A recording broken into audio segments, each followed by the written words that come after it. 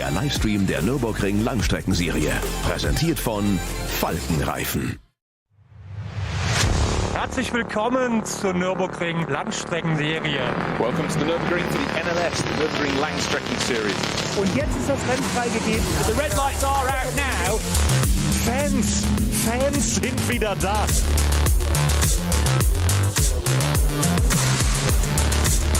I would think that's very, very close. Jetzt kommt er ran, zieht sich ran.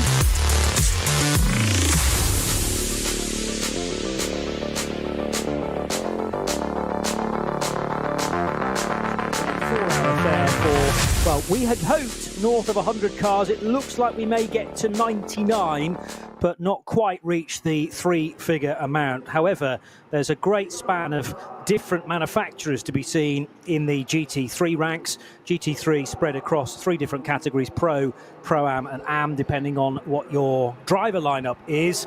Cup 2 looks to be very competitive indeed. That is for the Porsche 911 GT3 Cup cars, and as many as 10 of those should do battle fairly shortly. Cup 3 likewise, and a number of GT4 cars entered into the SP10 category have already qualified this morning along with everybody else.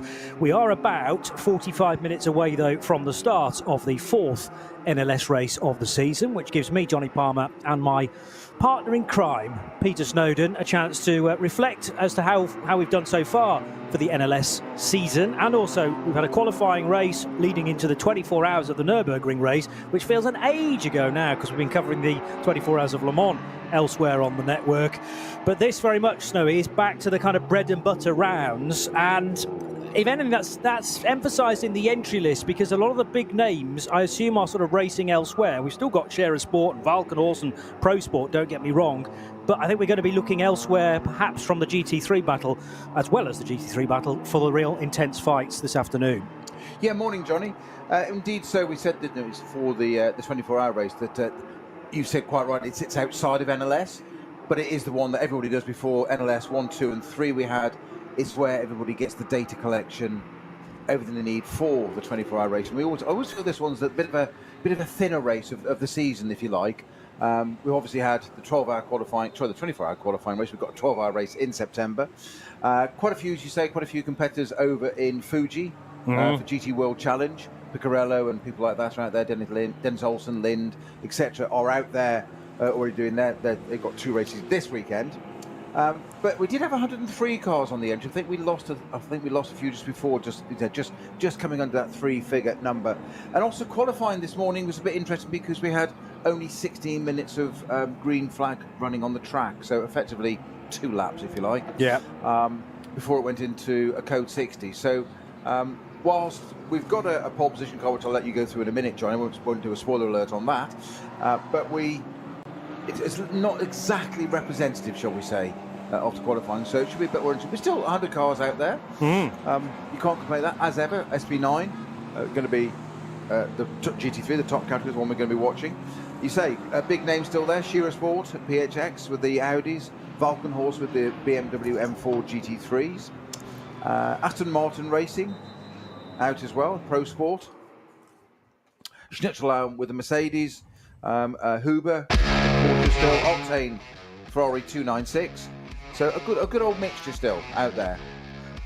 And as you mentioned, Snowy, qualifying happened earlier this morning, but an action-packed session which prevented many of the laps to be held under green flag conditions. Thankfully, though, blue skies. You would hope that in the Eifel region, even though it is June. I suppose sometimes there's no time of the year where you are guaranteed to not have a little bit of early morning mist in the valley, and some of the GT3 cars wasting no time at all in taking to the grass, at least 2 wheels on the dirt there for the Scherer Sport Audi number 5. Also a moment a little bit later on in the session for one of the Renault Meganes lower down the order. And a reminder that we have got Renault Clios back into the battle as well. I seem to remember that those cars did not take part in the 24-hour race, but at least the little hot hatches do return, and the speed differential between a full-blooded thoroughbred GT3 and some of those little tiny Clios that are not hanging around, let's face it, but those drivers of the GT3s will have to be well aware of going around one of the many blind corners here in the Green Hell and finding a car right in the middle of the track, minding its own business, going as fast as it can, but that's the nature of this event. Yeah, one of the fan favourites, the Dacia Logan, has been reshelled into a Megane and is out in this race. Is that right? It is, indeed. Okay. Again, so same drivers, just been reshelled. Looks slightly different. I see, but yes, if you look close I believe enough. they're still looking for a donor Logan, though. Right, fair enough. Well, maybe the chassis plate still illustrates that it's a Dacia Logan, and possibly not. 7:53.112 is the pole position time set by, no doubt, Frank Stippler, although Vincent Colby's a quick driver. Stippler just about has the edge on him. That's an all-pro lineup in the number 5 for Scherer Sport, the BMW M4 for Christian Krognes, and Kuba Gamaziak for Valkenhorst will start from second position. Third and fourth, Aston Martin from Mercedes-Benz, 7:57.8 for the Pro Sport Racing Vantage of Maxime Dumouriez and Mike David Ortman, and they're joined by the Mercedes-AMG GT3 number 11 for Schnitzelarm Racing, Colin Karasani and Marcel Markovits. Then another BMW M4, the 35 Valkenhorst Motorsport, so sisters of the 34 for Thomas Neubauer, Nicholas Cruton and Dylan Pereira, who was racing actually last weekend at the 24 Hours of Le Mans event, not in the main race, but I believe he won the Porsche Carrera Cup race on the Saturday morning, a combination of Porsche Carrera Cup France and Benelux, and late in the day, Pereira coming through to take victory. 25 Porsche 911 GT3R will have Dennis Fetzer, Klaus Rader, Hans Wehrmann and Carlos Rivas. That's fairly unusual to have 4 drivers allocated to one car in a 4-hour race, so it's going to be one stint each. It has to be in the number 25 Huber entry. 805.543 that car managed. We do have one of the brand new Ferrari 296 GT3s, not the Fricadelli one that won the 24 Hours of the Nürburgring last month, but the 26 Octane 126 car there for Bjorn Grossman, Jonathan Hershey and Luca Ludwig. 806.2 their time, and they'll start 7th ahead of the Avia WNS Motorsport Porsche 911 GT3 Cup car. Actually, that's a Cup 2 machine, so we'll start further back, possibly in Group 2. Might be at the back of Group 1. We'll find out for car 120. They usually start at the front of the second group, but an indication of how quick that 120 car is. It's qualified 8th overall with an 809.9. Then the Pro-Am Mercedes number 45, Charles Putman, Charles Espenlab and Shane Lewis, 811.809. And the Black Falcon Team Identica 102 Cup 2 car for Ben Nagel and Noah Nagelsdijk. That did an 813.404. So that is the top 10 overall, including 2 Cup 2 cars. And again, more evidence, Snowy, that the Cup 2 cars can really mix it with the GT3s, and they can go a bit further on fuel. So we might have the scenario again at the end of the first hour of a non-GT3 car leading the race. Yeah, it's not outside the realms of possibility that a Cup 2 car could even take overall honours. There's a gauntlet being thrown down. Just a bit. Yes. I can't quote my sources though, but you just mentioned Fricadelli. Yes. And I've heard tell that they're still partying after 24 hours. Oh, without a doubt. Yeah. Without a doubt. One person I cannot I do play. have inside information, but I cannot reveal. From a certain DP. Couldn't perhaps. possibly comment. One person I cannot place, actually the aforementioned, but also Nicky Katzberg. Surely Katzberg has not got a weekend off from racing this weekend. The ADAC... He was at Le Mans last weekend, wasn't he? He was racing at Le Mans last weekend in the Corvette with Ben Keating. The ADAC Masters are not racing this weekend. DTM have a weekend off as well. There's a GT Championship, which is the International GT Open. They're racing at the Hungaroring, but there's very little crossover between drivers that regularly take part at the Nürburgring and in the International GT Open. And Katzberg isn't a regular member of any of those. So well, there was a rumour that he's going to be at Speedfest at Brands Hatch tomorrow. Is that right? Yeah. In one of the Euro Wayland Series cars. Exactly. Well, there was a lot of Dutchmen in that championship, so you might not be far wrong, actually. Just watch social media light up on that one. Oh, yes. I mean, he may be going under one of his pseudonyms to hide his identity fully, but you wouldn't put as a bronze. You wouldn't put it past Nicky Katzberg. I'm sure he'd like a quick blast or a long blast around the Brands Hatch Indy circuit. Audi take pole. They had a difficult 24 hours of the Nürburgring. I was often popping into the media centre to have a word with some of the people writing the press for the four-ring company, and they were just forever throwing their pen down on the desk going, this is not our race. I mean, to be honest, the same can be said for all of the four big German manufacturers, Snowy. I don't think anybody expected, for the first time in just over 20 years, for a non-German manufacturer to win that race, and it's left certainly Audi, possibly Porsche as well. They had a tough one. And the other two, Mercedes and BMW, scratching their heads a little bit, although admittedly, you know, this championship runs to slightly different rules, but the balance of performance is not far off. So, you know, can Audi sustain this run, and why on earth did they not go so well in the 24 hours? Sometimes I suppose it's the nature of the beast. If you're in the wrong place at the wrong time, your car can get tangled up in traffic. It can be in the Armco barrier, and that puts you out. But this is Audi's chance, clearly with a quick car on single lap speed, to get a good result, Snowy, in NLS 4. It is, and just you mentioned qualifying numbers there, Johnny, of the 103. You were quite right, there are 99 actually on track. There were 103 on the entry list. Two of the cars that recorded no times are the 254, which is one of the two entries, BMW 325i's from the VLN 24-hour Special class, which is 2 to 2.5 litres, and 477, which is our VW Scirocco from the VT2 front-wheel drive category. Now, whether those two came together or not, I don't know. I don't want to speculate, but they're the two that caused the yellow flag this morning in the session. So that's two of them. That will certainly bring us down to 101. So we've got two other cars unaccounted for currently. Start groups are going to be, as usual, the red, yellow and black in order. Start groups 1, 2 and 3. Colours being, of course, signifying from the German national flag. And start group, there's 34 in the first group, which includes those, majority of those, would you believe, highest number is Cup 2, 13 starters in that. Yes. SP9's got 9 in it, SP7, 10, X and 4T go in that first group. Second group has 38 cars in it, that's the VT2 front-wheel drive, VT2 rear and four-wheel drive, SPT3, TCR and Cup 3 cars, and then slightly less in our final group. 3 is 30 with V4, V5, V6, VT3, SP3, SP4, H4, BMW M240i and M2CS classes. Even I know what they mean. I know which cars are in those. Well, yes, the title rather gives it away, does it not? Rather than VT3, you have to go, we'll see what the moniker is, a decipher is. Yes, those are our starting groups as normal. 30 seconds apart, as ever.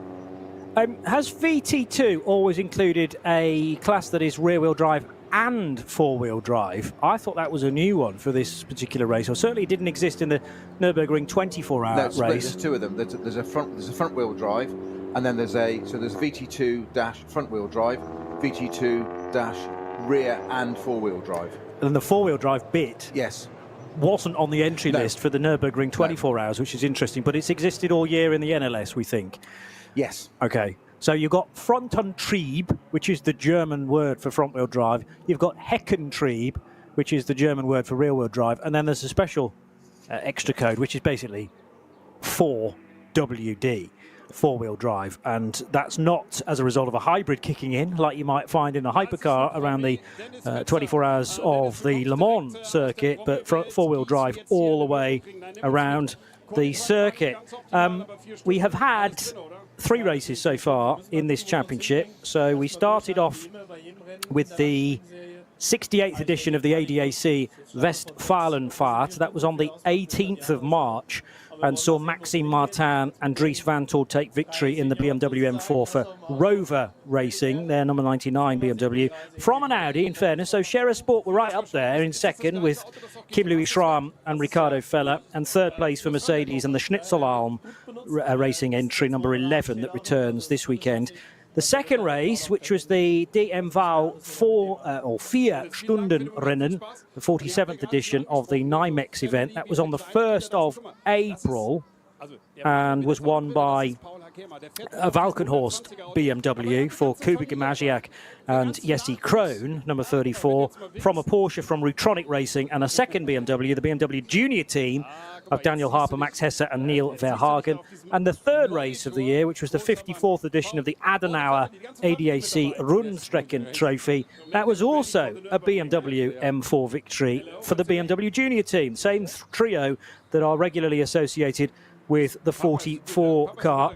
Paul Harkema and Harkema Jr. being, I can only assume it's Harkema Jr. Being interviewed quickly on the grid. But a thought about the results we've had so far, think aside of the qualifying race and the Nürburgring 24 hours, it has all been about Bavarian brand BMW, Snowy. They seemed unstoppable after 3 races.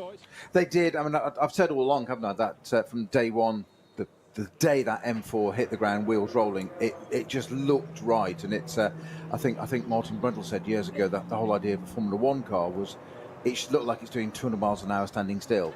As in, if it looks right, it usually is right. And it's a good metaphor. That M4 just came out and it just looked right. It caught my eye from the day I first saw it, and I just thought, there's something about that car. It's had the pace, it's had the reliability. It's had a stellar set of drivers in it across different teams, the Valkenhorst Rover and the BMW Works Junior team, of course. But rarely have they seemed to get it all together for the big one. Where that car does seem to be shining at the moment, actually, it's in the UK, in British GT, and Century Motorsport, of course, one of those BMW Junior teams, drivers over here. And are they essentially running GT3s this year? Yeah, because they've traditionally run GT4 cars, haven't they? But they've stepped up. Right. So ironically, it's home turf, as you say, the Nordschleife is where you'd expect it. That's where the marketing team of BMW would want that car to really perform, and it's selling cars in the UK instead. Yeah. I had forgotten that actually the Rover Racing BMW in the 24 hours was only 27 seconds down from the Ferrari. So Sheldon van der Linden, Maxime Martin, Dries van Tor, Marco Wittmann were really driving the wheels off that M4. And had the Fricadelli Ferrari had a hiccup anywhere, that's 30 seconds gone straight away. Well, there was a great quote from the team principal there that said just after 24 hours that their race in that BMW was absolutely faultless. Right. But the Ferrari was just too quick for them. We won't remind them from the Ferrari drivers who tell us that the dampers were, I think, US is the phrase to use. Okay. Yes. Partway through the race, and with 4 hours to go, they were completely unusable. Yes. It didn't seem to slow its pace that much somehow. No. So a Ferrari on broken dampers still seems to do quite well. Let's just pause to have a word with Charles Espenlau, because this will be in English. We'll hand it off to Charlie and Shane and see how it goes. So the pressure's on him, huh? Well, he's just such a great job starting. I don't mind batting cleanup anytime, so he gets out there, puts it in a big position. My job is just to bring him home. Good luck for bringing home and starting the race.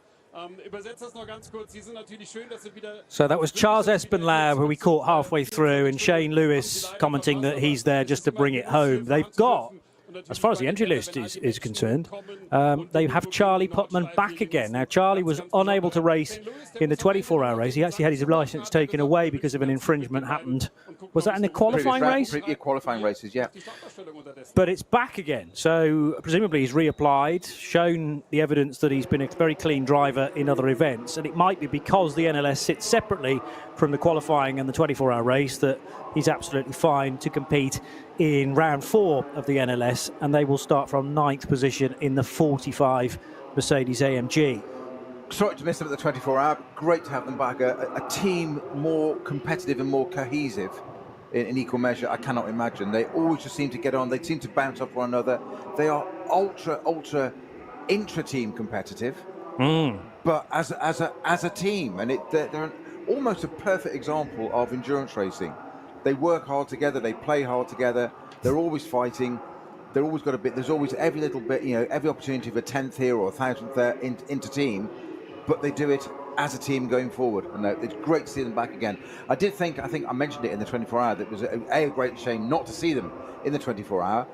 As ever, it was one driver who lost his permit for that meeting, so they withdrew as a team. That was it. There was no question of putting the team out and somebody else out. It is his team. It is called CP Racing for a reason. Perhaps that's got something to do with it.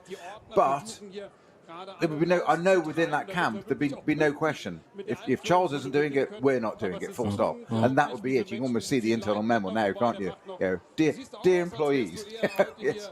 due to unforeseen circumstances, Yeah. have a weekend off. Exactly. But they're back now, and always good. And great, the great supporters of the Hankook 24-hour series, Creventic, in that a great deal. Good to see them out again. And they are predominantly still based in the United States, so there's an awful lot of air miles back and forth across the Atlantic. You know, it's not a small commitment by any stretch. I want their club card. Too right, yeah. Loyalty card. Their points will have gone through the roof, you have to imagine. Now, the 111 car, which does display the colours of Fricadelli, and this might be just about as close as we can get to the winners of the 24-hour, because Klaus Aberlan, who was overseeing that victory last month, is part of the driving lineup, so clearly he's managed to stay away from the mass partying.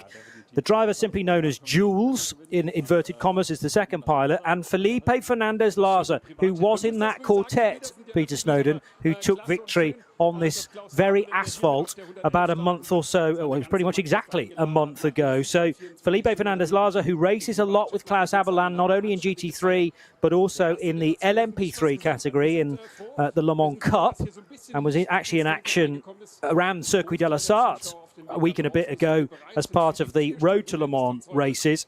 And Felipe Fernandez-Laza in that difficult position in that he was bumped up to gold, and that has restricted his opportunities really moving forward. He had a massive load of offers on the email and in the in-tray when he was a silver, but the grading system, he would admit, has rather scuppered his chances. However, he can still regularly race with Klaus Aberlan. I wonder whether Aberlan's face has yet said goodbye to that smile. It would have been permanent for a month and more. Well, it was a giant killing result, wasn't it? Yeah. Nobody expected it. It's a bit of a Ferrari theme at the moment. Of the car's got the pace. The 296. We didn't doubt the driver lineup or the pace of that car at the 24-hour, nor indeed the capacity and ability of Fricadelli. But to me, I remember when we were out there, Johnny, when it got into the lead so early. My feeling, having done a few 24-hour races, is it's too early. It's too early to be leading. As in, things evolve. There's layers. It's theatre. Oh, yeah. The Nordschleife is always theatre. No matter a 24-hour event, and this is just a short sprint race, 4 hours. But I just thought it's too early to be leading. As in, the odds are usually stacked against you. That won't happen. Something will change, and it didn't. It got there to the end. Not dissimilar to Ferrari last weekend at Le Mans. True. The same base unit of the engine in the 499P. But it got there, and it said that it got the pace, and it got through to the end. Quite incredible. I know I'm known as a bit of a terrier. I'm just going to go back to the couple of things that got out of qualifying. The 477 and 254 cars were totally unrelated, two separate incidents. The one that did cause a little bit of the code city for a long time was the 952, which is the Schmiller's Racing Cayman 718. That's pedalled by Francesco Mellini, Philippe Stahlschmidt and Christopher Rink. I'm not sure who was at the wheel of that at the moment, but that's what caused one of the longest code 60s in qualifying this morning. Went off at Fuchshol, not a place to go off really, and did require quite a bit of barrier repair, which is what usually causes a code 60 for so long. So that's 3 of our 4 cars that are off the entry list, or less than our 103, get down to a 19. We've got 1 to go. Trust me, we've got a 4-hour show. I will find out who the other one was. Good man. You've accepted the mission.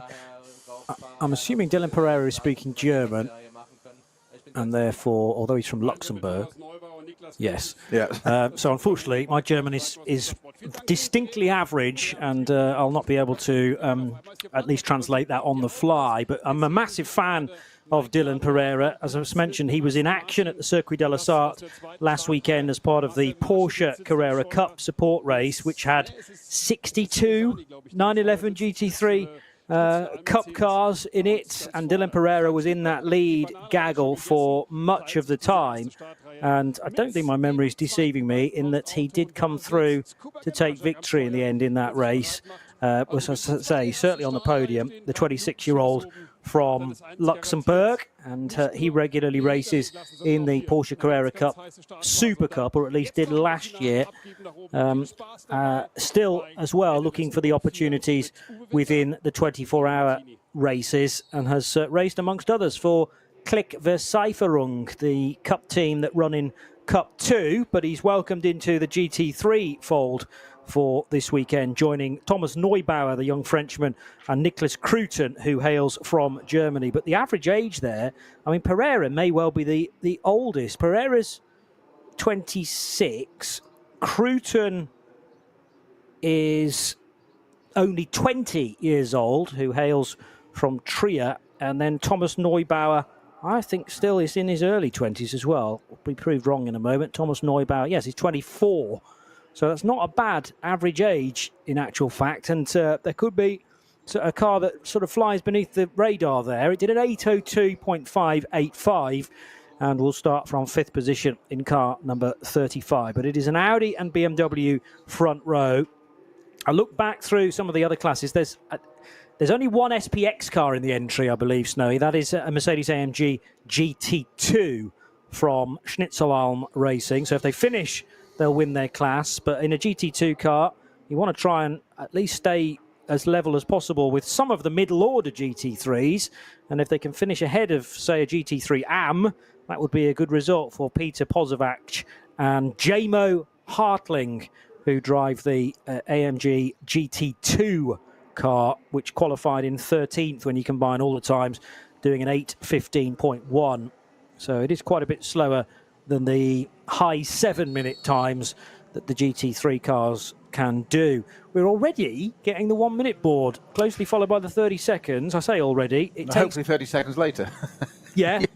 You never know. I'd said hopefully, not suggesting you're wrong, but you just never know, John. I have seen that generally done where it's been organised to be a bit tight on time, and they've done the minute 30, and it's actually that seemed like very, very army seconds. That was 10 seconds, not 30. Yeah, exactly. Let's hope that, well, being in Germany, the stopwatches will be as accurate as you would expect, and 30 seconds to my eye has ticked by, and now the whiteboard is displayed to the whole of Startgruppe 1, and in a moment or two the cars will roll away. You might think, why don't they not just do a lap of the Grand Prix circuit and start to get going? Well, that doesn't allow the space for the second and third groups to do a full circuit, and they're parked up elsewhere on the Grand Prix track at the moment. So it will be a full, effectively, sighter lap of the Nürburgring Nordschleife, but bearing in mind that we're not using the full Grand Prix track for these races. We do use the full Mercedes Arena, though,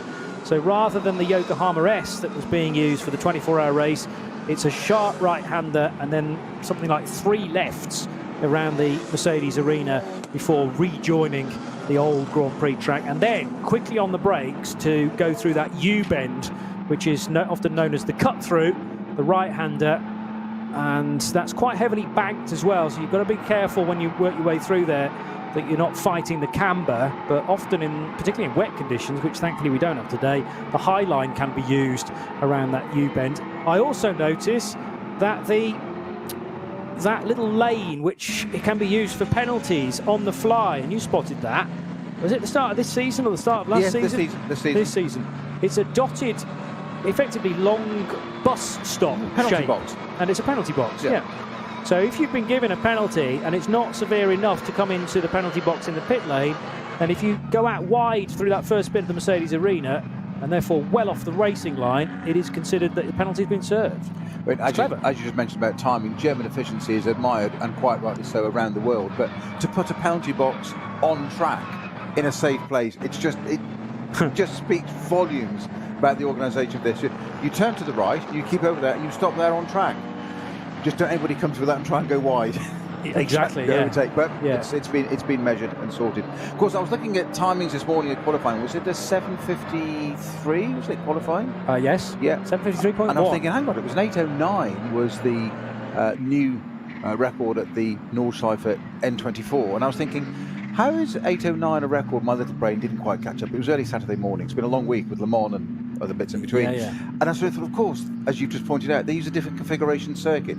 The N24, they use the Grand Prix loop as well, whereas now we get to the bottom and we turn right again, but it's all barriered off again. So different configuration circuits for the Grand Prix section of the Nürburgring. So the Südschleife rather than the Nordschleife. That bit's identical. the bit that counts. Yes. I have to say, it does just seeing a little onboard footage here, but it does please me to see that the third car on the line there has an Aston Martin badge on it. Indeed.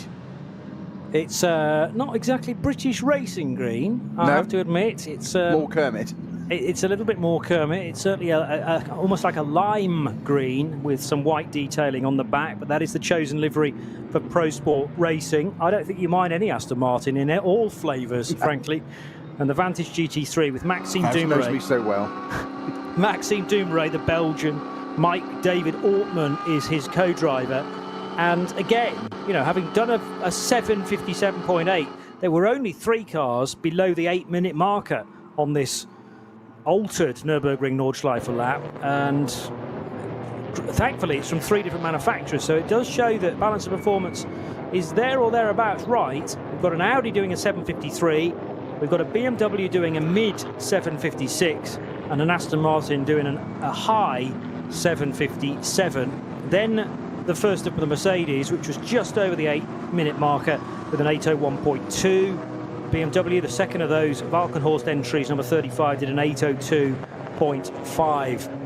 We haven't spoken a great deal yet about GT4. Well, taking pole position in the SP10 category, it was the 187 BMW M4 GT4. That's the entry from FK Performance Motorsport.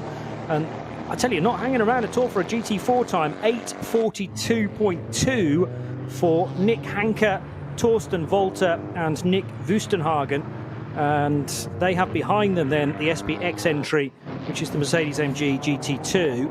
So I've lied to you there are at least 2 SPX entries. We've got the 53 and the 57, and one is a Haupt Racing Team GT2 for Thomas Jaeger and Ralph Aron, and the other one, the quicker one of the 2, for Schnitzelarm Racing's Peter Pozovac and J-Mo Hartling, as mentioned.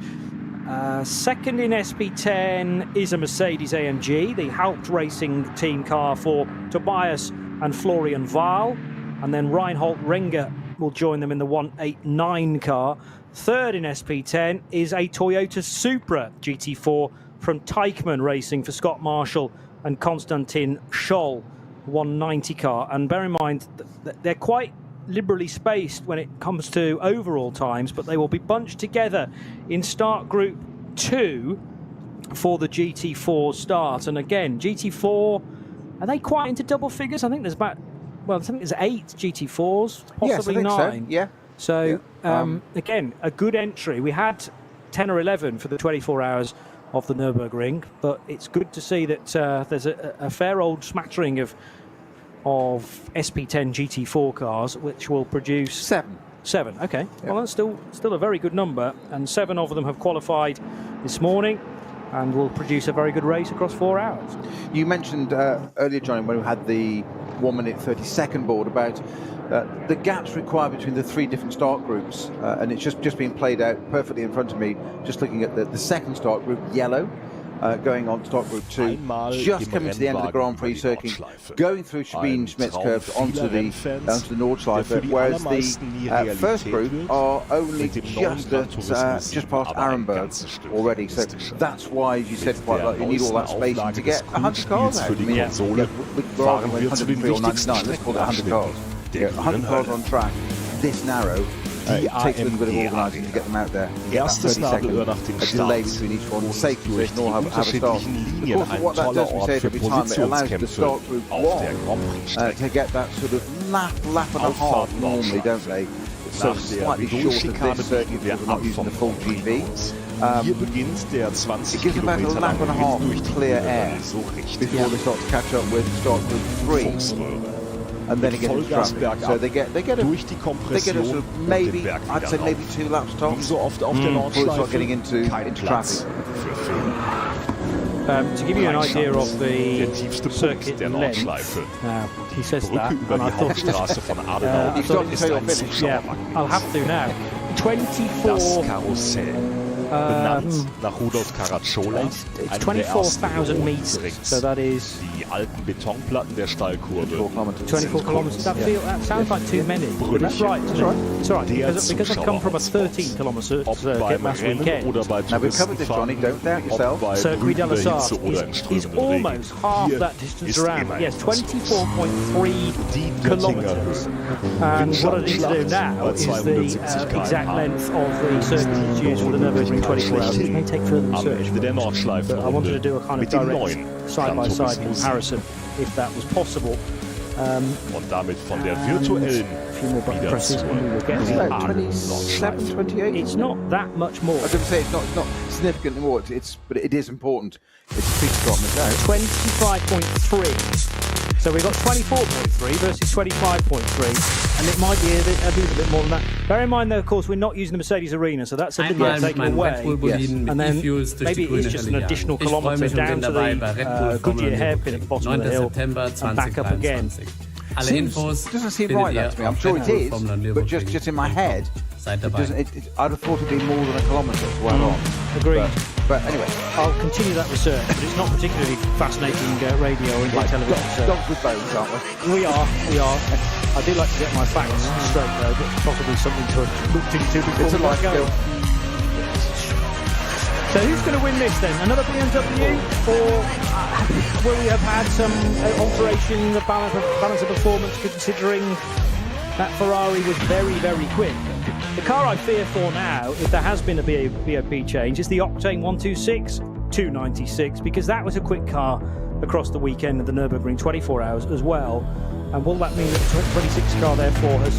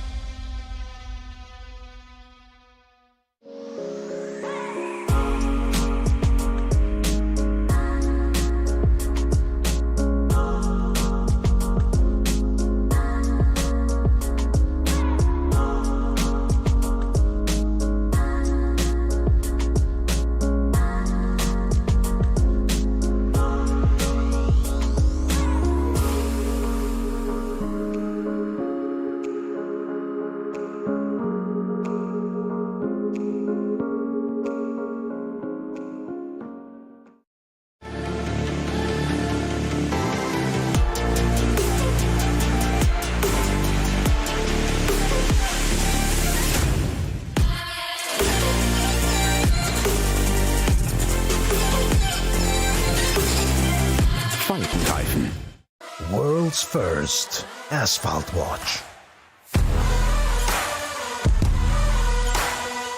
Nürburgring Asphalt 1. Over 90 years of racing history.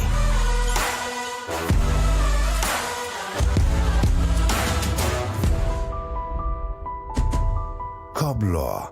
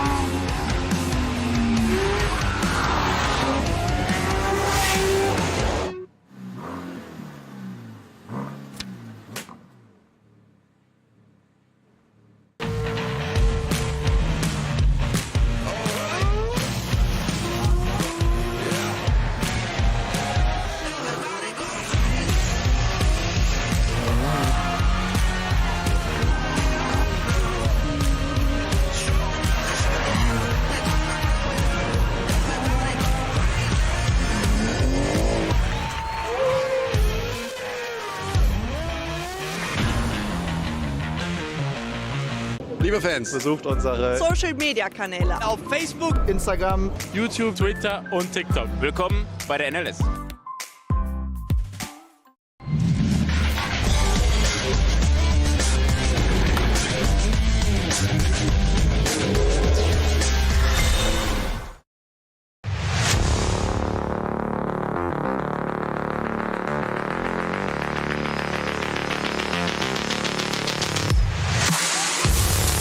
The race lap record, interestingly, stands from 2014. These are up-to-date figures, May 2023. Jens Klingmann in a BMW Z4 did a 7:59.045 on this particular circuit.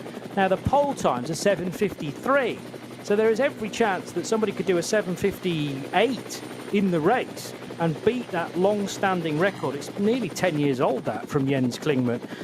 Compare that to 25.378, which is the combined Grand Prix circuit without the Mercedes-Benz Arena. So that's the full 24-hour circuit, but without the twiddly bit at the start of the lap, 25.3. So yes, the difference between today's circuit and where we were racing last month in May is just a kilometre, pretty much. A big surprise for me. Anyway, beautiful conditions in the Eifel region for the continuation of this rolling lap, and you can hear the helicopter blades in the background. Hopefully you are enjoying, on the Radio Show Limited network of channels, our coverage in both sound and vision, because as the cars work their way around the double or even sort of triple or quadruple left-hander that runs into Schwabenschwanz and the second concreted area, and then this tricky double right-hander of Galgenkopf, which takes the cars onto the Dottinger Hohe. And still, by accident or by design, it is the best way to finish a long lap such as this. A massive blast, straight line, a chance to tow up along behind a car in front, and your ideal opportunity to overtake is right at the end of the lap. And often we've had place changes, you know, within the last couple of laps, really, of a 4-hour race. Picture the Mulsanne of Le Mans as the last bit of the track, basically, and the checkered flag just beyond Mulsanne corner. He would have to do a fair bit of rejigging of Circuit de la Sarthe to make that happen, but we have it in place for the Nürburgring Nordschleife, and this is the area of Moispart, which to the left, public road, and then further over to the left, so many research buildings and facilities for all the major manufacturers racing here, Snowy. Yes, there are centres of technical excellence out there, isn't it? Aston Martin, all those people. There's a reason those manufacturers have those facilities there. Great description. They'll put the Mulsanne in the middle, at the end of a lap, though. So give you the twistiest, narrowest, longest circuit imaginable in the world. Yeah. And just for fun, at the very end, almost the very end, give you a long straight. Apart from just a little bit at the end, when you think you're nice and safe and got it all sorted on the long straight, Tiergarten. just when you thought it was safe. Exactly. And Tiergarten beckons you in to be two abreast, but you absolutely cannot do the last bit, which is Hohenrhein, with door handle to door handle with another car. It has to really be single file by that point. Otherwise, you're going to get forced out into the weeds and very likely into the tyre wall, or worse, the Armco barrier. Well, I always say, I refer to it frequently and boringly, I'm sure, but that lack of grass at the side of the track. There's a car width and a bit. You don't want to be getting there. Kevin Estre does it frequently and amazes us all to how he does it with the parts on the grass manoeuvres, but he gets that Grado car out there. But you can't do that. The Dottinger Hohe, you've got that into Tiergarten, there's a sweeping left into it, then a right, and then all of a sudden the barrier comes over the left, and there is no grass, they almost kiss the barrier with the livery of those cars going up through there, just to focus you. As you say, it's 3 into 2 into 1 doesn't go, so they all have to be very, very respectful of one another. You were recognised by a certain Kevin Estre in the pit lane at Circuit de la Sarthe, weren't you, last weekend? Last weekend, yes. Peter Snowden, pass on the grass, Estre. That's me, yes, I came up with that. Just like David Pitbull Pittard as well. Snowy is full of the nicknames. We may even create a few more this afternoon as NLS4, the 46th edition of the RCM DMV Grenzlandrennen, is go, because the green lights are now illuminated on the BMW M-Power bridge, and it is 4 abreast down towards the first corner. Huber Motorsport BMW wedged right in the middle. Falkenhorst down the right into the middle of the race then of Scherer Sport and the Schnitzelarm Mercedes, and the Valkenhorst BMW couldn't take the outright race lead from the Scherer Sport Audi in the blue and white. Who's this on the high side? That's the Pro Sport Aston Martin, who's taking the high line through the third bit of the Mercedes arena, and that might deliver the big vantage into second place. It has done, slotting behind the Audi R8 LMS of Scherer Sport. Great move there from either Maxime Demarais or his teammate Mike David Ortmann, but it puts the green and white Aston Martin vantage up ahead of the Valkenhorst BMW and into second place, Peter Snowden. It certainly does. I mean, that's obviously going to please me, but it is only lap one. First couple of corners then, but good to see. I just think they deserve just a good result. It'd be great to see that. It is Frank Stippler that started in the Audi, of course, Günter Maziak in the Valkenhorst BMW. Cesarini, it was Casarini in the Schnitzelarm Racing, and it's Ortmann at the wheel of the 17 Aston. Who now leads? Mike David Ortmann leading the motor race, coming through the chicane because the Audi's got a problem very early on in the race and will have to duck into the pit lane, and that scrubs that first lap of the race. It's effectively as if the 5 car has yet to start the 4 hours, the RCM DMV Grenzlandrennen, and what on earth is that problem? It looks like the team are ready to receive the 5 car. Yes, indeed they are. But is this a problem that they knew about? Maybe a penalty that had to be served? It's a bizarre moment because it looked like the 5 car had got very good speed. Meantime, Startgruppe 2. It's a change of tyre on the rear left. So has Frank Stippler reported that there was a slow puncture? One of the Michelin tyres may be losing pressure, and that tyre is now being changed. Minimum pit stop time because it looks like all the work's been done. And well, no, absolutely no body damage on that car at all. So I just wonder if it just picked up just as you say, just a puncture, a slow puncture. Anybody's going to feel it. Frank Stippler, as he knows that car and this circuit inside out, and just not safe to continue. There's also a Schnitzelarm Mercedes coming in, and is that one of the GT2 cars? Anyway, we are underway for Startgruppe 2 now, and at the head of this order, a load of Porsches that will take some sorting out, heading down towards the first corner now. Careful to avoid any contact. One of the all-white cars able to gain a number of places way up on the inside of the first corner, which is a very tricky way to start the lap. It's a tight right-hander, but these Caymans then powering their way down into the Mercedes arena, and up front, one of the best qualifying Cup 3 cars, the 959 Team Zorg Rennsport car. Also involved in that battle from the TCR division is the VW Golf from Max Cruiser Racing, but it does appear to be from pole position SRS Team Zorg Rennsport for Heiko Eichenberg, Patrick Gruter and Fabio Grosser, who are able to get the jump on the rest of the Cup 3 runners. Cup 3 are split into various different classes this weekend, predominantly Class A, but there is an older Cayman, not a 718 spec machine, which is entered as a Class B Cup 3 car. And the 467 VW Golf swinging left and right through the rapid Grand Prix part of the circuit to at least get the first sector of their lap under their belts. Meantime, the third start group, headed by a Hoffer Racing BMW, is just heading down the hill now into Tiergarten. And alongside this BMW, in fact there are 3 Beamers in this top 4 of the third group. Still trying to get to grips with exactly what the problem is for Frank Stippler. Definitely had a rear left Michelin changed to what looked like a very new tyre indeed. No sticker on it. It was shiny. You've got the release date. I think it, yeah. Most definitely. So not scrub, not anything. Bizarre that it would need a tyre that early on, but a mildly scrubbed tyre taken off. And if that's, I suppose, seen some action this morning in qualifying, and it could very easily have picked up a puncture and the team not known about it, replacing it with a brand new tyre without the sticker. As now onto the Grand Prix track bursts the third group, which is headed by Hoffer Racing's BMW, but also in this gaggle are all of the BMW 240i cars. So they are heading now down towards the first corner. Treble 6 qualifying well, which is the entry from Schnitzelarm Racing. and Hoffa in fact lose the lead initially, but I don't think that's an immediate concern for the Hoffa BMW because it has in and around it cars that are not from the same class, despite them all being BMWs. And 474 briefly leading, which is one of the rapid Porsches in this class. Now, the stage has been set for Frank Stippler. Doesn't need any encouragement, but his dander will be up. But ever living up to the name of Phoenix Racing, that's exactly what this car is going to do now. Most importantly, Johnny, it's meant to get out before start group 2 out of the pit, so he's got clear track. Frank Stippler is currently just coming up to Callanard. He's got completely clear track. Frustrating that will be, though. It's a 4-hour race. He'll be calm. That's fine. He's now got a clear track. He's got ahead of start group 3. It is what it is. Yep. Typical racing driver, and Frank Stippler is one of these people. And Felix Shearer Felix PSX. Sorry, I get the right way around. They're very experienced in this. They'll be nice and calm. It'll be done. It'll be sorted. He'll be out there.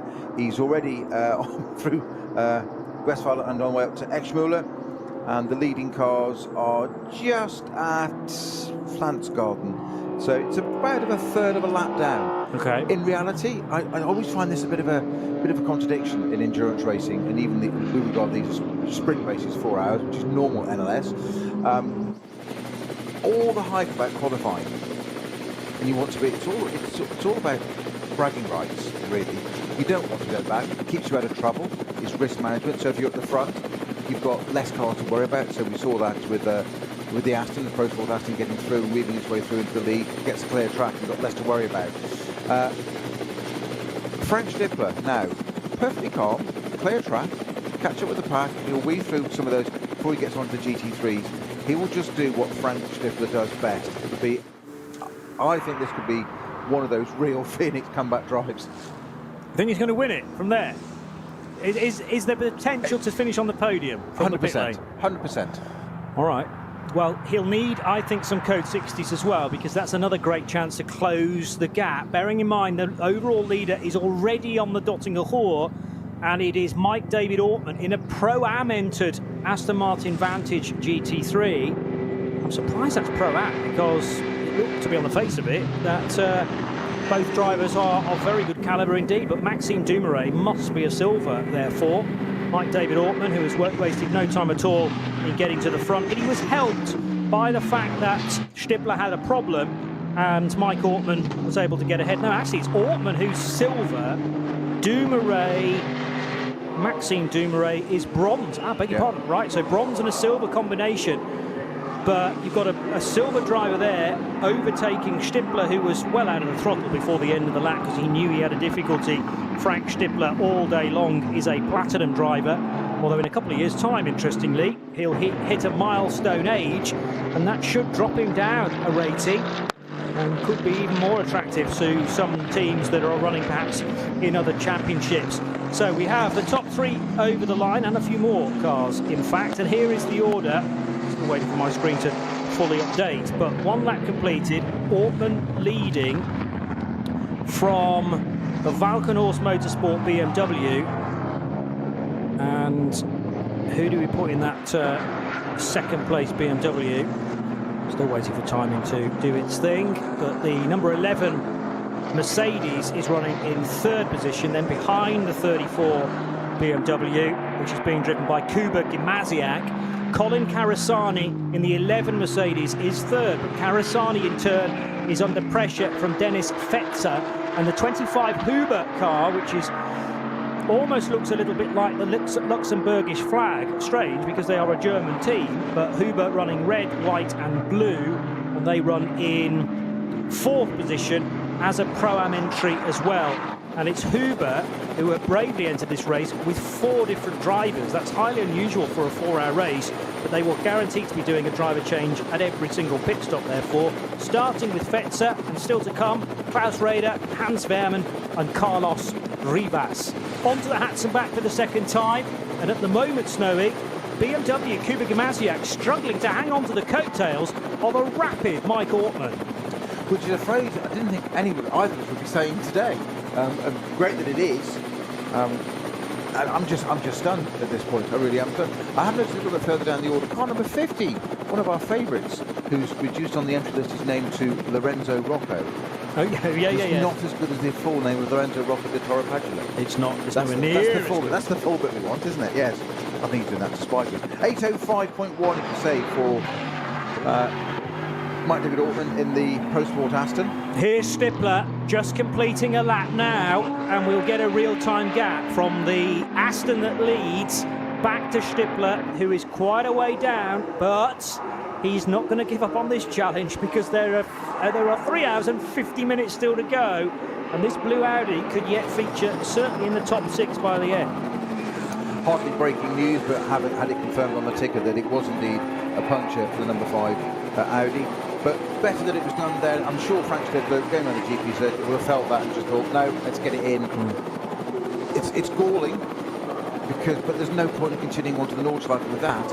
You're more likely to delaminate it, cause a problem, retard the car, damage, all sorts, collateral damage, get it into the bits, get it changed. Now they can do a race and do what he does best, which is just charge around the Nordschleife as fast as safely as he possibly can.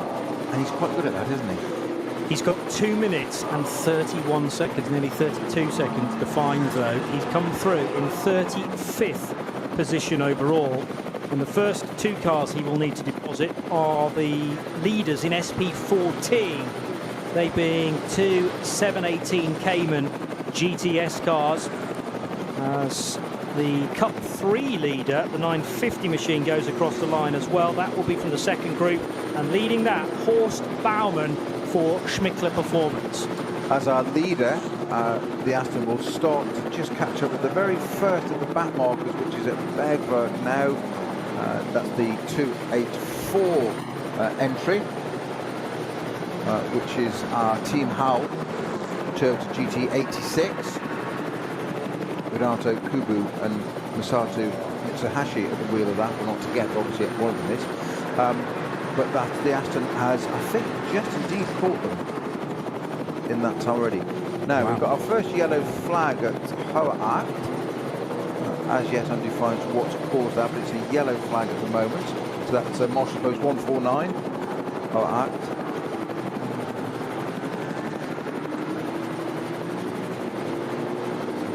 Fight is on for second and third. So far from Cooper Gamaziak able to take the fight to Mike Ortman.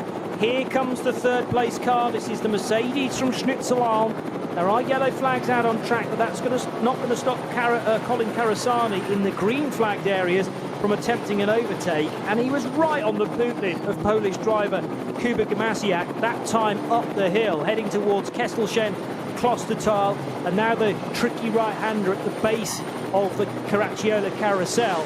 So first place pretty much gone up the road, nearly leading by 3 seconds, but second, third and fourth place cars all hitting the concrete on the inside of the carousel together. And Kuba Gamaziak, I don't know whether he's struggling in that Valkenhorst Motorsport BMW or whether this is a result of balance of performance after 3 BMW wins already this year, but the BMW is not matching the Aston Martin stride for stride on this, the second lap of NLS 4. It's not looking like it's as sweet as it used to be, that car. It does seem to be just, we've got a great Rover live helicopter shot here, which we look down upon over the woods there, coming out of the carousel on that latter part of the circuit. And that BMW just, to me, it just looks like it's lacking front-end grip. You can just see it's twitching to the mid-corner. It's getting on, as soon as it gets on the power, the front end just washing out a little bit, which is not ideal. In fact, I would say that it's struggling through this section of the track. He's got a bit of, I think he's going to have that Mercedes on his tail very, very soon. Slightly misleading on the race leaders catching the back markers. I apologize, there are 2 of the cars in between yet that I forgot to mention. The first car they'll come up to is the 650 M240i of Adrenaline Motorsport. 240i, that's from obviously that class, the lane class at M240i I mentioned earlier. And I think they are just a little bit ahead. I think they might have just caught at them now. So leaders are going to come down through Schwalbenschwanz very soon, or get to Schwalbenschwanz very soon, to end the second flying lap, as it were. First proper timed lap, if you see what I mean, bottom of the Bowling Star. Indeed. This is one that's going to be indicative of a real time. It was an 8:05 for Ortman in the Aston on the first lap, and an 8:07 for Gamaziak in the Valkenhorst BMW. Sectors aren't looking too bad, but the car that is getting the quickest at the moment is the Schnitzelalm Racing Mercedes in third place. That's setting some purple sectors. Our race leader is, in fact, those first 3 cars just coming out of Galvenkop onto the Dottinger now. So we're going to get a little bit more representative time. So the BMW in second place is being caught. Now, of course, there's a bit of the drafting that's going to happen as you come down the track. The Schnitzel and Mercedes, it's 2.7 seconds behind the Guber-Kamasiak-driven BMW M4 of Valkenhorst and the Pro Sport Aston currently leading by 2.4 seconds. Now, BMW does the closing up. It's deceptive, though, because, of course, that is the draft that goes through the kink, does the classic side draft, takes away the air from the BMW. But I think that BMW has not got the pace today at the moment. It's just not found its sweet spot. We've seen with that car in all previous rounds. I think, Johnny, you could be on something there with maybe that's a result of being bopped. Yeah. Balance performance changes, having won so much this year. This is what they do in these categories in GT racing. So one of the things I find so interesting about it is you do well, you get quite literally a bit of a success penalty. Car 105 into the pits early in the piece, and that must have pitted at the end of its first racing lap. This is the ADAC section. Yes. Sorry, Johnny. Porsche 911 GT3 from the Cup 2 class.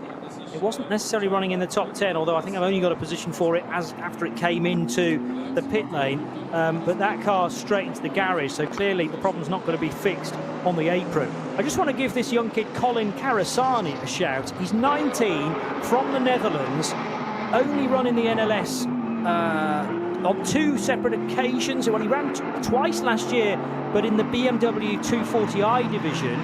He's had at least 1 race this year in the NLS, also in a 240i, but this may very well be the first time he's stepped into a GT3 car.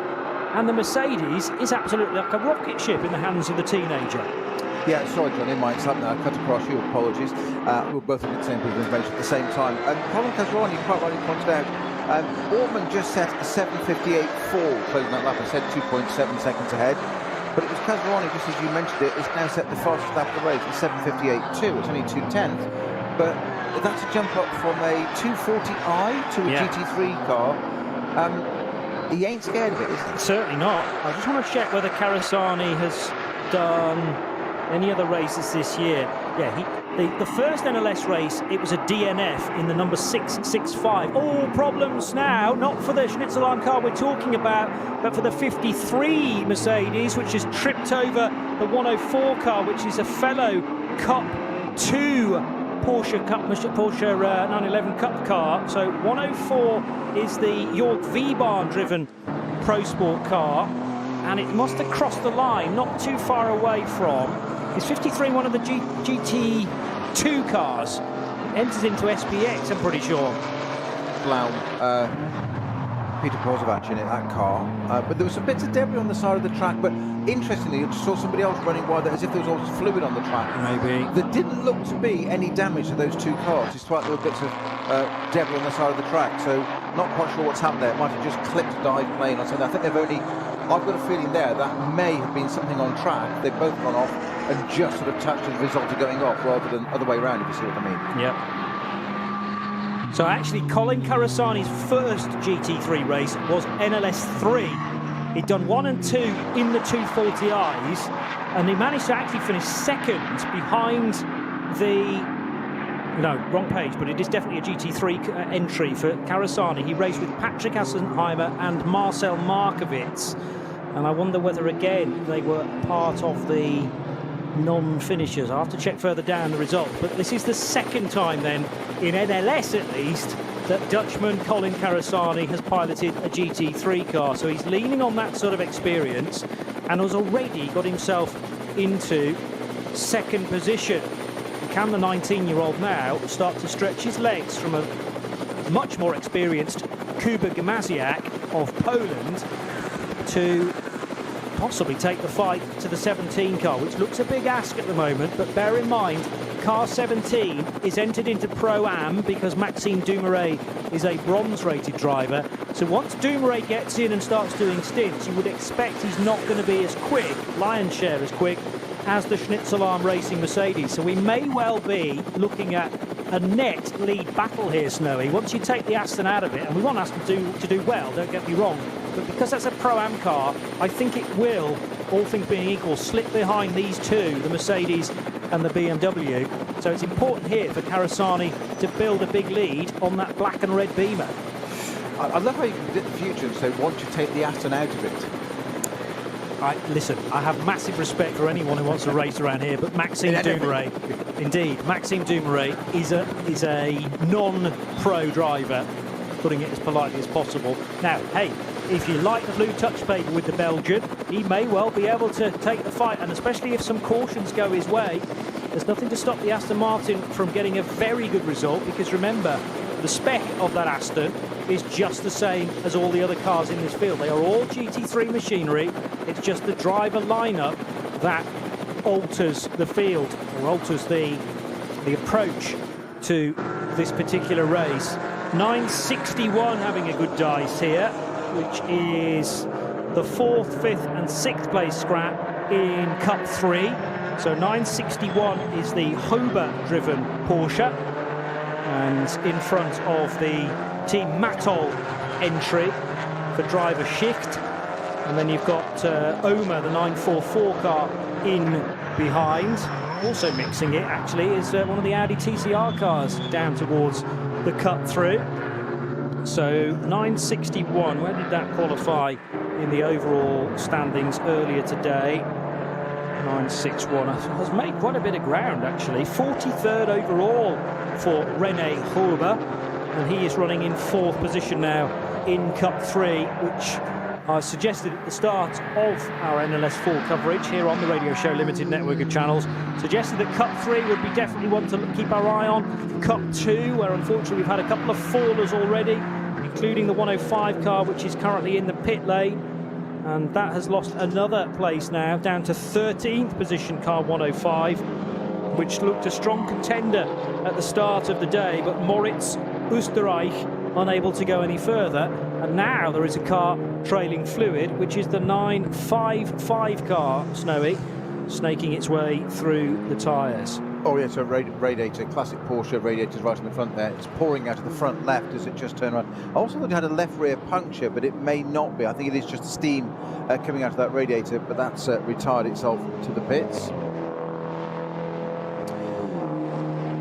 Which is a little bit early on for that. It's a shame, sir, but its team are ready for it. Going straight into the box.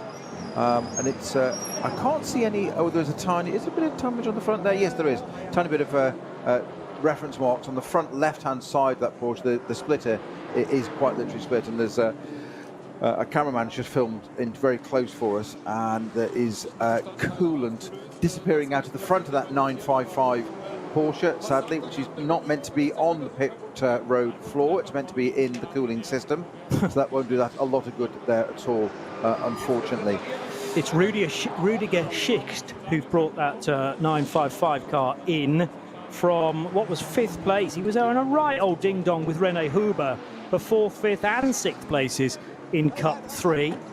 But the Cup 3 division is led by the 950 car, which has been started by Horst Baumann. And Baumann leads by only half a second from the 959 car, which has Gruter at the wheel. So, I mean, Cup 3 is just going to be a ding-dong scrap for the whole 4 hours, I reckon. Johnny, we saw those two cars that managed to make what we thought was a little bit of contact earlier, one of which was the 53 Schnitzelbaum Mercedes, was it not, from the SBX category? Well, that car has now stopped just on track, just after Klostertal, which is now causing code 120 for the moment. It hasn't become a 160, but it is just stopped on the exit of Klostertal. So whatever did happen to that car is evolved itself. Unfortunately, it hasn't got a great deal further. Well, it's got halfway around the lap, hasn't it? Not quite got back to the start, which is a great shame.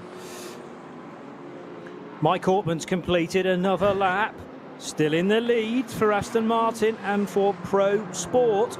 Ortman, again, someone who is well recognised with Nürburgring Nordschleife racing. Got to remember, he's only 23 years old, though.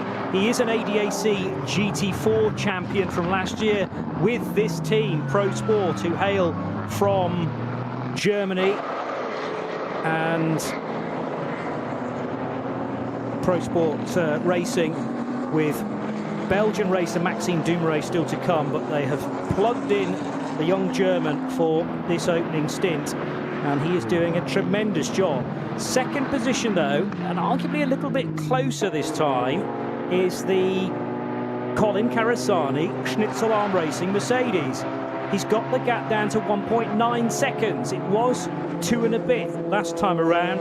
Kuba Gamaziak trailing in third, although interestingly, that time around the shortened Grand Prix track, Gamaziak's just done an absolute best.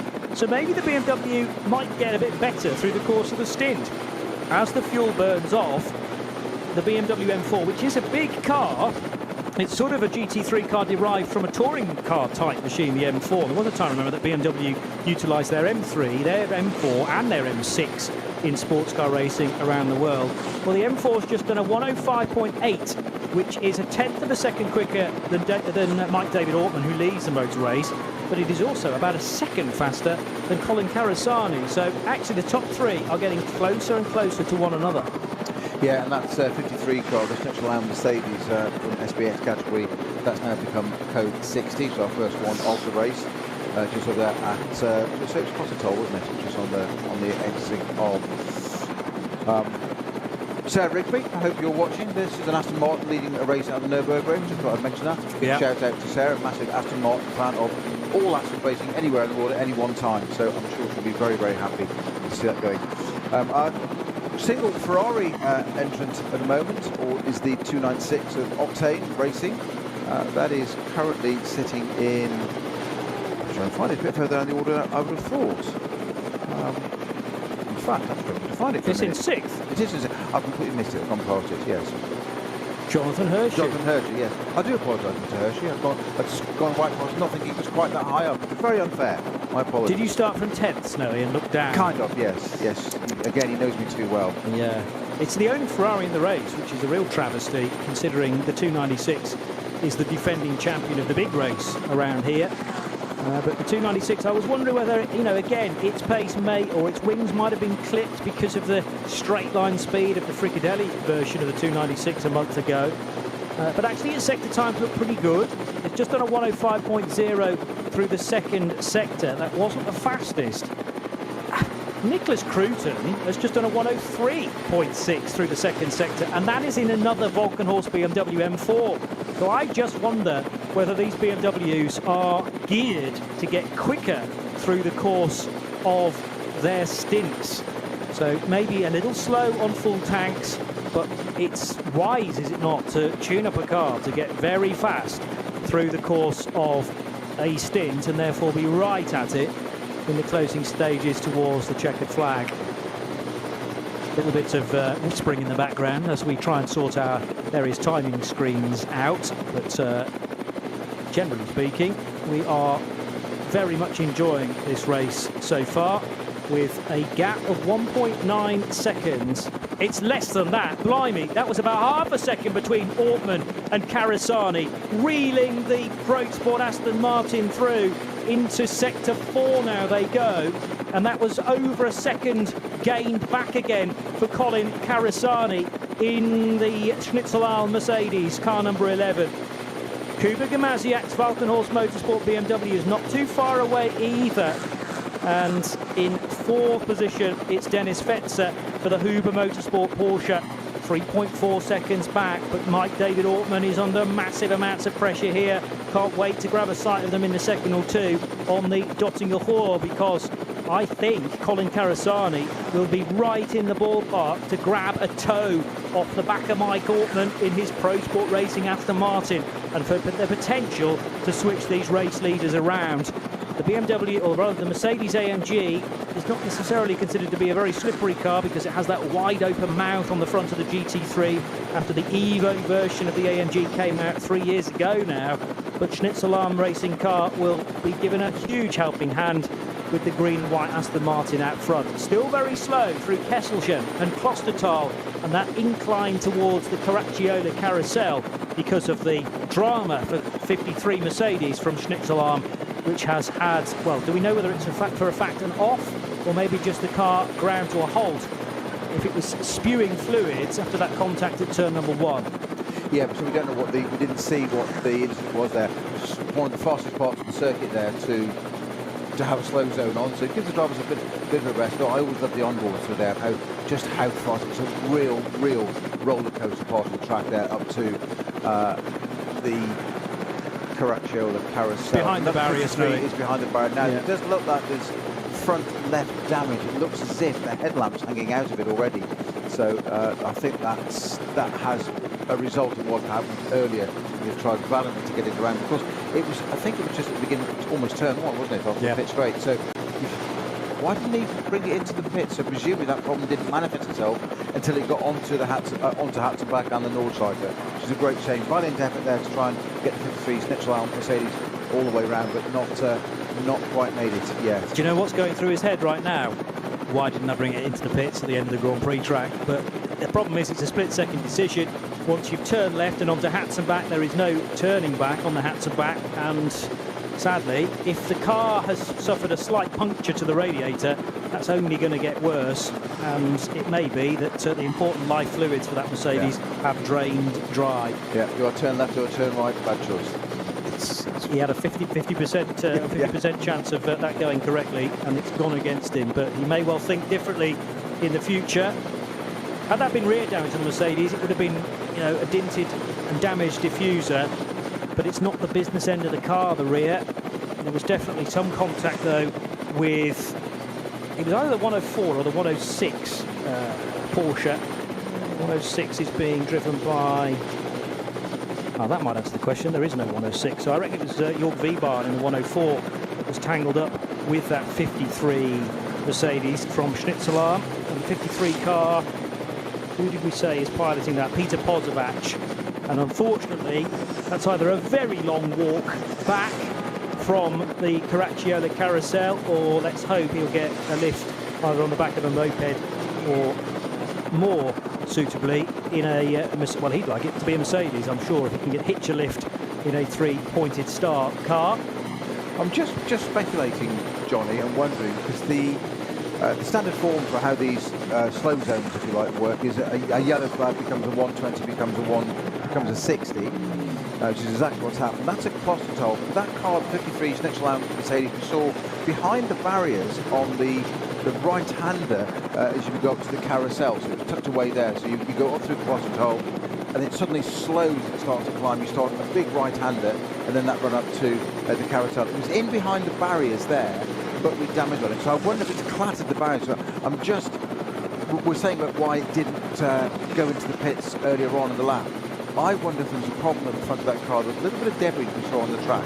I just wonder, putting two and two together, and possibly getting 5 or 3 or 7, you pick a number, as to whether it had got front left damage, maybe a radiator or something, and that will puncture, and that hasn't manifested itself until later in the circuit. Klostentol, I've just mentioned, is one of the fastest parts of the circuit, and maybe it's a tyre delaminator or something there. And I wonder then if it's rattled off the barriers, which is why we've still got that code 60, because that car is cleared out of the way and no issue at all. No reason why we couldn't resume green flag racing. The officials will have it at code 60 for us for a very good reason. So I wonder if it's just clattered the barriers there, which is it's usually barrier repairs that take the longest, often get a car out of the way really quite quickly. So I don't know. If it is spewing, they make no sense to be entirely inaccurate. But that's what we like. Answer the postcard to the studio.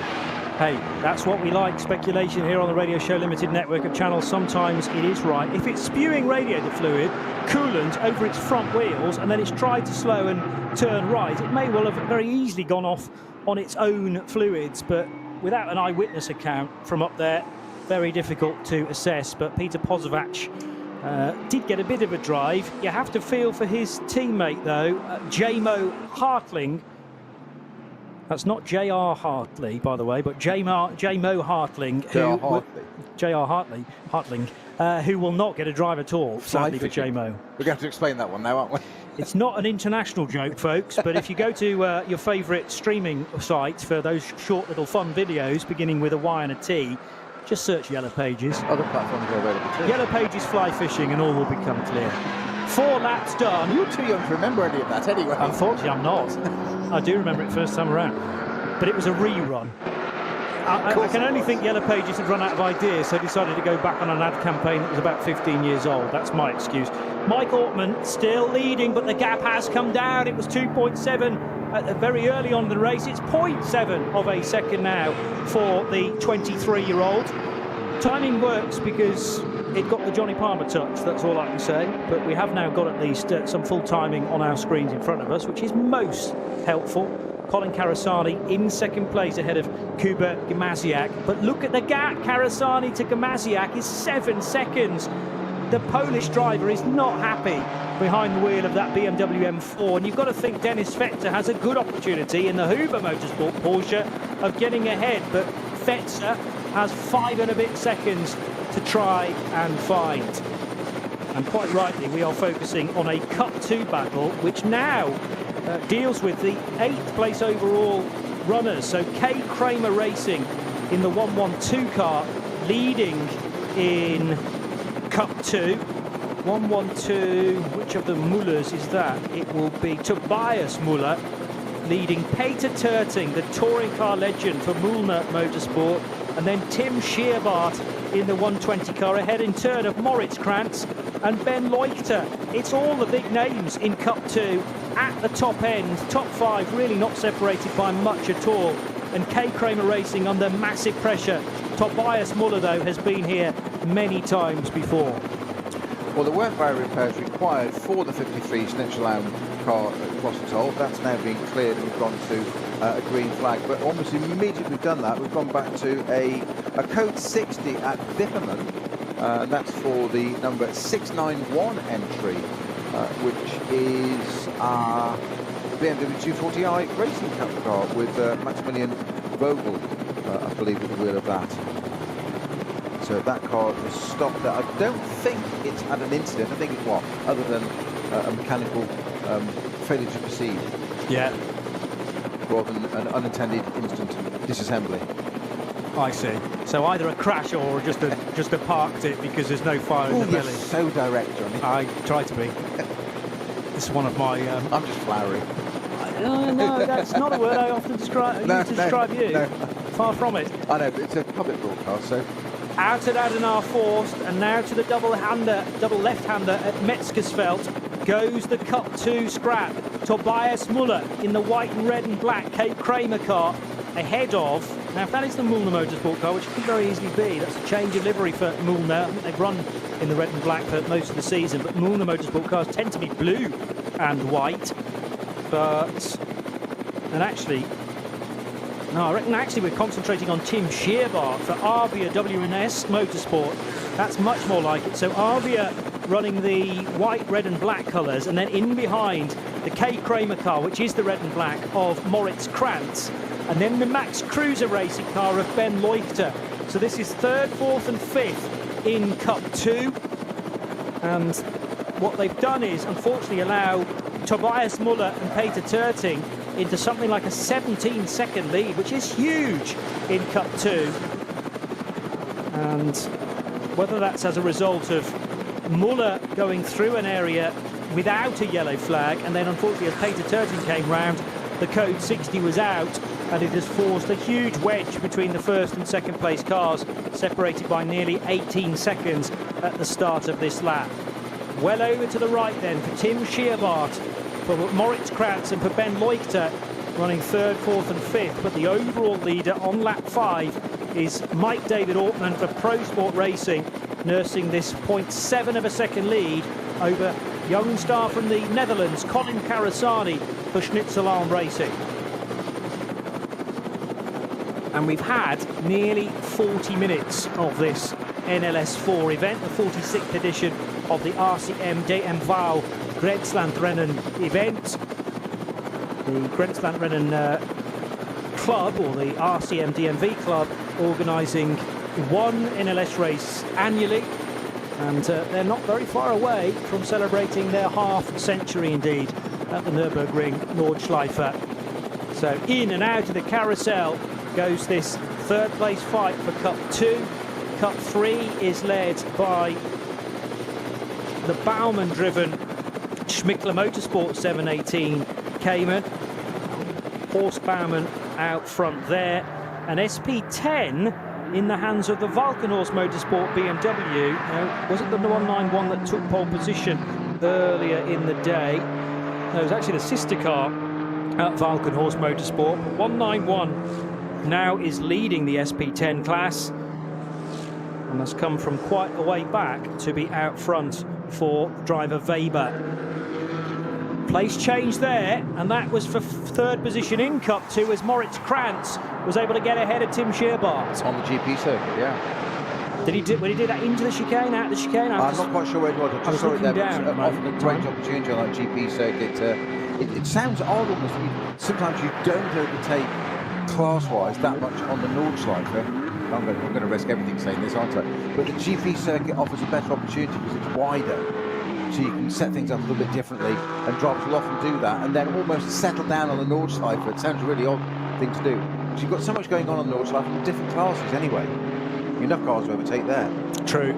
But sometimes the traffic can actually provide you with the ideal opportunity to get by, because if the car you're chasing is all of a sudden boxed in through no intent of the back markers, they're just trying to stay out of the way as best they can and go about their own business. But if there's a clump of 2, 3, 4 cars and the car in front judges that incorrectly, it's very easy then to box your rival in and fashion an overtake. Seen that happen many times before.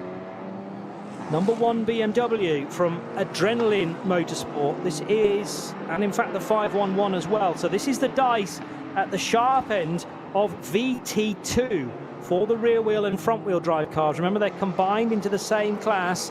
And the number 1 BMW, which has at the moment Philip Lyson at the wheel, is trying to close in on Michael Schrei. And the Schrei and Lyson names really trip off the tongue when it comes to, well, in the past BMW M240i clashes, and they have now combined again and found one another in this race in the VT2 scrap. So FK Performance in the yellow and green ahead of the Adrenaline Motorsport 330i. And of course, the Adrenaline Motorsport carrying number 1 being the reigning champions of this series. We often forget that because we focus so much on the GT3 cars, the SP9s as they're called. In this, it's effectively a slightly, well, it's not even a D-tune, it's a GT3 car, just slightly different rules, a little bit less power, just to get that magic 8-minute mark around the Nordschleife that the organiser ADC want to always manage that number. But of course, that's not where the championship won. The races have won from that class, but the championships won from the one you just mentioned, and that's why they're carrying the eponymous number 1. It just always catches me out there, because you get cars with 500 and something in the class, and then there's 1. Yeah, so had they not been champions, they probably would be running as a 3-digit number. Down the pit straight there. Sorry, Johnny. This battle for between 121 and 100, and it's not even nip and tuck. There was reminiscent of Senna and Mansell in a Formula 1 race a few years ago, when they were looking at one another, sparks flying, and both neither looking down the road but at one another. And these two doing exactly the same there. Nearly was a change to lead there, but it's still in the favour of 121. It's kept ahead. Yeah, so it's actually the 4th and 5th, and Moritz Krantz has fallen behind Tim Scheerbart. So remember, Krantz got ahead of Scheerbart on the Grand Prix track last time around, but the red and black car's fallen behind the Avia car again, and now Moritz Krantz is fending off Benjamin Leuchter in the Max Cruiser car. And it was Leuchter and Krantz who were banging wheel arches all the way down the main straight and into the first corner, and now Tim Scheerbart struggling to hang on to the nose of his car. Big squirm as he came out of the left and right high-speed corners, now through Hatzenbach Bogen and towards the Vidal chicane. It's a shame this isn't for the lead in Cup 2, in fact. It's for 3rd, 4th and 5th, because I still can't quite understand how Tobias Muller has now got a 23-second lead in this class, which is normally door handle to door handle throughout. I can only assume, Snowy, that Muller went through an area that was green as he hit it, and Peter Terting, as he arrived, there was a code 60 there, and it's driven this nearly 25-second difference between the top 2 in Cup 2. It's most likely the driving factor, no pun intended, isn't it, in that. We often say that the code 60s, code 120s, slow zones, whatever you want to term them as, they can suddenly change the face of a class, never mind a race league, so easy. And this class is so evenly matched, it is highly unlikely to suddenly get a 20-second gap there. So I think you're spot on there, John. That's exactly what will have happened. Cut the pit callers already. We've got 5th and 6th places they are now. The Valkenhorst BMW with Putin and Grossman in the Ferrari has brought that in as well. So the fact they've just also left the pits, that's cars 35 and 26. BMW and Ferrari in 5th and 6th months, because that'll all settle out now and change the order. Charles Espinau in the CP Racing Mercedes is currently running in 7th overall. Einmal mit meinem Red Bull Boliden mit E-Fuels durch die grüne Hölle jagen. Ich freue mich und bin dabei bei Red Bull Formula Nürburgring, 9. September 2023. Alle Infos findet ihr auf redbullformulanürburgring.com. Seid dabei.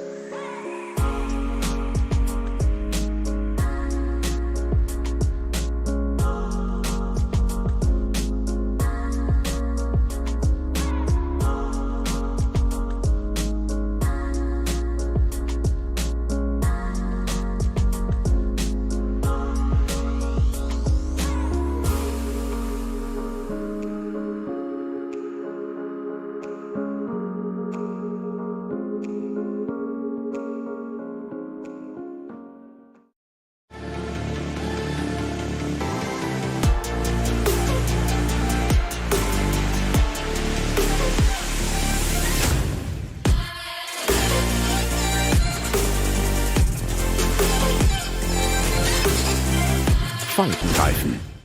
World's first asphalt watch. Nürburgring Asphalt 1. Over 90 years of racing history.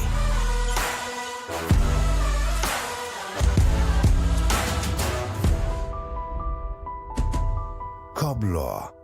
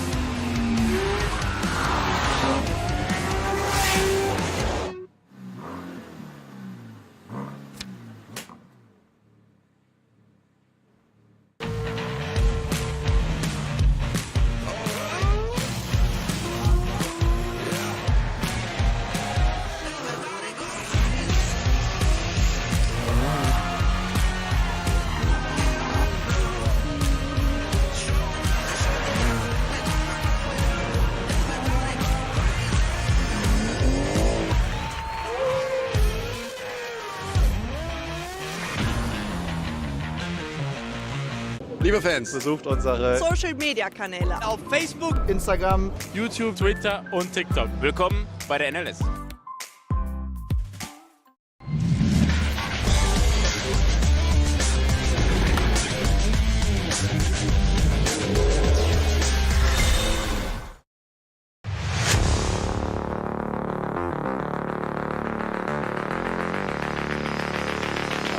GPS has definitely got the car stopped there.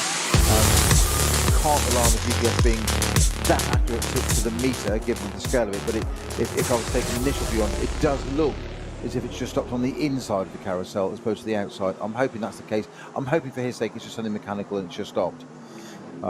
Driver change for our race leading Aston Martin. So that's Mike David Ortman doing a sterling first stint. Maxime Dumouriez is to take over that car. Yeah, so a chance to see what sort of speed bronze driver Maxime Dumouriez can offer and whether this Goodyear Eagle-shod Aston Martin can compete at the same sort of level as Mike Ortman was able to do.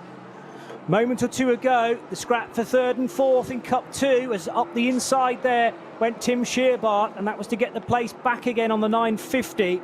Which is being driven by, no, that's not the right class, big pardon, they are Caymans, aren't they, rather than being Porsche 911s. So the 950 car, need to be able to tell my Porsches from a great height with the Rover chopper in the air. That was a potential lead change in Cup 3 with the Baumann car under massive pressure. And what about these two coming off pit road now? Driver change as mentioned, Maxime Dumouriez versus Kuba Gamaziak. So it's the change in the Aston.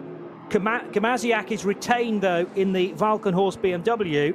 And now what I was talking about earlier on, whether the Aston will fall back into the clutches of the BMW, because you have got supersonic driver from the Porsche Super Cup, Kuba Gamaziak, who will be at least gold, probably platinum, versus Dumouriez, who's a bronze, but not to be shaken. And actually, the Belgian has set off very impressively indeed. But that's a strategy call there from Valkenhorst. Leave Gamaziak in it, although there's a strong driver lineup in that car. Either of the drivers in it, but Gamaziak on form, knows the car. I think we both commented, Johnny, that 34 Valkenhorst BMW just didn't seem to turn that first set of tyres on. It just didn't seem to get there. It's just a little bit off the pace. Yep. Now's his chance. I think he's staying in it, familiarity, etc. You've now got a bronze-rated driver in front, which is no disrespect. This is how GT racing has always worked. So that's a clever strategy call there, and you can see the different lines already. Gamaziak even having a cheeky little look at the inside into Sabine Schmidt's curve there onto Dumouriez, just to say you could just see there it was a clear track there and a clear indication between the levels of drivers there. Dumouriez just took a very cautious, careful line down the middle of the track, and immediately Gamaziak was, I'm not going to do it. I'm not going to do it going onto the Nordschleife, but I am going to have a little look down the inside. Just before we talk about this Mercedes, did you spot who was right behind that top two as well? It was Frank Stippler. Yeah. Frank Stippler, who hasn't pitted yet, but car 5 has slowly been working his way up the order. He's now in 13th overall. Now, is there any damage on the number 11 Mercedes that was running in second place? Can't see any. Immediately, I can't see him. It is my GPS reading wasn't that far. It is parked on the carousel, but just against, well, on the outer side, not the inside, not on the racing line being the key part of that. But it does appear that the number 11 Schnitzel Mercedes that was running in second place it does look like a technical issue. It's just stopped on the outside of the track there, which is it's a great shame either way. Of course, yeah. But from a driver's point of view, you never want to be the weak link in the team that goes and damages the car, because it does happen. It happens frequently because the nature of what you're doing. But you don't want to be that. You don't want that walk of shame back to the pits. Hopefully, it's just something fairly simple. Though it's so delayed now already, though. But man of the race so far to be watching has got to be number 5, Frank Stippler, in that Audi. Well, it's an SP9 Pro car, much further down the order than we would have expected. And if you weren't around for the start here on RS1, part of the Radio Show Limited network of channels, Frank Stippler began the race from pole position, but detected a slow puncture on the rear left Michelin tyre. And rather than going out into the country, turning left at Sabine Schmidt's curve and onto the Hatzenbach, he tucked back into the pits via that escape route, via the traditional Grand Prix entry to the pits, had to weave left and right through the tyre wall and straight to the team. But bear in mind, it was only then when he left the pits with a brand new rear left tyre on that his race could begin. So effectively, he'd wasted that half a Grand Prix lap. That does not count to his tally. We've had nearly an hour of this 4-hour race and now concentrating on the V5 leader, which is the treble 4 car, which started quite a way down, but driver Korn is having a good dice with the Toyota GT86 from the car competition racing crew, number 286. Now, I can't rely on the ticker, the GPS 100% because it's not sort of meter perfect, given the scale of the circuit and how this works. But it would appear at the moment that Frank Stippler has got ahead of those 2 cars in front of him. Nice. Of course, he needs to unlap himself still, doesn't he? He's staying on the lead lap. Is he on the lead lap? Yeah. Okay. Didn't lose a lap because... No, he didn't. Right, so he started. Yes, he started. So, as indeed has... But he hasn't pitted yet. No, has indeed. Kubica Maziak is ahead of both of them at the moment. So it looks like Dumoulin has dropped down to effectively 3rd on track at the moment. Now, obviously, they're just coming up to Castelchel at the moment. So there's a while before they come round to us. They got that fast bit through Castelchel, Klostertal, up to Caracciola Carousel, which of course is still under a code 60 because of the stricken number 11 Schnitzellaum Mercedes, which remains on the outside of the circuit there. I'm just wondering if they can't get that car moved. There's an intervention vehicle with that number 11 Schnitzellaum Mercedes there, and I'm just wondering if it's got a transmission seized or something, because they can't even move that car. They've got an intervention vehicle there which would give it a live tow, as it were. But it appears they can't move it, and there's marshals busily talking to the driver, Colin Casrani, and that, and it's almost like it's stuck in gear or there's a drive shaft or something. They can't seem to roll that car at all, which is a great shame for it, when it was running so strongly in 2nd place. I'm just looking back to previous race events this year, and actually we have had lap times that have been better than that 7:59 that I mentioned. We've had a 7:58.001, for instance. That was in the race, wasn't it? Yes, from the Scherer Sport Audi. So we're looking to at least better a 7:58. And actually, Frank Stippler, in his charge, or attempted charge to the front, has now done a 7:57.8. So we are seeing some of the best lap times we've seen in the history of the Nürburgring Nordschleife, the short circuit combined with the Nordschleife itself. Into the pits now from the net race lead comes Dennis Fetzer. I believe I'm right in thinking that Frank Stippler hasn't pitted for a scheduled stop. Obviously, his first pit stop is showing up against his name, but that was when he came in at the end of a 10th of a lap, remember, right at the start when he needed that rear left puncture changing. Really good dice at the sharp end of the VT2 rear and 4-wheel drive fight, with Michael Schrei in the yellow, grey and green car just about fending off Philip Lyson. They were absolutely side by side all the way along that stretch in towards Klostertal and Kesselchen, and they're now heading through the Stefan Beloff S and towards the Schwabenschwanz with quick car Frank Stippler behind. Stippler's going to dive up the inside of Philip Lyson and of the 511 Michael Schrei, and the BMW can't get by quite as readily. So Kubica Maziak's going to waste it or lose a little bit of time here, and I notice Frank Stippler is in front of Kubica Maziak now. Stippler should be coming into the pits at the end of this lap for some much needed fuel.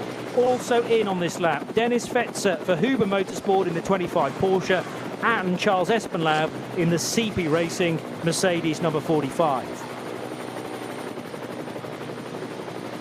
So they're heading down the Dottinger Ruhr now. Some of the quick Porsche Cup cars go through.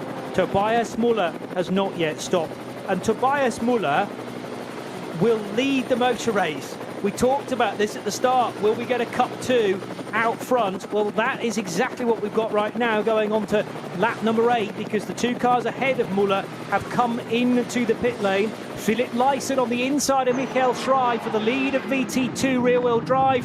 Can't make it work into Tiergarten and heading up to Hohenrhein as well. It's real pumping of the brake there from Philip Lyson to get the thing stopped, car number 1, and he does eventually manage to shave off enough speed, and Lyson will pit.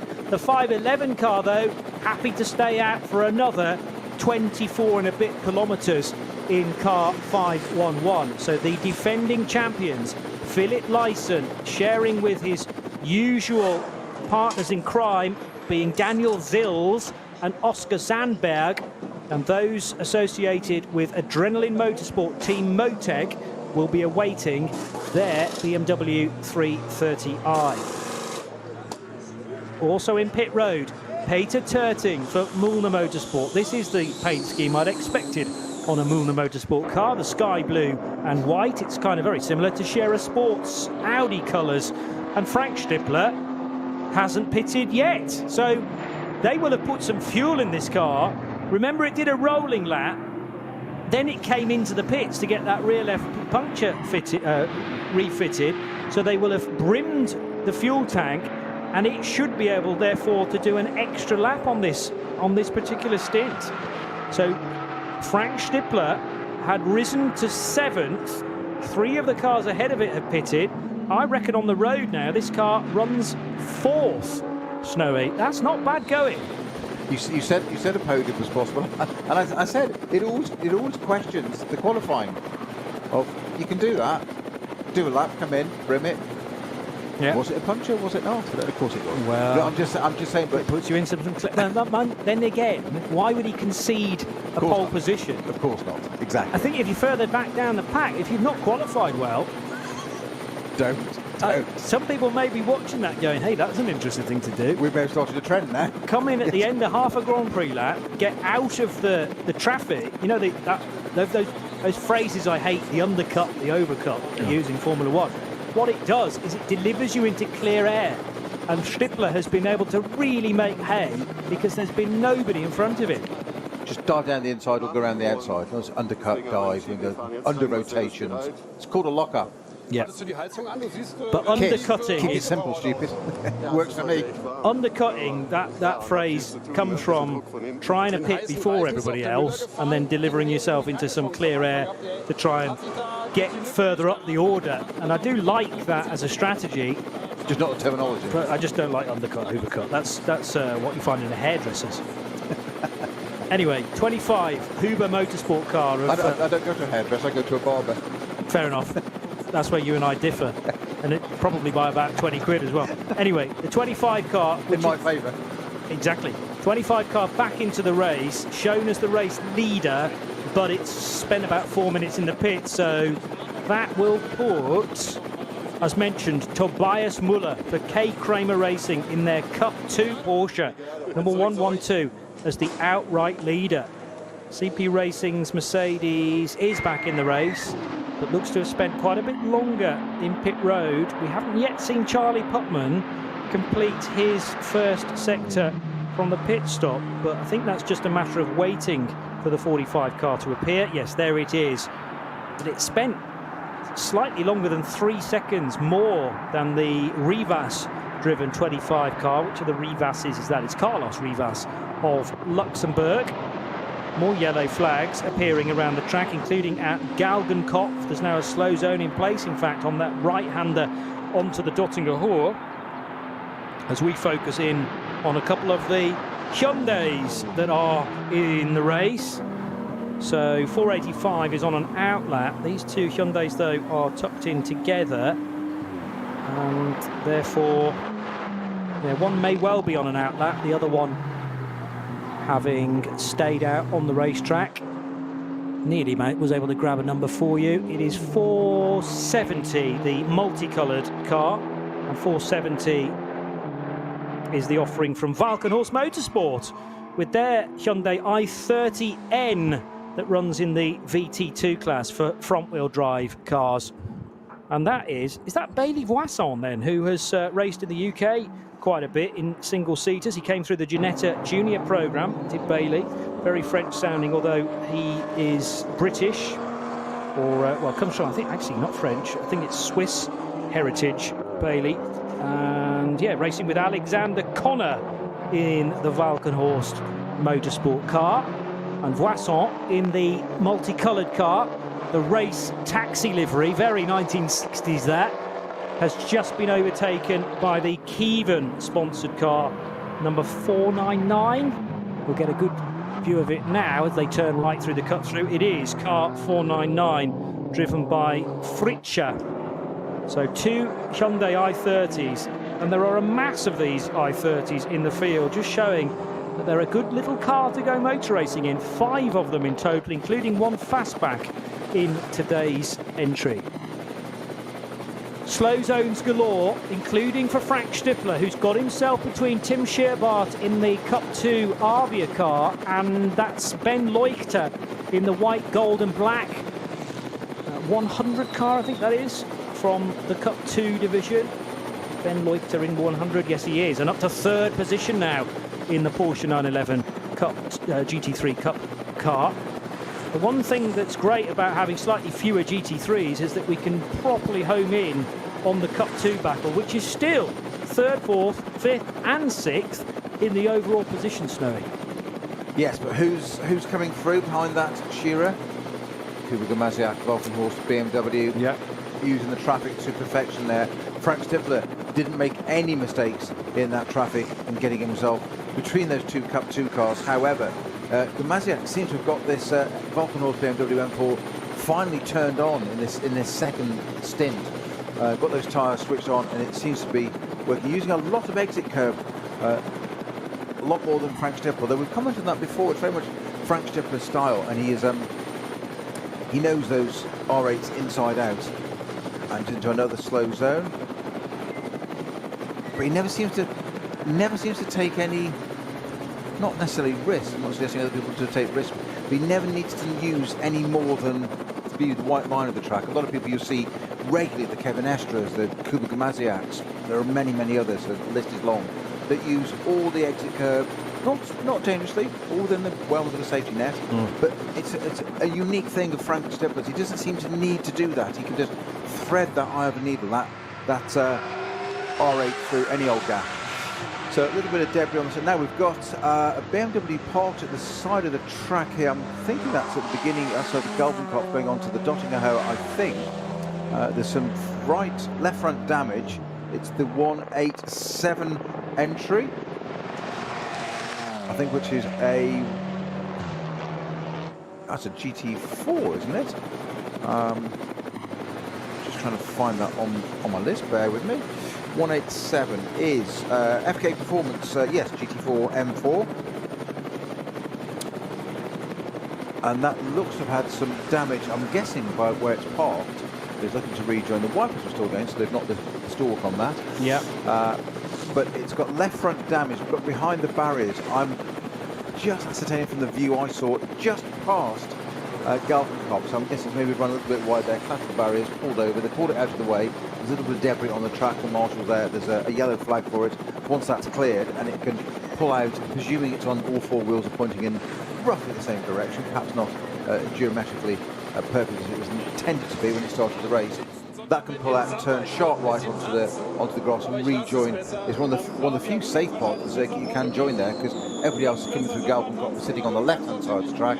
It can rejoin, pick up speed, and get itself back to the pits. Otherwise, its race is done. That's the 187 FK Performance M4 GT4, which is from the SP10 category, the GT4s. And there are 3 drivers allocated to that car. It's Torsten Volter, who's had a moment in car 187. Actually, that car took pole position in SP10, so it has rather descended down the order. Started that lap in 7th place. Volter, who's bronze, shares with 2 silvers, Nick Hanke and Nick Wustenhagen. And I'm not sure whether either of the Nicks have been at the wheel of that car quite yet. SP10 or GT4 cars can do a little bit more mileage than the GT3 cars, and yes, it's yet to stop. So that is starting driver Torsten Volter, who has had a moment. And it appears it's had that moment with the 65 991 GT3 Cup of the SP7 category. That's at the same time, and that's got 3 drivers aboard, in which case it's Martin Schluter aboard that car. And it appears those 2 have come together, which is why there's bits of debris on the track, and they've connected, then parted. Yes. They both tried to use it. They've got 25, whatever be established, kilometres of track together, but they're both typical racing drivers. They both want to use the same piece simultaneously. Sometimes it just works like that, and as one It rarely works, actually. Well, true, and it hasn't done at all. It happens, but it doesn't work. Torsten Volter in the little safety enclave between the two Armco barriers.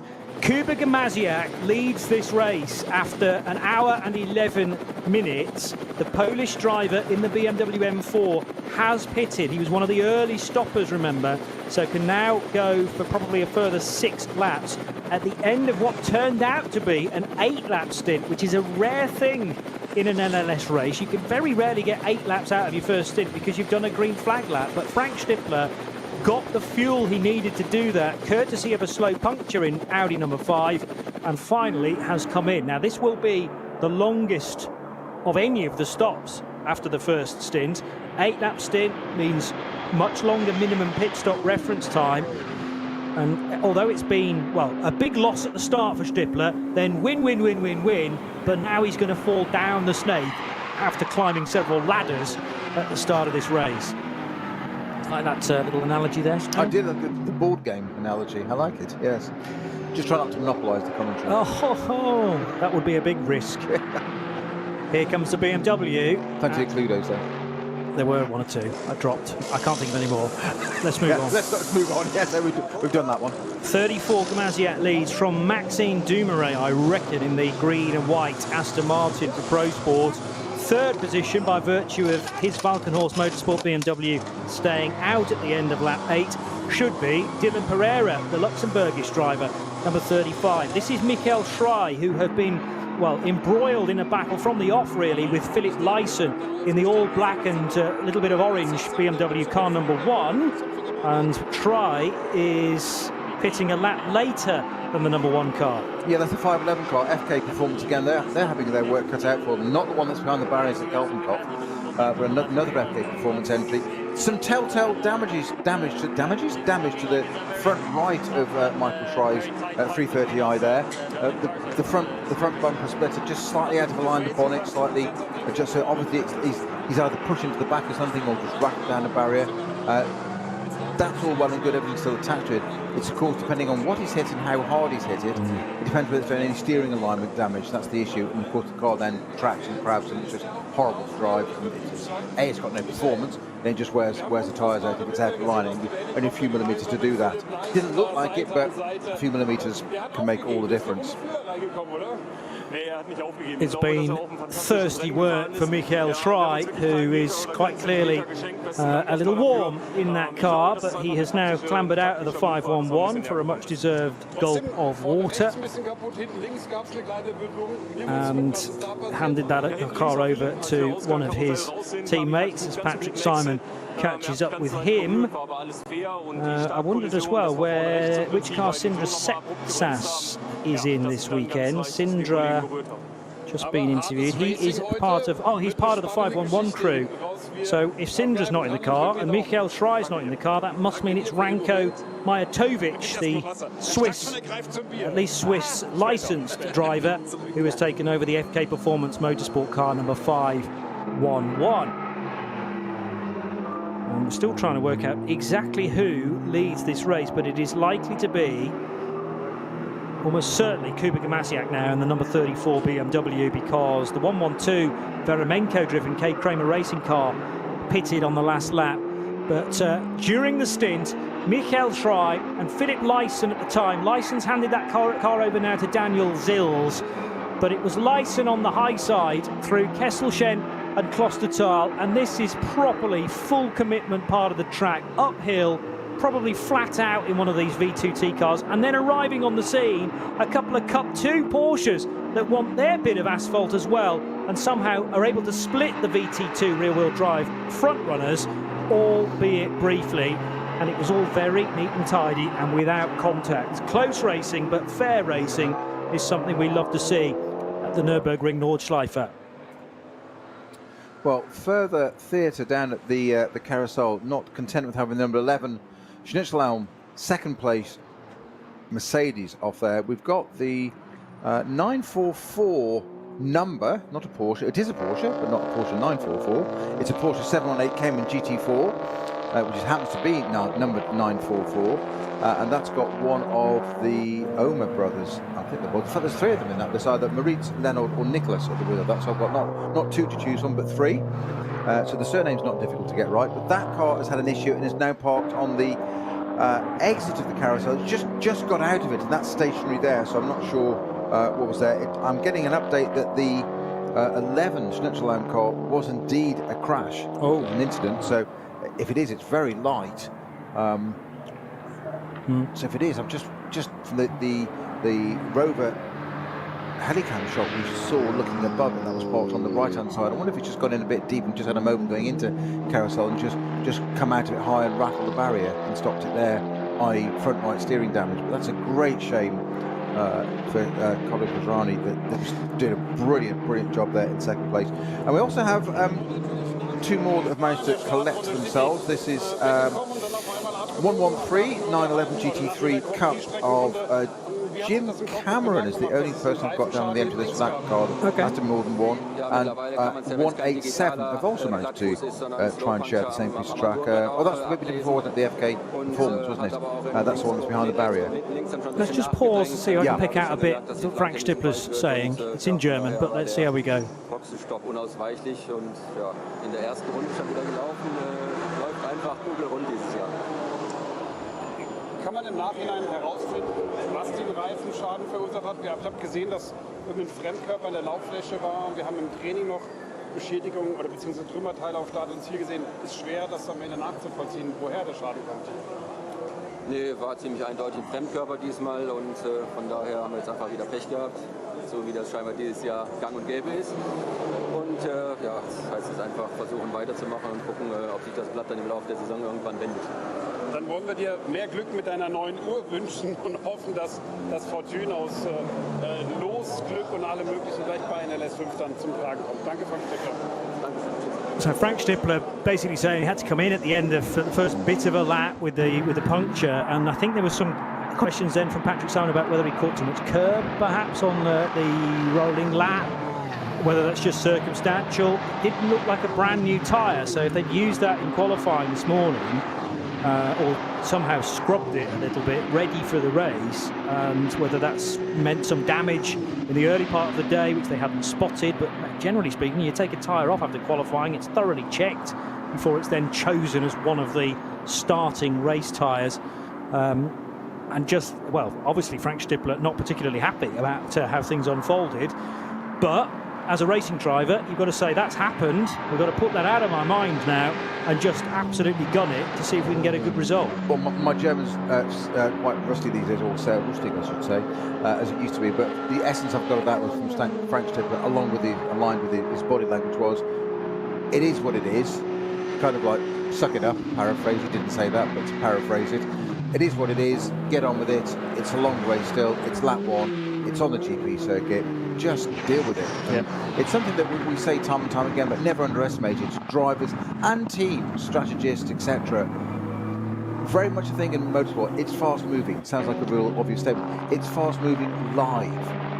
Things change. You have a plan, you have a strategy, it changes. Something unexpected is thrown at you, a curveball, just like that. Okay, press reset, go again. We've now got this race. No point saying what might have happened, what we'd like to have done. That's gone. This is what we've got. Deal with it. And they can still get on it and still win.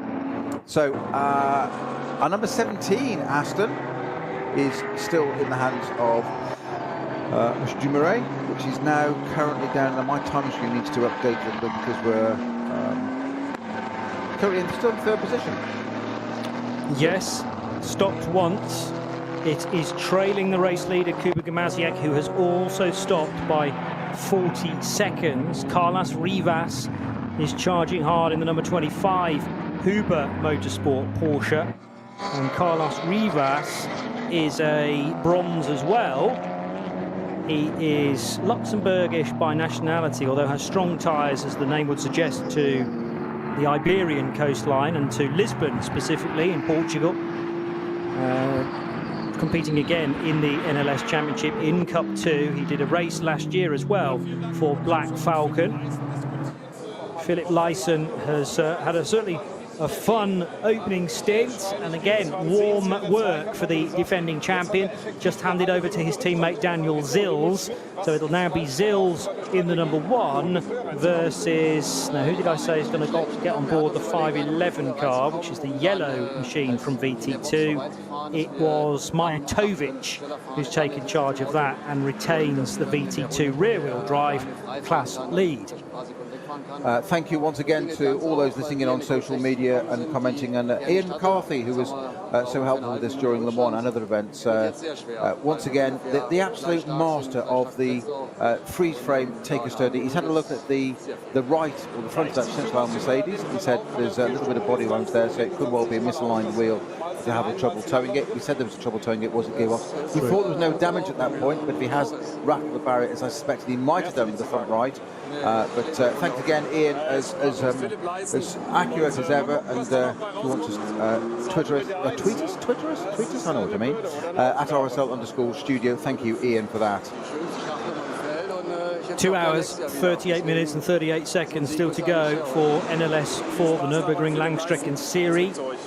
Kuba Gamaziak has a 37.5 second lead over Dylan Pereira in the BMW M4 GT3. Now, how much has Dylan Pereira done behind the wheel of a GT3 car? Everyone's probably screaming at me, a ton, Johnny.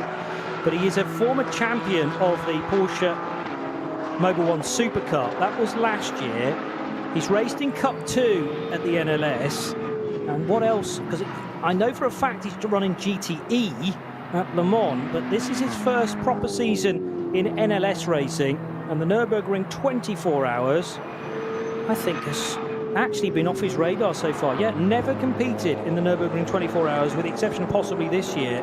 So Dylan Pereira working his way out of one-make Porsche Cup racing and back to GT racing, having previously run actually with TF Sport in an Aston Martin when he shared that car with Ben Keating, I seem to remember. Yeah, it was Ben, it was Felipe Fraga, and it was the highly talented Dylan Pereira. So let's hope we're going to see a lot more of the young man from Luxembourg. So young man, he's now mid to late 20s, 26 years old. That's young. Still pretty young, isn't it? Certainly compared to me and you. Gold rated, and Dylan Pereira could very easily be on the cusp of a decent drive in the future at the Nürburgring 24 hours. I mean, to be fair, I am platinum rated, but that is just a hair colour reference. We're going back to the barbers or the hairdressers. Indeed, yeah. That's whole debate. There is and Johnny, I really wouldn't worry about not knowing every single one. Don't forget, I went and asked Jimmy Johnson, or suggested to him at Le Mans that presumably this was his first time racing at night.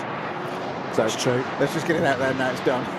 Yes. Well, no, I've done a whole bunch of other 24s was the response. Like, yes, you have. He's done the Rolex. And those NASCAR sprint races, yeah, I've forgotten about Bristol night race. Yeah, exactly, yeah.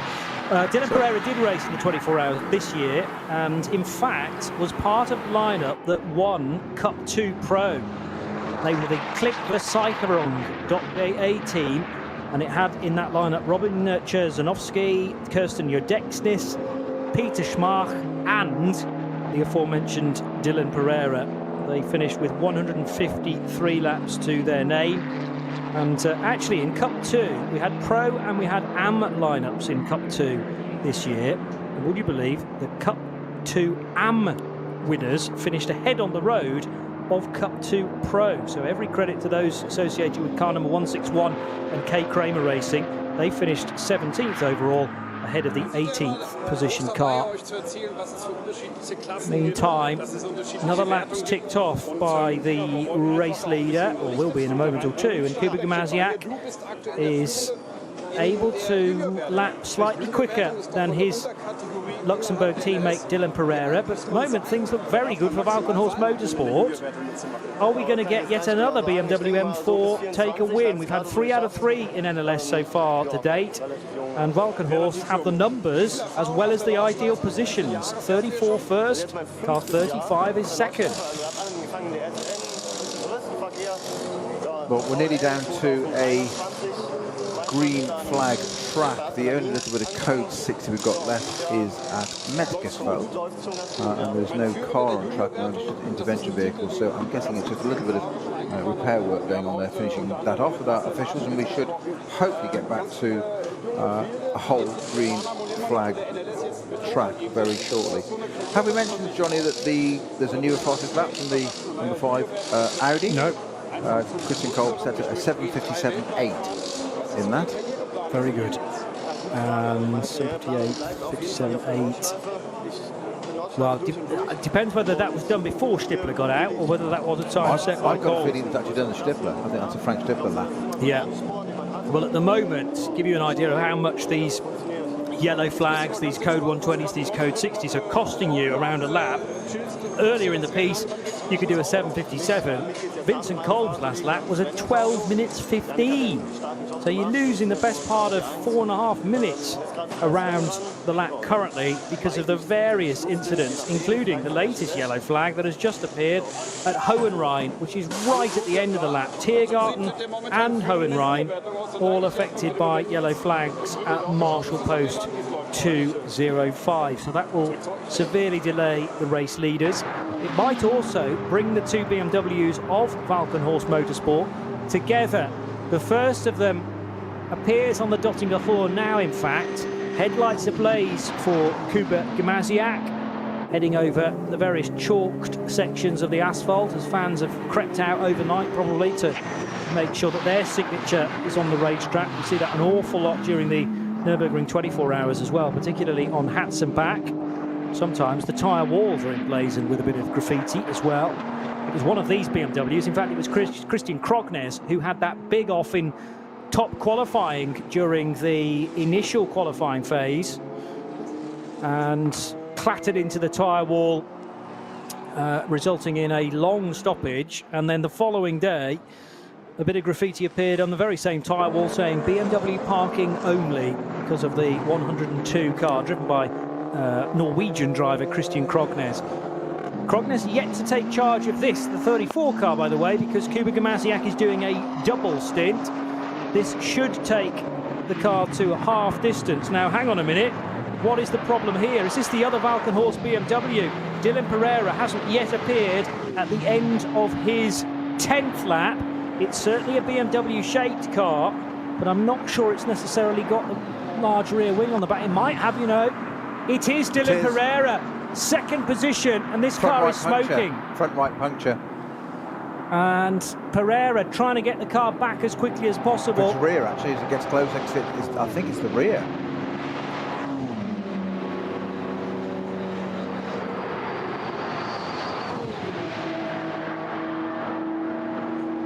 Yeah, so it's the right rear. Sorry, it was just we've got one of those long shots of it from Tiergarten looking back down the Dottinger Höhe of that car approaching us. Johnny was spot on identifying the unique kidney build of a BMW, but the size of the wing does make a difference whether it's a GT4 or GT3 car. The bigger it is, the higher class car it is, GT3 in this case. We can see bits of rubber flailing off, and I thought it was front right, but it's indeed rear right. Its tyre is still just about on the car, but it'll be lucky to get back to the pits with that, and it is starting to delaminate. It's the inside wall that's going to fail, and the tyre's starting to work its way out. I think it will just get its way back, but crisis for that Valkenhorst BMW, but that's to say it slows it down is an understatement. Well, it's lost second, it's lost third, it's lost fourth position, and very nearly fifth as well to Verimenko, who leads the Cup 2 division. So Maxime Dumouriez in the green and white Aston Martin now up to second place because of the dramas here for Dylan Pereira. Carlos Rivas in the Huber Motorsport Porsche now runs third.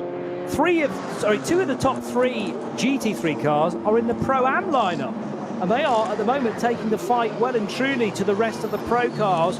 Bjorn Grossman crosses the line in the Octane 126 Ferrari as now the frantic work can begin on the second of the Yokohama shod cars. Remember, these typically the Valkenhorst cars for a number of years now have run on Yokohama rubber, but if you catch a bit too much curb, if you're a bit too heavy on the throttle in the early stages of a stint, this can so easily happen. Also, think about the number of crashes we've had so far in this race. Very easy to pick up a bit of debris, a small shard, a carbon fibre or similar, and that can so easily pop one of these Yokohama Advan tyres. We've had a great close-up there of that car being worked on into the pit lane. They've done the driver change whilst they're doing that automatically. Dylan Pereira out of that number 35 car. I've got a feeling it may be going into the garage, but there's obviously some collateral damage. The inside sidewalls what really failed, and the tyre was got to come off across to the outer. The problem with that then is, of course, that carcass then flails around, no matter how slowly Dylan Pereira or any other driver driving the car drives it back.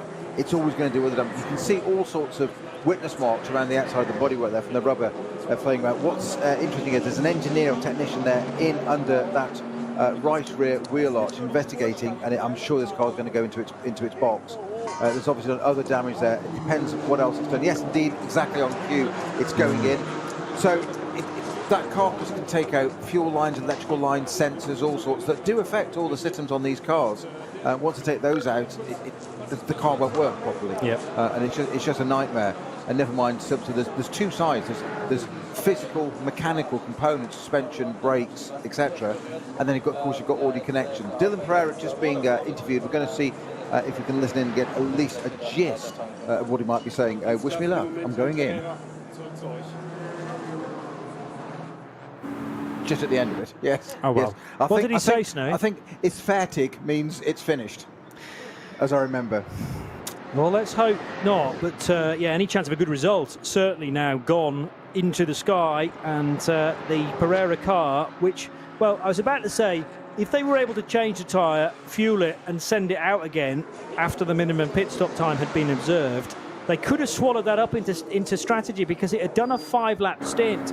And as long as you do at least 5 laps, generally you can weave that in and still get a good result. But the fact that the car has now gone up on the dolly jacks and gone into the garage could very easily be race over, unless Valkenhorst see value in sending the BMW M4 out purely for data. But it's not going to be now for any better a result than that. And Pereira's car has been overtaken by a slew of Cup 2 cars and the recovering number 5 Scherer Sport Audi, currently being driven by Vincent Kolb, teammate to Frank Stippler.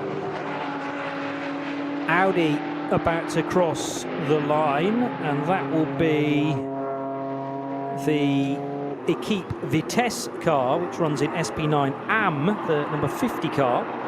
The only SP9 AM car in the entry, I reckon, and that is being driven by Michael Heinrich.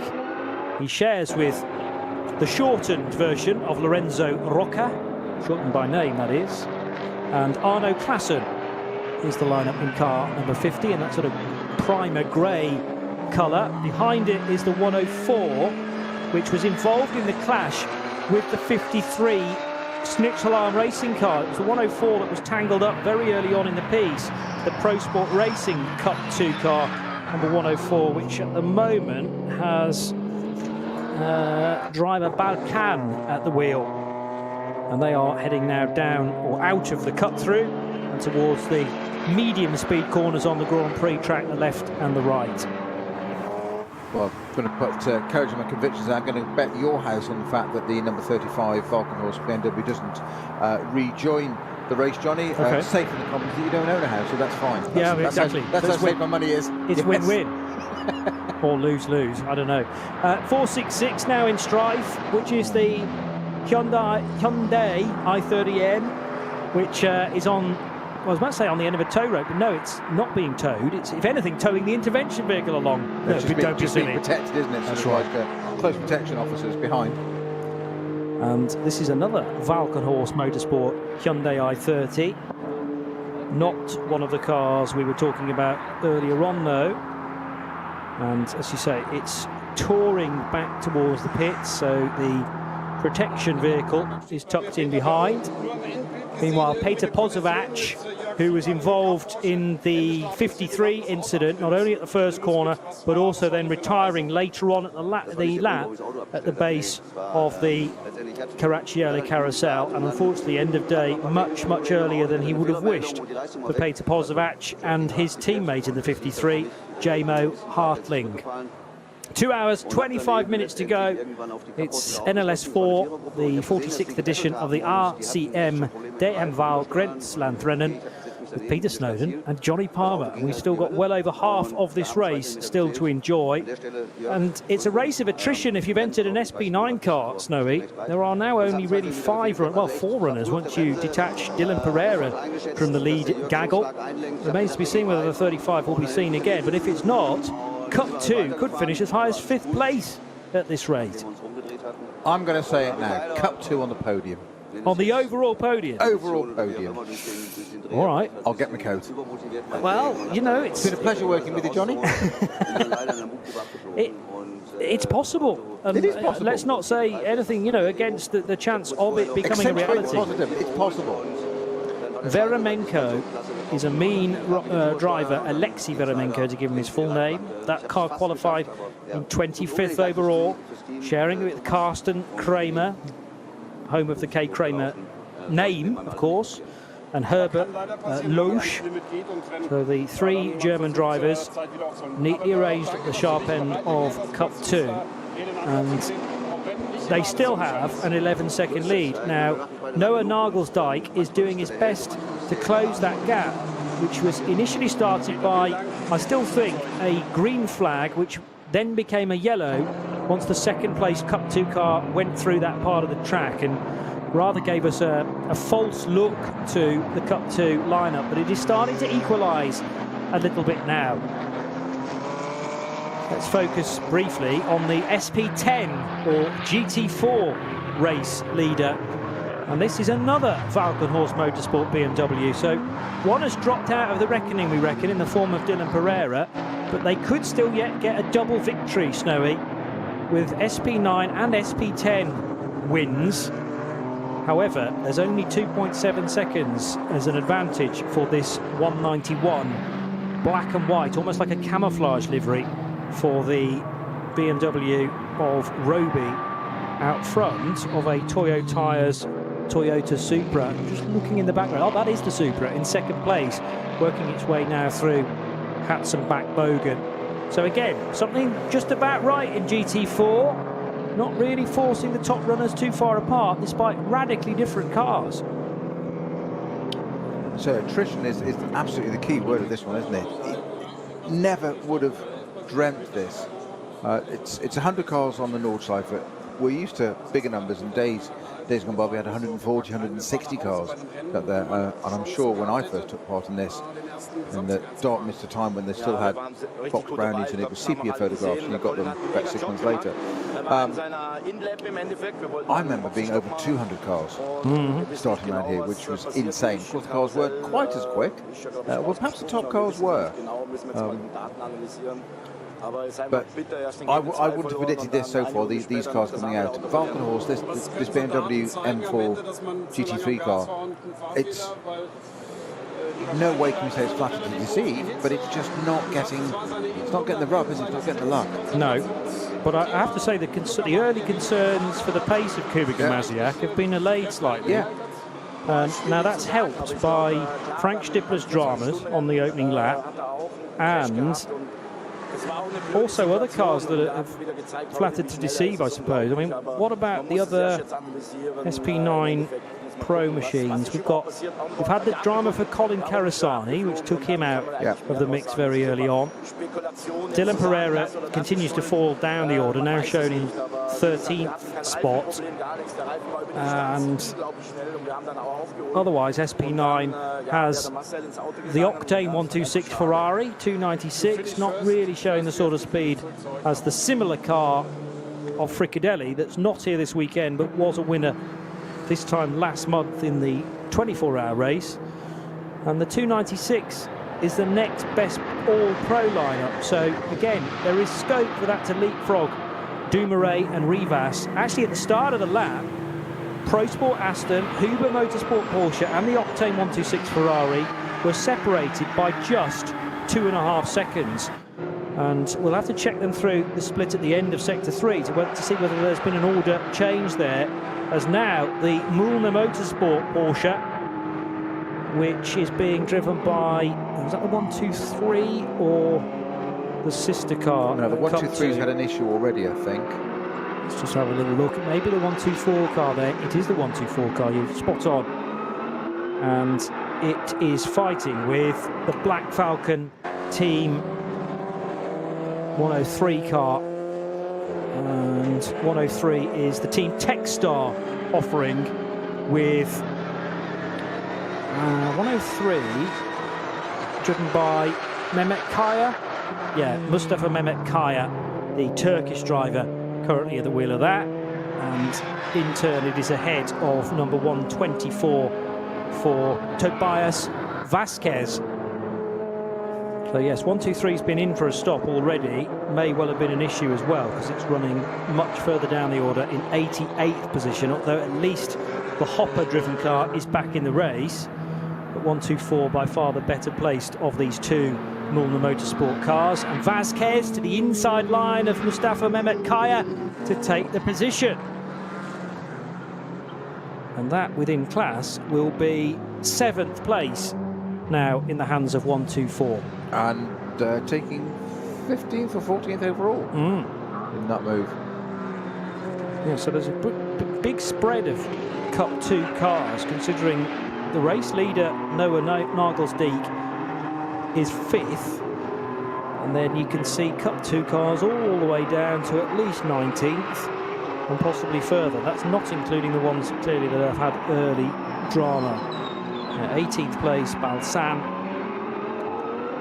And then those ones that have struggled in the opening stages, including the 123 Mulner Motorsport car. The 50 SP9 AM Audi still cannot shake the attentions of Porsche number 104. And the 104 car being driven by Balkan. Maybe a new name on the entry list there. Actually, I'll dig around for a moment or two to find out Balkan's background. But it's been a good drive so far for this Cup 2 car, certainly to be able to mix it so well with the machine ahead of him.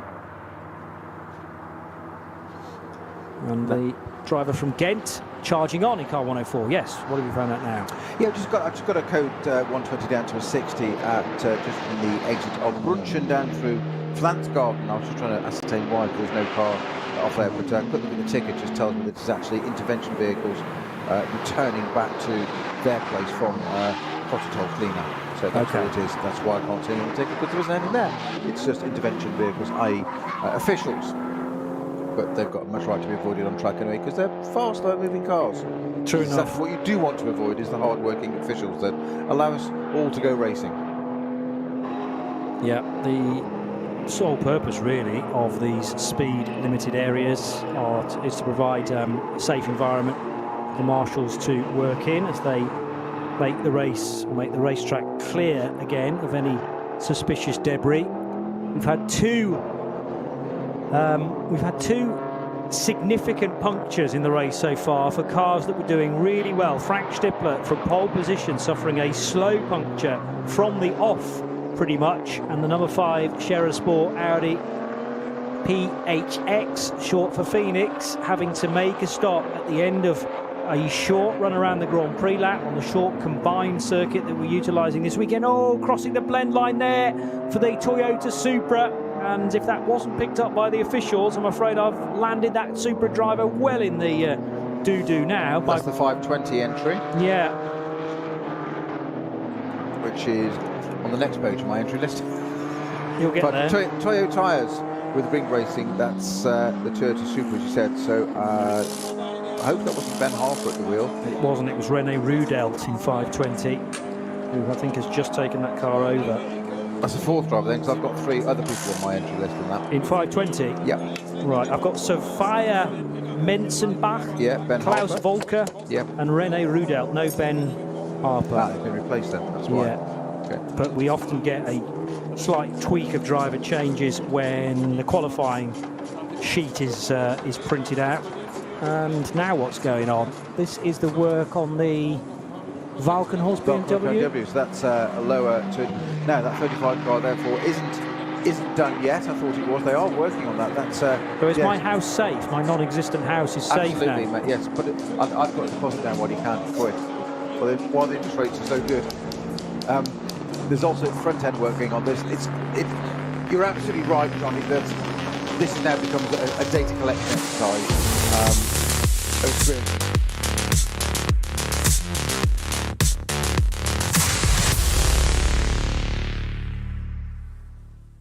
Einmal mit meinem Red Bull Boliden mit E-Fuels durch die grüne Hölle jagen. Ich freue mich und bin dabei bei Red Bull Formula Nürburgring, 9. September 2023. Alle Infos findet ihr auf redbullformulanürburgring.com. Seid dabei.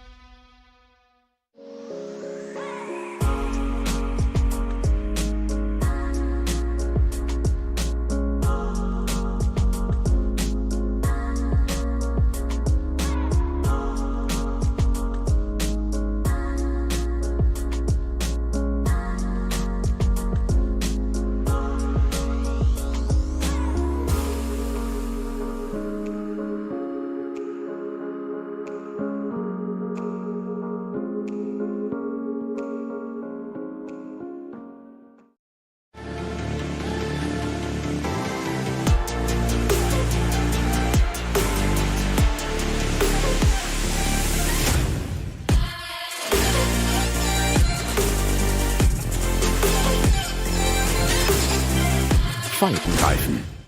World's first asphalt watch. Nürburgring Asphalt 1. Over 90 years of racing history.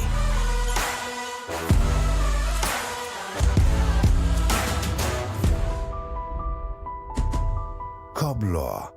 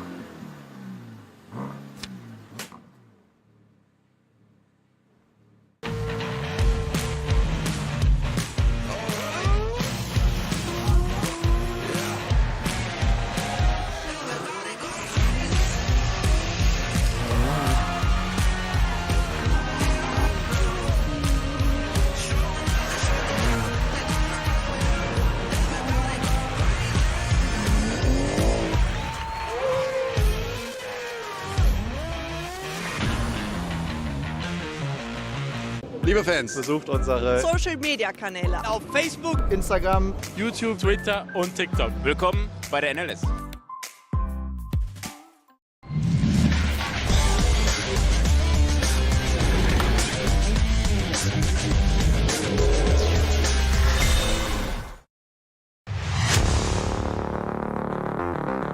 Shaking out a little bit on our timing screen back here at the Nordschleife. And in first position is number 34, Kuba Gamaziak at the wheel of the Vulcan Horse BMW M4 GT3. In second place is our Ferrari, exactly as you predicted. So anybody wanting to enter a lottery, whichever country you're watching from, we have a lottery. Just tweet Johnny at RSL_studio, and Johnny will give you the appropriate numbers or code you need, because he's a soothsayer. You can just see into the future. What can I say? He's got his crystal ball out. Yeah, I can tell the future, and I'm not going to tell you who's going to win this race because I want it to be a surprise. Exactly, not going to spoil the surprise. Oh, exactly, yeah. Just you can predict the future, not going to spoil the show, are you? RS1, part of the Radio Show Limited network of channels. It's Peter Snowden and Mystic Meg, Johnny Palmer, keeping an eye on things for the next 2 and a bit hours, with car 34 into the pits at the end of 13 laps. So, albeit the 34 car leads on the scoring tower, if you're enjoying our coverage in sound and vision, the scoring tower to the left of shot displays the 34 car out front. However, that car for Kuba Gamaziak, after a 8 lap stint for Gamaziak, I reckon the Ferrari in second place is due for a stop as well, but it is further back down the track. We're waiting for confirmation as to whether the 26 car has come down pit road yet or not. Huber Motorsports Porsche in the hands of Carlos Rivas, number 25, leading the SP9 Pro-Am category in their tri-coloured Porsche 911 GT3. It's white, red and blue in the typical Huber Motorsport colours, and Carlos Rivas is pedalling very swiftly indeed. Bear in mind, he's a bronze-rated driver and has built a gap of nearly 14 seconds over Maxime Dumouriez now. I'm just gesticulating at a little bit of footage we're seeing there of one of the SP4 category cars. There's only 2 cars in that class, 250 and 254. 250 is the one I'm talking about, which is the 325i. But we've seen this car in the pits a bit earlier in the race with its exhaust system and silencer box quite literally touching the ground. Quite why it's not sparking, I don't know. It's just done most of the GP circuit with it grinding away on the track again still, and I'm desperately hoping it will turn right and come back into the pits. It hasn't, it's gone left and gone on to the Nordschleife. So let's hope that entire exhaust system stays intact on that car and doesn't depart. Yes. The last thing we want on track is the debris of that volume and size and mass on track. Not helpful. Grossman did indeed come into the pits. He'd done 8 laps in that Ferrari, so needed to come in because you can't fit 9 laps of fuel in a GT3 car. So Jonathan Hershey did a 6-lap stint to open things up, followed by Bjorn Grossman, his fellow Swiss driver, who has just brought the Ferrari Octane 126 296 into pit lane. And for this car, there are 3 drivers, I think I'm right in saying. Yes, the other driver then is Luca Ludwig, and they may well be plugging Luca Ludwig in now for a double, perhaps, to take it to the finish. Ludwig, who has previously had great form in Ferraris and has qualified so well in the past for the Octane 126 488, so the previous Prancing Horse model. But they, like Fricadelli and like 1 or 2 others up and down the order, have adopted this 296 into their fold. Brand new Goodyear Eagles onto the 296, so it doesn't run Michelin's like Fricadelli were doing in the 24-hour. The car has already been spun through to land at 45 degrees to the garage behind, and actually needs, oh no, I was about to say they're going to put some dolly jacks underneath it again here, but they're actually being removed. So it stays up on the pegs, the internal jacks, and will be lowered in a moment or 2. And then under the command of the lollipop person, ready to send it back into the race. Was there a driver change for the BMW? Yes, Christian Krognes taking over the 34 Valkenhorst Motorsport BMW. So Kuba Gamaziak did a double, and now Norwegian driver Christian Krognes is likely to do a double from here to the finish. And unless the Frank Stippler / Vincent Kolb Audi can do something a bit special from 5th position, it's a tough ask for anyone else to kind of rise to the challenge and make sure that it's a different manufacturer at the sharp end of the race at the end of NLS 4. We've had so far 3 M4 wins out of 3, and it could very easily be a 4th the way this race is panning out for Volkenhorst Motorsport. Catching a glimpse there of the 102 Cup 2 Porsche, and that's the car that runs in 6th place overall for Noah Nagelsdijk. And Nagelsdijk doing a very good job. Is that the best chance that a Cup 2 car has of finishing on the podium overall? The 102 car that is shared with Ben Boonagel, just 2 of them allocated into the 102 car, but it is running in 6th place overall and leading the class by, just looking for the gap between the two, it's about 11 seconds separating first place Cup 2 car back to the second place car, which is the 121. Now, Johnny, you picked up a few minutes ago now, about the Toyota Supra that was leaving the pits, the 520 numbered Toyo tyres with ring racing car, and you had a driver at the wheel that I hadn't got on my entry list. That car, you commented that it had just gone over the blend line coming out of the pits. Well, funny enough, it's had the first penalty of the race, but not for that. For speeding in the pit lane. Sorry, my apologies. Speeding under a code 60 at 95k. So really over 50% greater than it should have been doing. And it's got a 150-second penalty for that, plus a penalty point on the driver's licence. Now, more interestingly, we've just had another flurry of penalties, and it is second place is not the place to be at the moment. Car 25, the Porsche 911 Huber Motorsports car, that's also just had a penalty. Over the line goes the Fricadelli Porsche. Now that is not in the GT3 category, but with the yellow door mirrors about to turn right, it's the Treble 1 car on this occasion. And Treble 1 has Klaus Aberland himself, in fact, at the wheel of that car. There are the extra 520 drivers. It's René Rudelt, I think, that was missing from the initial entry list midweek, but has shown up for qualifying. And that means that, now which of the Bens did you say had been put in 520 and is not taking part in the race? Ben Harper. Ben Harper. Okay, so that's not to be confused with Daniel Harper, of course. Ben Harper is experienced racer in SP10 machinery in the past, and he's, despite having a fairly English sounding name, actually German. And Ben competing again in the NLS Championship. 961 and Treble 4 are nose to tail. The Treble 4 car is full of corn. All 3 of them, in fact, and very tricky therefore for us to tell you precisely who's at the wheel of that car. But 3 family members, you have to guess, piloting that car in the Treble 4 machine. Let's give you all of their names whilst I have the opportunity. It is Ulrich, Tobias and Daniel Korn, K-O-R-N, and Adrenaline Motorsport team Motec Porsche Cayman, running in the V5 category. The Treble 4 leads 445 in V5. So they are duking it out with Holger Gaschow, Jerome Larby and Axel Jahn in their MSC Adenauer Porsche Cayman.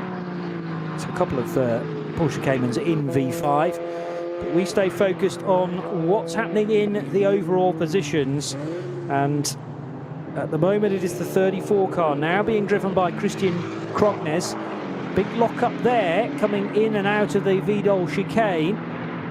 And the Treble 4 car almost hooked up within that. Exactly 2 hours gone. It is RS1, part of the Radio Show Limited network of channels. Peter Snowden and Johnny Palmer enjoying NLS 4 in 2023.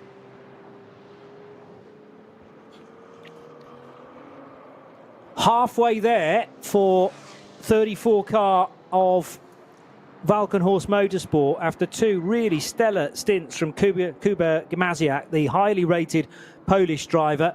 But the Norwegian pilot Christian Krognes, who's top qualifying in the Nürburgring 24-hour race, did not go to plan. He crashed more or less at this point on the Hatzenbach and caught the tyre wall, doing substantial damage to BMW number 102. It was fixed up in time for the 24-hour race. Today, it's running as the 34 car, and they are leading the motor race after half distance, 2 hours of 4 completed.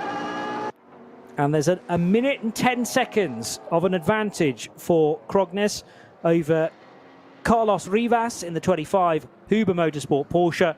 And Luca Ludwig did indeed take charge of the Octane 126 Ferrari. So say about Octane 126, they're quick with their driver rotation. 3 drivers in their lineup today. And in fact, all 3 have had a drive at just over half distance in the race. As now, Carlos Rivas, from the lead of SP9 Pro-Am, makes his second stop, car 25 for Huber Motorsport. 11 seconds remains the lead margin in Cup 2 for Noah Nagelsdijk, and who is now in second place. It's the 112 car of Christopher Brook. So he is charging hard in the second of the Cup 2 cars. Chris Brook sharing with Michele Di Martino and Moritz Krantz. It was the K. Kramer racing car that was embroiled in a fight for 3rd, 4th and 5th not too long ago. I remember the days when, not too long ago, where Michele Di Martino was driving Lamborghinis for Franz Conrad. Christopher Brook, I'm pretty sure, was part of the Deutsche Post Bentley lineup as well. So Brook and Di Martino, no chance of getting a GT3 ride, unfortunately. All the seats taken this year, and the next class available to them that they find attractive is Cup 2. And you can understand why, with so many cars entered today. Did you say Cup 2 is the most amount of cars in the lineup? One of the classes has 13 cars. I think it is that one, yes. I'm pretty sure it's Cup 2. Yeah. I will double check that. I'll come back to that in a minute, Johnny, but just a very quick update on the penalty for our number 25 car, which I said was the cursed second place in this race today. That car is currently leading at the moment, the Huber Motorsport car. It's listed as having Rivas at the wheel of this penalty, and it is a code 60 infringement of 104k. Right. Into that. So the penalty is 277 seconds added to the pit time and 2 penalty points on his license. But it's a fair overspeed, that, isn't it? Yeah, 277 divided by 60 is 270, near enough, is 4.5 minutes. Yeah. Ouch. And that will be costly. It's not a full lap time. It's half a lap. It's half a lap. Yeah. Just gone straight away. But you can understand why these penalties are so heavy-handed, I suppose, or I was going to say draconian, but I don't think that's the fair. No, I think they are. I think they're fair. I think they're fair. They're absolutely fair. Yeah. Unfortunate and frustrating if you're the suspect, so as it were. Well, there's no suspect about this. You've been charged and convicted already. So that's going to play into the hands of, who do we think might be up there getting high? So would that possibly be Shearer, Sport PHX, by any chance? Well, Vincent Kolb's just come across the line. Hasn't yet stopped for a second time as a kind of functional stop. Remember, there was that very much out of sequence visit to the pit lane right at the start. So our pit stop column is deceptive for the number 5 car. They made 1 stop, and that was after an 8-lap stint for Frank Stippler. Vincent Kolb just going on to lap 7 of what should be another 8-lap stint. It could be a 7-lapper. Depends how Shearer Sport want to cut it, but they're running in 4th. A couple of the cars ahead of them have just stopped, so actually make that 2nd place now. And Vincent Kolb is now only 45 seconds away from Christian Krognes, who has just taken his 2nd stop. It's Krognes, remember, taking over from Kuba Gamaziak. So the 34 BMW has a stop in hand, effectively, to the number 5 Audi R8 LMS of Scherer Sport. We've got a new fastest lap within class for the Cup 3 division. Cup 3 is led, by the way, by car 959, and one of the Grossers is at the wheel of that. It is Fabio Grosser, sharing with Patrick Gruter and Heiko Eichenberg. More action down in pit road, and one of the Audis is in, but that's not the Scherer Sport car. It's a similarly liveried car, but I think that was possibly a TT that has stopped elsewhere in the lane. And also arriving now, number 189 for the SP10 class. 189 is a combination of Tobias and Florian Wahl and Reinhold Renger. And where is 189, or where was 189 in the order? From 4th position in SP10. One of the two Wahls at the wheel of that. But the top 2 in SP10 are now Toyota Supras of the GT4 variety. Neither one of them is the 520, which has already been smacked with 1 penalty and could quite easily get another one for crossing the blend line on pit lane exit. It's Pirelli rubber for the number 189 Mercedes of the Wahls, though, joined by Reinhold Renger. I think 25 has just pitted and therefore just served his time penalty as well. Yes, that would make sense. Yeah. So the 25 also had a driver change, didn't it? So the Huber car, that's the one with 4 drivers, so it didn't take much predicting to say that there was going to be a driver change. There'll have to be one if they want to get all 4 in and out. There'll have to be a driver change every time that car stops. It began with Dennis Fetzer, then handed to Luxembourgish driver Carlos Rivas. Klaus Rader has just taken it over, the man from Munich, and that leaves Hans Wehrmann still waiting in the wings to do the closing stint for Huber Motorsports Porsche. Audi, it's not a TT, is it? Nothing like it. That's the 801 car that I was struggling to identify in the pit lane, which is the RS3 LMS. And that car emerges still with the TCR lead. Car 801 now being controlled by Kenneth Ostvold. Oh no, beg pardon, his teammate Hakan Scherin. 3 Norwegian drivers for the Moller Bill Motorsport RS3. So Hakan Scherin now driving the blue, black and white Audi RS3, the RS3 LMS. And some of these TCR cars beautifully turned out. TCR, a category really developed for sprint racing, but it didn't take many teams very long at all to adapt some of these cars so that they'd be good across 4 hours, 6 hours, 12 hours and indeed 24 hours. And I think it's an often overlooked category and class in this series. We are guilty as any, Johnny, of talking about the cars at the front, the cars that steal the headlines. SP9 or GT3 cars as they are here, but they're quite elite. You know, it's pro or pro-am, and there's either way you're either being paid a bit or you're paying an awful lot to drive one of those cars.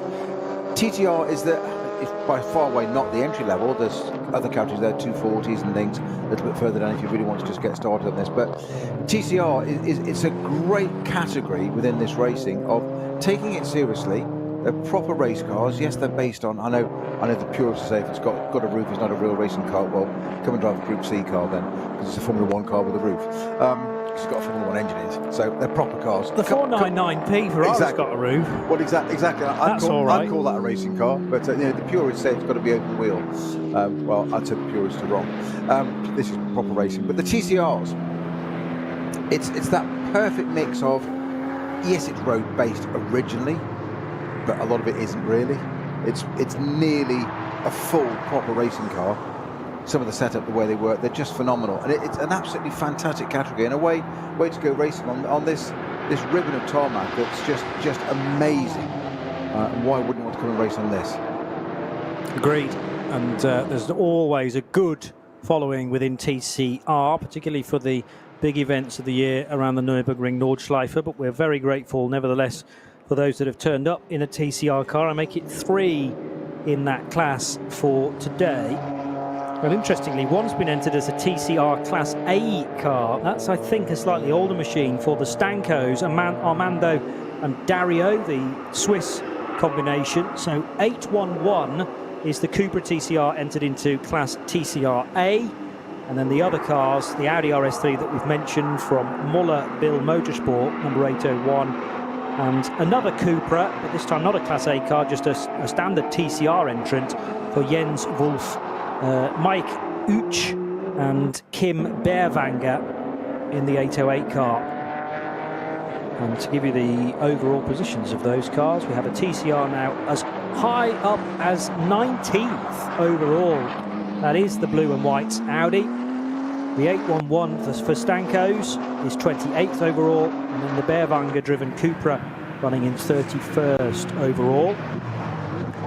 34 BMW heading now into the cut through, which is the race leader, Christian Krognes, without any immediate pressure behind him. Next car across the line should be probably the Aston Martin of Mike Ortmann, waiting for him to appear at the end of this particular lap. Let's just see how we're doing in terms of the splits.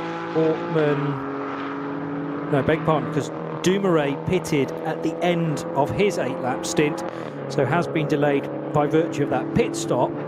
Dumoulin handed back to, or the Aston Martin's handed back to Mike Ortmann from Maxime Dumoulin, and that will promote a certain Vincent Cole in the blue and white Audi up to 2nd place now, and he will be due in.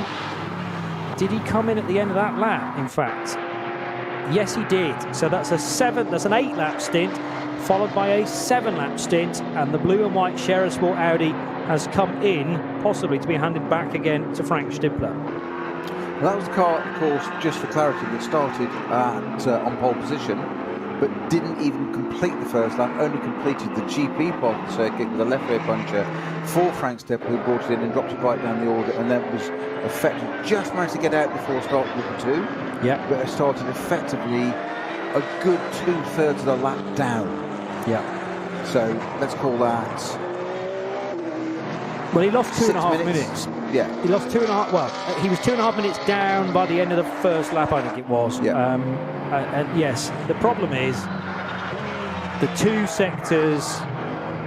Is it that 2 sectors on the Grand Prix lap? It might only be the first sector, actually. It takes you 1 minute and 6 seconds or so. But that was effectively wiped. It was as if he hadn't done that first bit of the lap, because you have to do the full lap to count it as a full lap of the Grand Prix and the Nordschleife combined. So it's almost like Frank Stippler had to start the race again, and from the pit lane at pit lane speeds. But that's exactly the point we were talking about earlier, Johnny. You've just hit the nail on the head there, absolutely. That's what the likes of these drivers like Frank Stippler and many others in this field would do in that situation. It is what it is. I'm starting the race again. That's a great way of describing it. Forget what's happened. That doesn't count. Start again.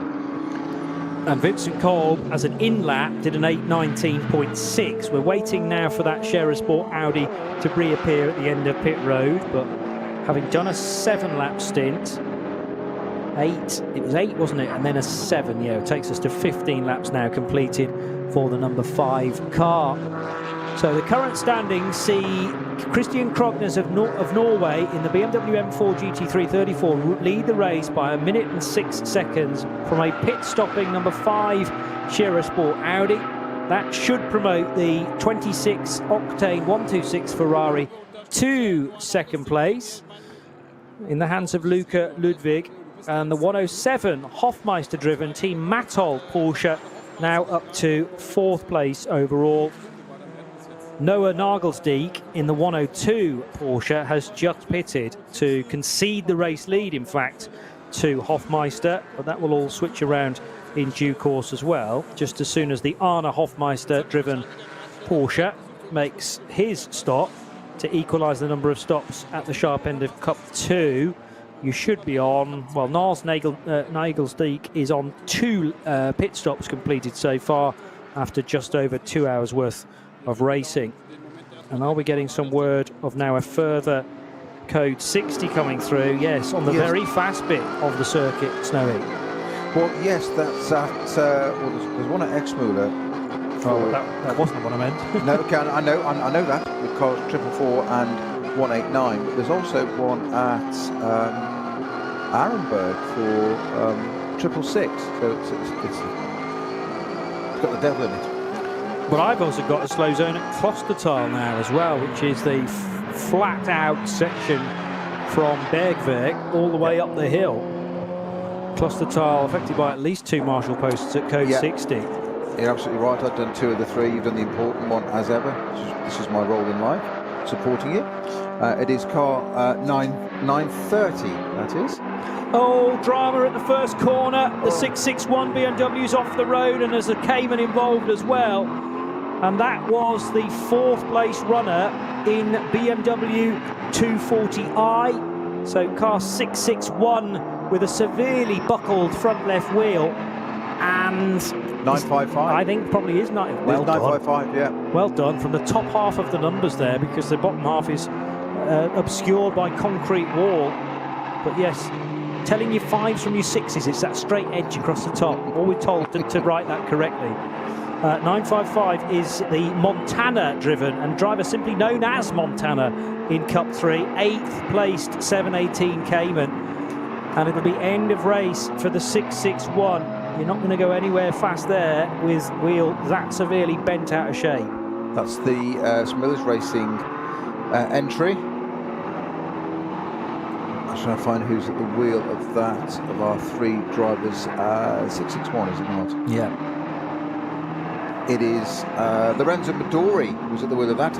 All Italian lineup in that. Lorenzo Midori, Simone Sama and Andrea Zappino driving that car, but it's Lorenzo Midori at the wheel of it. It's got a ton of gravel buried into the front of the wheel arch there, with that wheel askew at it's got what about a planet's worth of toe out on the front left. It's not going to track, but it needs to go somewhere. Yeah, exactly. Well, I'm not sure. It's the ever chicken and egg situation. What's caused what then? There's quite there's inner wheel arch there and all sorts of business. That's had a. Now, whether I wouldn't have thought it's been torn into gravel. It's gone a long, long way into the gravel there. So I'm not quite sure what's going to. Because if that's turn 1, how on earth is it? And I've also got a Hyundai on the Dottinger Hoe with its hazards on very sensibly, with a front left tyre failure. Now dropping little bits of bodywork onto the track. That's coming back. We've said this before. This is the 466 entry, Johnny. I know you're looking it up for this. We've said this many, many times in these races. How slow does a driver bring the car back? And it's slow enough not to do more damage. That's the answer. But it doesn't matter how slow you go. It never feels slow enough. And it's doing a lot of bodywork damage to that car. And that's the 466 Hyundai. So Bennett Earl in the wheel, at the wheel of the 466, which was running in 10th. car. Not going well for Valkenhorst. I mean, they get lots of airtime. True, and if you enter this many cars into the race, then purely from a numerical point of view, you'd fancy a good result. And they are leading outright, let us not forget, so that's going okay. But some of the other ones have certainly fallen by the wayside. Their 34 car, though, still good enough to be out front, but drama elsewhere in the Valkenhorst awning. That 661 BMW and 955 Porsche, given where they both are on the track and the damage done, I just wonder if one's come out of the pits and collected the other. Yeah, simple as that. Just tried to turn and gone for a gap that isn't quite there. The Porsche has gone through. We mentioned that penalty box earlier on the right-hand side of the track after the first corner, and it's over on the right-hand side there. That Porsche's then pulled into the left there and got itself out of the way. There is a little access road there, pulled itself behind the barrier. So the Porsche 955 is clearly out of the way already. The BMW is proving a little less compliant in getting itself out of the gravel. That's probably because of the way the wheel's pointing, and there's a straight line toe on that now. It's got to be, they're putting it in an oblique angle, which isn't going to help it through gravel. It's like the beach for the marshals there, isn't it? True, you need a bucket and spade. They're building sandcastles next. No, they've got better things to be doing. Now, the 34 BMW, has that just come out of the pits? No, I think it was a slow zone. If there's a slow zone in place, or certainly some sort of speed limit, yes. Christian Kroen's at the wheel of that. Yes, you're absolutely right, John. It's just coming past exactly that slow zone. But I was right. It was going slowly. I couldn't wonder why. But and because it's the race leader, right. You just explain why. It's too much. Okay, fine. I was concerned because it's a race leader, and you don't want to see the 34 car with Valkenhorst's luck elsewhere, including for the 466. You do not certainly want to see more drama for one of their cars, the overall race leader. But Christian Kroen's had everything in hand there. And this is a laborious task to get a wheel off, which has got a severely damaged tyre, but it's a 5-stud wheel. So you've got to be patient getting that off. Certainly not done at the speed that you might see in a NASCAR race. No, look at this. This is the category where the cars haven't got air jacks, so it's still a manual hydraulic jack going in there. And one of the things we noticed, the hydraulic jack going there, and having to pump the handle 3, 4, 5, 6, 7 times to get that car to the requisite height to lift the remains of that wheel clear of the deck to get it off. Hendricks Motorsport at Le Mans last weekend of that NASCAR entry. I'm sure it's available on all sorts of platforms. You can watch it, but their pit stops were just extraordinary. Put that jack in, it was one go and the car was up and done. Absolute fantastic bit of theatre there. They're repairing the bodywork on this Hyundai, which is less than showroom pristine as it was when it started the race, shall we say. It's a little bit second-hand now. And Bennett Earl, who drove the car in, shares with Fernandez Flavia Pellegrino, and may well be the Pellegrino taking that car over now for another stint, with only the option to hand to the second driver. There aren't any more than 2 drivers allocated to this particular car. Meanwhile, what's happening at the front of the order? Well, 34 went through, as we know. Luca Ludwig in the 26 Ferrari doing the chasing. Did that car? Yeah, went through as well. And the gap was 1 minute and 17 seconds. The Ferrari 296 is somewhere in the second sector currently. 36.5 seconds further back is the Raider-driven number 25 Huber Motorsport Porsche. So that is now in the hands of Klaus Raider, with Hans Wehrmann still to come. And some quick cars on the Dottinger Hohe, but a relatively lonely affair for most of them. Not close enough to utilise the tow just yet. Next battle to liven up, well, in terms of lap speed, the Pro Sport car in the hands of Mike Ortman has just, well, last time around did an 8:58.3, which was faster than a couple of cars further up the order. So remember, that's a Pro-Am car, but essentially Mike Ortman and Maxime Dumouriez are trying to close in on the 25 Huber Motorsport Porsche. First and second in Pro-Am, led by Porsche, second place Aston Martin, and then third place is the CP Racing, Charlie Putman Racing, Mercedes-AMG, car number 45. And there are 3 cars right together now on the Dottinger Hohe. Big gaggle as well coming out of Galgenkopf, involving 1, 2, 3, 4 cars, all shuffling around for the best line of sight up towards Antonius Bucher. That really fast left-hand kink underneath the bridge. Blue flags rapidly being waved there by Brave Marshall to drivers left, as two cut 3 Porsches rather go line astern, go side by side. There is a place change there. You mentioned that really fast kink on the Dottinger Hohe there, Johnny, and it's not until you actually see it or drive it in reality you realise how much of a kink it is. It's really deceptive. It's a corner in its own right. It's rather like the old Woodcote at Silverton back in the UK. People come out of Luffield now sort of think, oh, it's just flat past the old national pits. It isn't. It's a big corner there. It's exactly the same with the Dottinger Hohe there. You don't come out of Galgenkopf and think, oh, it's straight down to Tiergarten, because you've got the gradient change as well, and then of course you've got that kink, so there's still more to it. Slows out still at that first corner for that BMW that I think they've got out of the gravel now. The Porsche was no, the BMW is still there on that side. So there's a Porsche here, which is the 121 entry. That's got the black Falcon car 102 right behind it, and there's already a crease in the rear panel of that 121 Porsche. It nearly got a matching one the same size though, wasn't it? A little bit of a kiss, or 2 Porsches kissing together.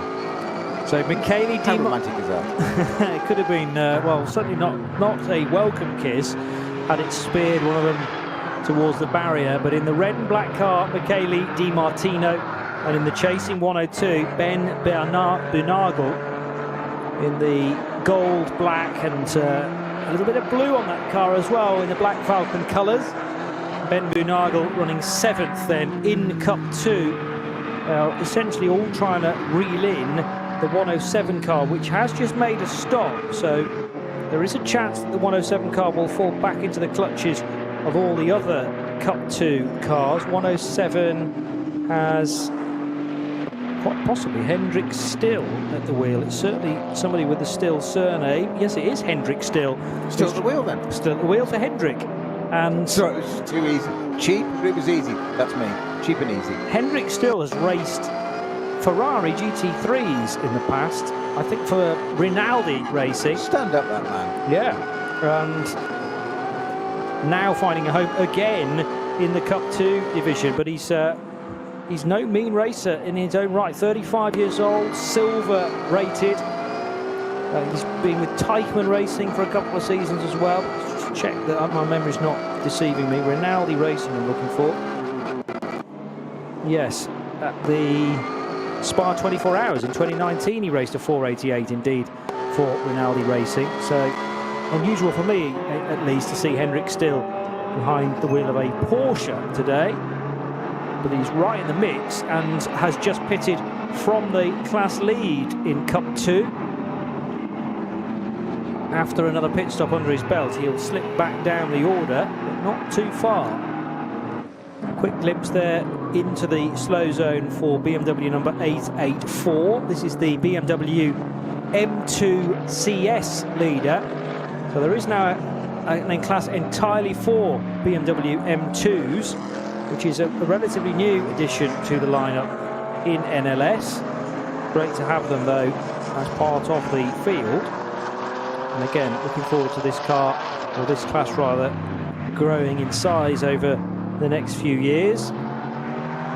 Who's at the wheel of 884 currently? It is Johan Rosen, joined by Peter Larsson, the two Swedish drivers in this BMW M2. John, a few minutes ago I mentioned the 666 entry, which is the Schnitzelhelm 240i, which had an incident at Arenberg and caused the code 60 there. That car has now limped on remarkably. That's Thierry Vermeulen at the wheel of that, and it's limped on to Metzgersfeld, where it now appears to come to a halt. So it's managed to get itself through Foxhole, Adenauer Forst, and all the way up to Metzgersfeld, and now has decided it's shuffled off the mortal coil and stopped at the side of the track, as it were. Yeah, or at least shuffled off the iconic asphalt here at the Nordschleife, but I'm sure it will be seen again later on in the season.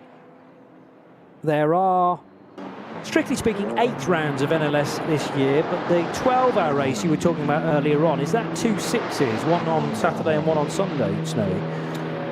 That's a cue, by the way, for me to go and check that. Yeah, I don't think it's a 12-hour race in one go, because that would be pretty intense. It's normally a split race. 955 back in the pit lane. This is the one that clashed at the first corner with that BMW that was being towed away. Montana was at the wheel. Not Hannah Montana, well, I assume it's not, but the driver that adopts the Montana pseudonym. It's only the door panel.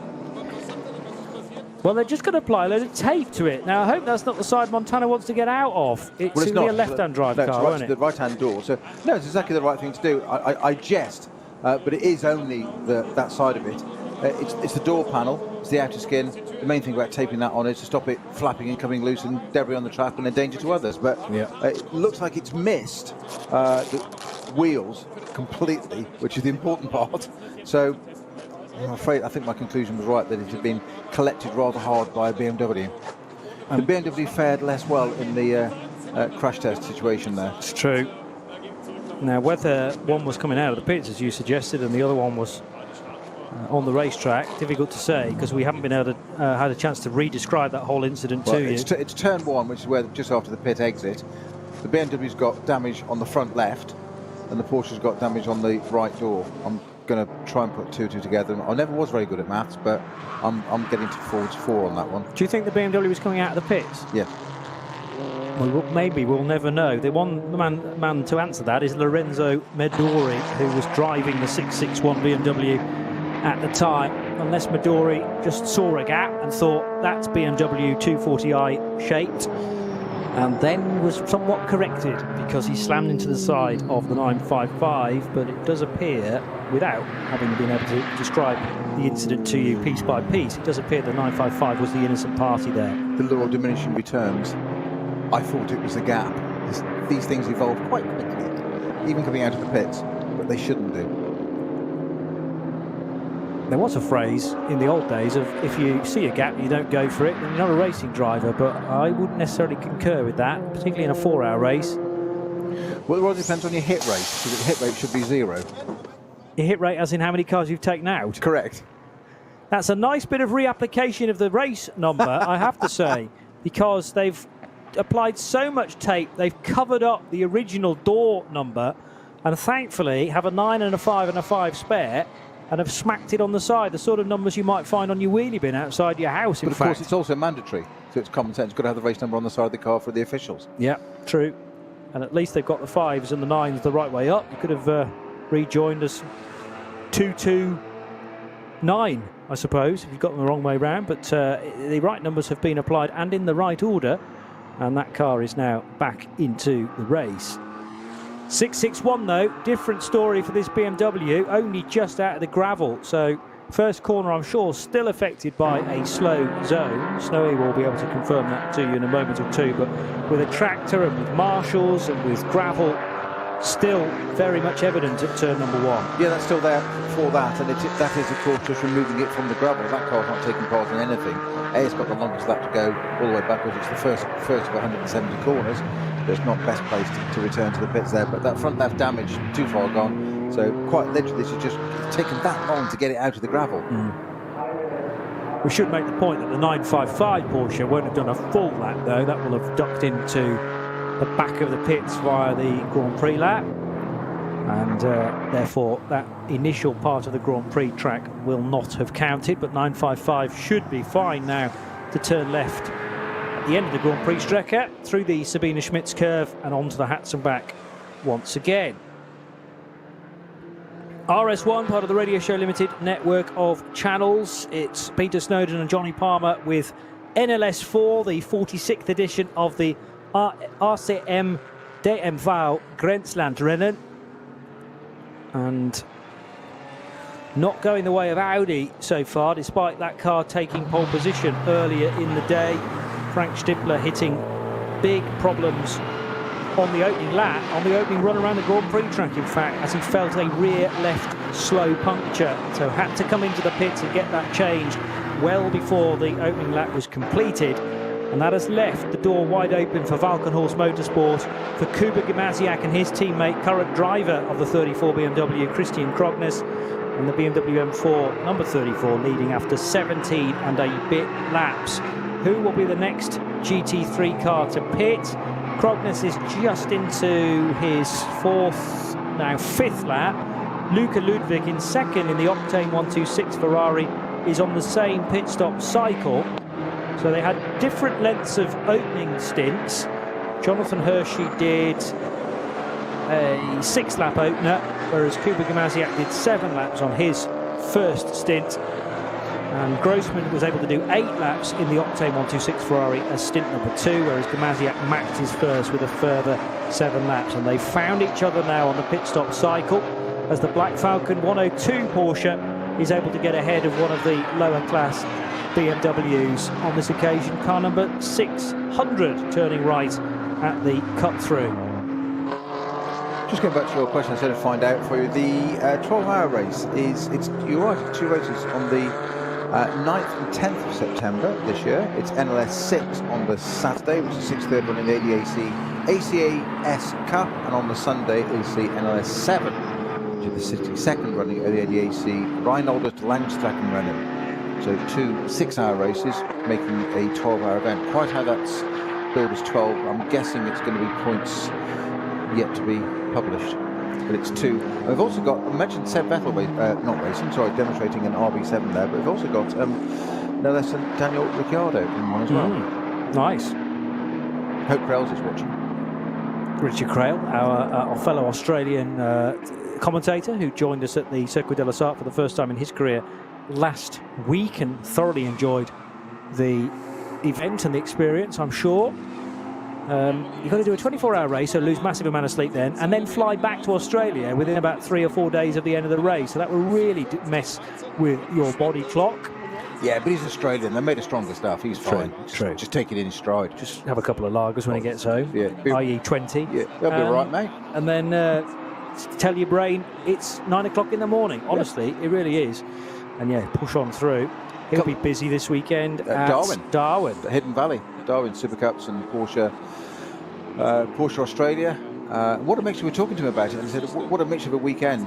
Porsche Carrera Australia, and then Superbikes, Australian Superbikes, and Dragsters on Saturday night. All at Darwin? All at Hidden Valley, Darwin, as he's covering. I'm going to tune in later. You've almost got me sold as well. Well, I'm getting there. We're working my magic on you, finally. It would be even better to have all 3 of those things on the track at the same time, but perhaps a bit of a stretch. Therein lies Johnny's weird streak. 1 minute and 7 seconds is the lead margin for Christian Krognes and Luca Ludwig. They are both in the 4th of 5 sectors currently. In fact, Krognes has just appeared on the Dottinger Hohe now and heading down the long straight. Still not due for a pit stop. It's going to be another 3 laps yet for the Norwegian, and likewise for the Ferrari that runs in 2nd position. We could very easily here get an SP9 Pro-Am car finishing in the overall top 3 inside the final 90 minutes, and Klaus Rader or Mike Ortmann are fighting it out for SP9 Pro-Am honours. And what's going to be fascinating for me here is whether Ortmann has managed to get ahead of Rader already, or will it happen towards the end of this lap? Huber Motorsport versus the Pro Sport Racing Aston Martin. The Aston that led in the early stages, remember, in the hands of Mike Ortmann. And as mentioned, it's a Pro-Am car, so by definition, Maxime Dumouriez, as the bronze-entered driver, is a little slower. And I say that very much in inverted commas, because neither driver is slow. But the greater performance generally on lap speed comes from Mike Ortmann, and I think even Maxime would admit to that. And now back in the hands of the 23-year-old German, Mike Ortmann is turning the screw for lead honours in SP9 Pro-Am. Waiting for those cars in a moment or two to appear on the Dottinger Hohe. Meanwhile, Christian Krognes has gone through again. That will complete 5 laps on his stint, and we'll get a real-time gap in a moment or two back to the Ferrari of Luca Ludwig. The Ferrari's just done the best sector, I should say, of anybody down the Dottinger Hohe. That tells me that Ferrari 296 is still blisteringly quick when you get to the tubes and the straight line bits of this racetrack. It is. They've always been these challenge cars, which I know this isn't exactly it's a derivation of an evolution of it, like those challenge cars, even from when I was first covering it in the UK in 2019, I had one of the drivers of one of those leading cars that actually won the championship that first year saying they were absolutely missile quick in a straight line. The issue was the cooling, because the challenge cars don't have road jointed suspension and stuff, so they're still rubberized. These cars, proper full GT3 cars, are very, very different, and they seem to have evolved now. This 296, which shares the same engine as the base unit of the 499P that won Le Mans last weekend, and of course the one that won the 24-hour here a month ago in the hands of Frickadelli. It just seems to have extraordinary pace, which is what I've said about taking it on to another level, and not to be discounted. 4 Porsches in a line here in 6th, 7th, 8th and 9th, but ahead of it, who would have thought of it, in reverse order there, Audi, Porsche, Aston, Ferrari and BMW rounding out the top 6 places there. Quite extraordinary. You talk about Ferrari Challenge, and obviously there are domestic championships around the world. There's a North American Championship, there's a European Championship, there's an Asian Championship. They're still on the 488s, aren't they? Yes, at the moment. Yes, I'm sure that will change for next year. We're on the 488 Evos of that. course now, and of course they ran and the Le Mans 24 Hour last week support race in the morning. Yes. The European Challenge one, yeah. But that's a mouth-watering prospect to get a field full of these 296s as part of the Ferrari Challenge. My word. I tell you what is mouth-watering: the cost of running the Challenge race at Le Mans. I heard some numbers this week from people that were involved in coaching people there. Yeah. And some of the drivers were not expecting to spend or come away with any change out of €250,000. Blimey. For a race that spent most of it under safety car. That's just to enter the race? No, that's to complete the weekend. So you turn up with a kind of prepared and ready to roll race car? Yeah, 75 grand entry. 75 grand entry and arrive and drive, in a sense. The car's supplied to you for $250,000. You think what we could do with €75,000? Well, we spent 25 minutes behind a safety car. Circuit de la Sarthe is a wonderful place to go motor racing, but you didn't really get to go motor racing during that event, sadly. But that also is motor racing. It's what happens. Yeah. And admittedly, you're not the type of person to be entering a Ferrari Challenge race at Le Mans if you have to ask how much it's going to cost. Exactly. If you have to ask that question, you can't afford it, I'm afraid. Exactly. 18 laps completed, and the gap. Well, what was the gap? There has been a change. I wondered that. Pro-Am, new leader, Mike Ortman, got ahead of Klaus Rader that lap around. And that is a silver-rated driver getting ahead of Klaus Rader, who is the bronze in the Huber Motorsport Porsche number 25. So Ortman, with his talents, and remember how he was starting to scamper away in the early stages of this race, put behind the wheel of the green and white Aston Martin early doors, and he's made short work there of German racer Klaus Rader. Where the overtake happened, we can't immediately tell you, but what he's done is made something like a 5-second gap, and a deficit for Ortman is now an advantage by 2.5 seconds, and that was confirmed at the end of lap 18. Still no stoppers in the leading batch of SP9 cars. Where is Frank Stippler, I hear you say? He is 3 minutes and 48 seconds adrift of Christian Krognes, who leads this race. But bear in mind, Frank Stippler now has 2 Pro-Am cars in front of him, and I would imagine he's taking big chunks out of Klaus Rader. Check out the last lap time. Rader an 8:50, Stippler did an 8:34. So he's taken 15 seconds on one single lap out of the 25 Huber Motorsport Porsche. Just by comparison there, that Ludwig in the Ferrari, his last lap was an 8:34. Race leader Christian Krones in the BMW was an 8:37. Mike Ortman in the Aston was an 8:41, and Rader in that, so 8:50. So second quickest there almost on that last lap. Yes. 8:34. No, it was fastest by 4/10. Sorry. Yeah. So of the top 5, 4/10 slower. Yeah, that's all. The top 5 lap times, Stippler fastest by 0.4 of a second, and Stippler could be the one on the move. He's Stippler and Ludwig, isn't it? They're pushing it now. Yes, but Ludwig has a far greater task of closing in a gap of pretty much 65 seconds to race leader Christian Krognes, and there is a strong chance, of course, that the Norwegian driver is racing within himself now. Team will be constantly in communication from Valkenor saying the gap is 65 seconds, the gap is 64 seconds, but they'll be informing him at the appropriate points around the lap to really just measure his pace to the flag now. And it seems a strange thing to say. What are we, 75 minutes away from the checkered flag, but that's only one more stop, should only be one more fuel stop, and possibly a change of tyres for the leading BMW.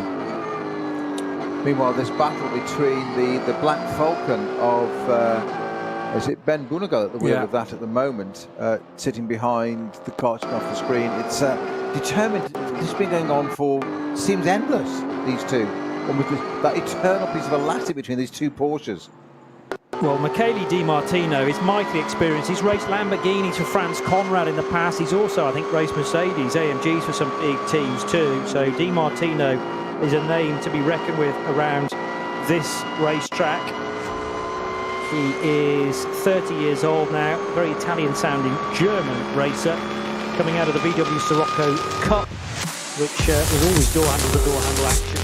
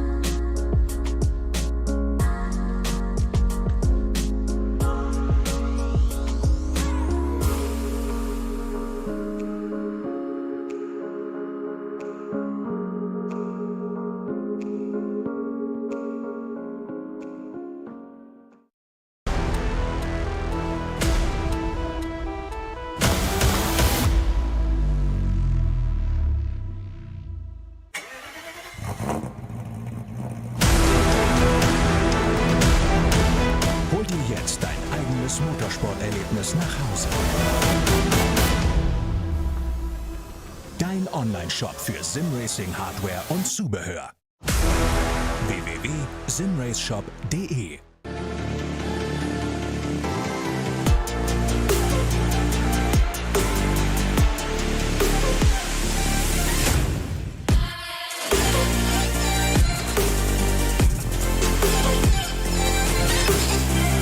Faltenreifen.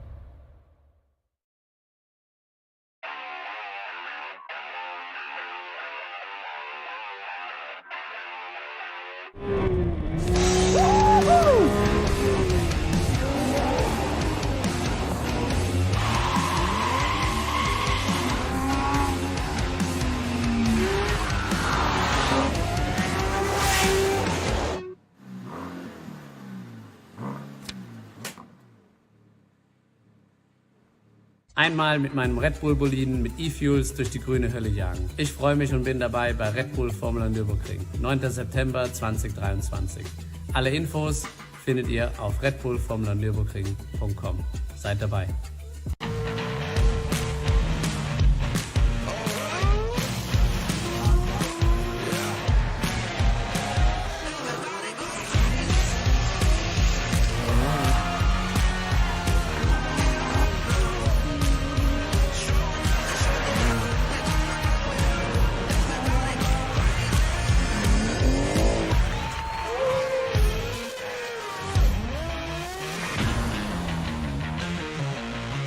Liebe Fans, besucht unsere Social Media Kanäle auf Facebook, Instagram, YouTube, Twitter und TikTok. Willkommen bei der NLS.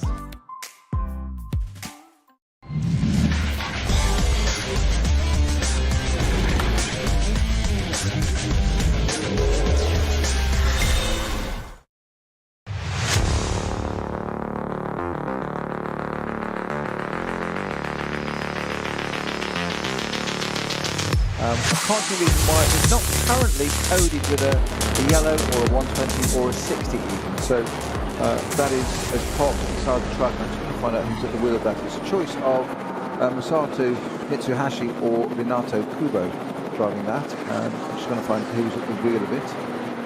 It's RS1, part of the Radio Show Limited network of channels, with Johnny Palmer and Peter Snowden keeping you company for the 46th edition of the RCM DMV Grenzlandrennen around the short combined circuit, as it's called. So the shortened version of the Grand Prix Strecke, which takes in the Mercedes arena and the U-bend cut through, rather than the cars thundering their way down to the lowest part of the Grand Prix circuit. We miss out the Goodyear hairpin, as it's called these days, and instead head back on out to the Vidal chicane. And then you have a choice, of course, either turning right and going back into the pits, as many cars have done today with various mechanical gremlins, or the more natural route of turning left through Sabine Schmidt's curve and on to the Hatzenbach. It is a day at the moment for a BMW. Where have we said that before in NLS racing this year? Well, on every occasion, in fact. And it may well be, from 4 races, a clean sweep of this still relatively new M4 GT3. This time, the preparation done by Valkenhorst Motorsport for Christian Krognes and Kuba Gamaziak. Yeah, just very quick on that 284. It was Masato Mitsuhashi that took the wheel of that, and yet to confirm why that car stopped. And slightly surprised there's no flag. Question for you, Johnny. If you were just if you were to sell your house and set up a racing team with all the proceeds you've made from that, once you paid the mortgage off and paid your capital gains tax, what GT3 car would you go out and buy if you were setting up a team now? Now, they don't do an Alfa Romeo Giulia GT3, do they? Sadly. I'd like a 105 Giulia Spider. Yes, 1962. Yeah, that would be quite good in GT3 format. The current of the current cars. What would you go and get? There are a few more out next year as well, but we'll keep it to 2023 rules. See, I just wonder whether, has the Ferrari had its day now in the sunshine? It took a dramatic race win to break the stranglehold of the German manufacturers, but is it now just going to be bopped out of contention because it was one that slipped through the net? I wonder. I'll just leave that hanging there. Well, I think I'd have to go with the M4 at the moment because it is the earliest in its development. There's still a bit of pace to go, whereas the Audi, long in the tooth now, the R8 LMS, and I just wonder whether the chance, generally speaking, to get a good result out of that has been and gone. Aston Martin Vantage, that's not been revamped for a little while, has it? When was that last Evo? No. I would say, I mean, Mercedes was a rejig in 2020. That's 3 seasons ago. That's a long time in racing. I know. I'll go with the M4. It's very logical. My heart says Aston, of course, but it wouldn't be. If it was a GTE car, yes, I'd go for the Aston, or a GT4 one actually, but not one of these, not a GT3. It's not got the pace. Logically, M4. Yeah. But people like Klaus Abelin don't switch from Porsches to Ferrari for a one-off win. He'll be at the 24-hour. True. Yes, I think you're absolutely right. It's going to get bopped. It's going to get bopped fairly heavily. They're going to put a set of gloves on for that one. But we've seen it before. We saw it during the Nürburgring 24-hour race a month ago, where the Porsches were bopped heavily during qualifying, and then they took a lot of it away again, find their own way. I would still say M4 for reliability, and it's going to be on the podium, almost guaranteed. Yeah. But there's something romantic about the Ferrari. Oh, there is, definitely. But I just wonder whether there was that one single opportunity early in its development to get a very good result, and then, you know, almost flying underneath the radar. Everybody said, oh yeah, Ferrari up front, but it'll fade. It's a new car, it's going to break, and it just didn't. Well, it didn't, and it went to Le Mans in a different variation of Ferrari. It's pretty much the same engine, though. Exactly, that's my point. Exactly, you know, it's pretty much the same engine. It's certainly the basis of it. Totally different car, the 499P hypercar. But we had exactly the same, possibly because we thought about it. Well, it couldn't possibly do the same as its younger sister did, its younger brethren, its sibling, and lo and behold, it did. Quite extraordinary. I will say that... And got craned out of the gravel during the night. Well, yeah, excellent point. Must be the first time ever. That's a car that's won Le Mans had that happen to it.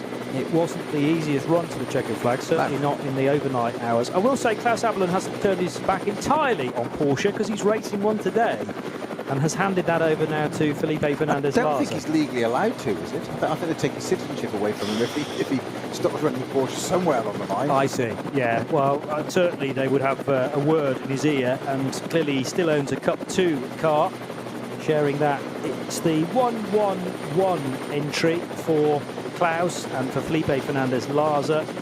And could I say there was a third driver in that lineup for today, the 111 entry. You may get there before me. But it's neatly placed, nevertheless, in the Cup 2 division. Yeah, Jules. Oh, yes. The man simply known as Jules. Whether he's a judge, we'll have to work that out at a later date. But Jules, in inverted commas, is the slightly unknown and obscure driver, as it were. But Fricadelli's car is running in 9th position in class. But the Cup 2, the overall positions in Cup 2, if you know what I mean, class positions in Cup 2, led by Nico Otto, car 100 from the 107, which is Henrik Still. And then that battle we cannot take our eyes off at the moment, Michele Di Martino versus Ben Bunagel.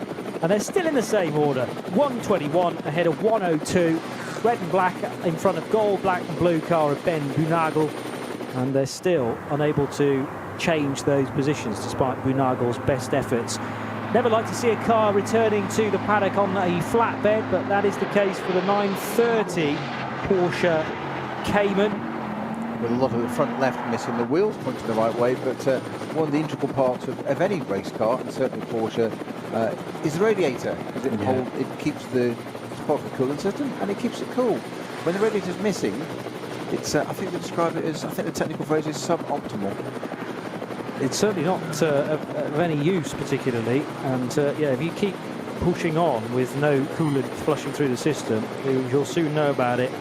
So the Adrenaline Motorsport team car, which on my timing screen doesn't even have a driver against it. Maybe that's because it's out of the race, technically, and the driver has clambered out of the car. Semi-autonomous driving coming to NLS. No, well, here first at RSL. There'll be a class for that pretty soon. Self-driving cars. I've seen some driven by robots in the past, and that's not necessarily complimentary. But semi-autonomous, I'm not sure. Just going back to the 12-hour race, of course, I'm just trying to remember from last year, Ian McCarthy, thank you again, Ian, who just reminded us that what the rules were last year. It was effectively, was a 12-hour race, because the first part ran, if the rules are the same, and I am correct, nothing's been published yet probably for this in September. But the first part ran for 6 hours into the dark, then it was part Ferme rules overnight, and the cars came out again the next morning. And it was effectively a 12-hour race with a break. But you can't work on the cars. I did wonder whether it might be an aggregate race where you add together the two race times. But they have another way of doing also it. the organisers, the ADAC, are very good at changing things and adapting and tweaking all the time. So there might be a slightly different version of it this year.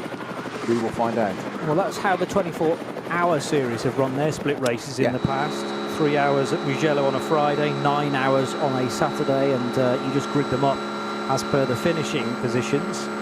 We've got just over, and I mean just over an hour to go. It's an hour and 33 seconds, and Ben Boonagel got a really good run on Michele Di Martino that time down the Dottinglahore, but still no opportunity for Boonagel to squeeze ahead in the Black Falcon Team Identica car. Really nice delivery on both of these machines, by the way. The yellow door mirrors for Michele Di Martino. Straight though, he's got to run there for the back markers at Tiergarten. He might just do it, Johnny. He's going to nip to the inside. This is going to be his best chance. He can't quite do it. He's going to go to the left-hand side to go all the way around the outside, or dive down the inside on the exit and try and get this done. I'm not going to use the terms you don't like, that's why I've deliberately avoided them, but not quite worked out for him. He's trying to get, these two have been at this for lap after lap. It seems they've been doing this all race, and the concentration level to drive the Nordschleife at speed is one thing. To do this, constantly trying to work out how to get past the car in front, I take my hat off to these two. Defending and attacking. Absolute exemplary driving from both of them. Well, it's like a Mobil 1 Super Cup race over 4 hours, and unfortunately neither of these... Bring it on. Oh, well, exactly. And we have this for 24 hours during the 24-hour race, as the name would indicate. But Nico Otto, unfortunately, is way ahead of these two. They'd have, well, Michele in the red and black cars got 11 seconds to find on Hendrik still. And Hendrik, in turn, has got a further 25 seconds to find on Nico Otto. So it's not your average Cup 2 race where we would expect the leading duo to be as close as this. Unfortunately, we can only offer a third and fourth place fight as close as this one right now. Ben Boonagel in place is looking much quicker than Michele Di Martino, but he just cannot find a way by. But do you know what? If you're in equal machinery with somebody you respect, and these two clearly do respect one another, the way they're racing, yes, of course, the driver wants to win, but you'd rather have a battle in some ways for third place, as this is, than be out at the front on your own. That may sound very strange because winning is points, and points mean prizes and all that. But I'm just thinking back to the Mon last weekend. I wish Johnny Moder was here to sort of concur or just say I disagree with that, try and go fall off his chair again. Yeah, exactly. Sorry, Johnny, had to mention that once. But you want to race somebody, and it can be as satisfying to finish second, third, in this place third or fourth, having battled somebody, and they get. If these two go to the end like this, I know they'll embrace one another and just say, fantastic, I thought I had you here, I'm here, there, and they'll compare stories. Yeah. The fact that they're third and fourth, kind of immaterial. The team may not think so because they've got less points. True, but even for third and fourth in a well-populated class such as this, you've got 13 cars in it, and the point system is done on a sliding scale. So if you enter a class of 2 cars and win, you get fewer points than you would do if you win a class full of 20 cars. And I think that's fair. It happens in multi-class racing elsewhere as well. You can only beat what is put in front of you, but if you continue to win a 2-car class month after month after month, it's very easy to win a championship like that, and much harder to score decent points when it's there's lots of entries. So a third place in this particular category, and indeed a fourth place if you are Ben Boonagel, not to be sniffed at. Very good lap time that time around for Arno Klassen in the only SP9 AM entered car, the Equipe Vitesse Audi R8 in its primer grey colours. And also need to mention the 170 Toyo tyres with ring racing Supra, car 170, where is that currently in the order? Running in 21st position. And it has Uwe Kleen at the wheel of that. Uwe Kleen, no relation to Christian, different spelling by the way. Heiko Tongus and Michael Tischner in the 170 car. Uwe running in that SP10 class with the rest of the GT4 runners, Snowy. Yeah, and our two race leaders, as it were, into the pits now. So that's 34 Valkenhorst BMW, Christian Krohns and Ludwig at the wheel of the 126 Ferrari. Octane 126 entered, Ferrari 296, that is, for clarity. And in fact, the Valkenhorst car has nearly finished its stop. I'm just wondering, are they going to do a driver change back to Kubica Maziak for the final hour in that car? They're going to have another pit stop, isn't it, after this? No, it'd be fine to the finish from here. Fine to the finish from here, okay. Inside the final hour, so you can comfortably do about 63 or 64 minutes in a GT3 car, so it'll be all right to the finish. Kuba did stints 1 and 2, and then Krogner's got on board for stint 3. Well. So I think you minimise the driver changes that way. You could do it driver 1 to driver 2 to driver 1 to driver 2, but actually better to self-contain each of the double stints. Only 2 drivers plugged into this BMW on the Yokohama tyres. But it's interesting for me that the 5 Audi have done as you suggest. So Frank Stippler started, then Vincent Cole took over for stint 2, Stippler back in for stint 3, and I'm fancying Vincent Cole will bring it to the flag.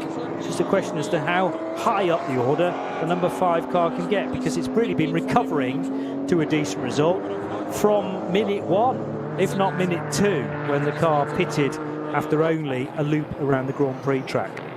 And it appears that Luca Ludwig has stayed aboard the Ferrari as well. Yeah, now because they started with Jonathan Hershey, went to Bjorn Grossman, and then to Lucas. So stints 1, 2, and 3, as it were. So it looks like the 4th stint is going to stay with, say the person that's just driven the car. He knows what it is now. Why change the driver? Yeah. And the other probably Luca's considered the quickest of those 3. I mean, it's nip and tuck, but Luca's often put out for qualifying duties during the big race of the year as well. Yeah, I think Jonathan and Bjorn may disagree with that, but they have their own opinion. Well, but that's drivers for you. At RSL_studio, Jonathan and who else did we put in that car? Bjorn Grossman, of course. Yeah. Ben Bunagel taking a long look up the inside. This is Brunchen corner, and still can't find a way by Michele Di Martino. Martino, I don't think this car is quite as pointy as the 102 behind it. I thought this at the start of the lap, and the 102 looks slightly more manoeuvrable. Then again, Michele Di Martino has good speed when he makes his way onto the straights. Through Flansgarten, where the cars will briefly leave the ground. And now to the really quick stuff, heading towards Stefan Beloff S and the second of the concreted sections, the Schwabenschwanz, and Bunagel wanting to be as close as possible as they head into and out of Galgenkopf, because he tried it a lap ago to try and snatch 3rd position and has got a very good opportunity of doing the same again. Whether it's newer tyres for Ben Bunagel or just, I don't know, slightly better setup car to come good as they go through the race, that 102 car looks the better to have of these 2. It does have that air about it, doesn't it? That if it were to be past it, it does look like it would not disappear, but it would just go like it would pull away. But it's that age-old adage we say in racing so many times: catching's one thing, getting by is another, and it just hasn't got the opportunity to so evenly match these 2. Ben Bunagel trying once again on the Dottinghoer to get that toe. Wants to pull up behind it, it's not closing the gap. That's the point. It's sitting there. We treated some onboard footage of it now, just to explain that, how it looks from our Rover Live helicopter. Ben Bunagel is sitting behind it a car's length distance. He's not able to do much to come to Tiergarten. He's trying to do that side draft into Tiergarten. As I say, he has gone round the outside. He has actually done it. going up into Tiergarten. That was very, very brave. Well, Finally, it's been resolved. Now, is it going to be proven that he pulls ahead or not?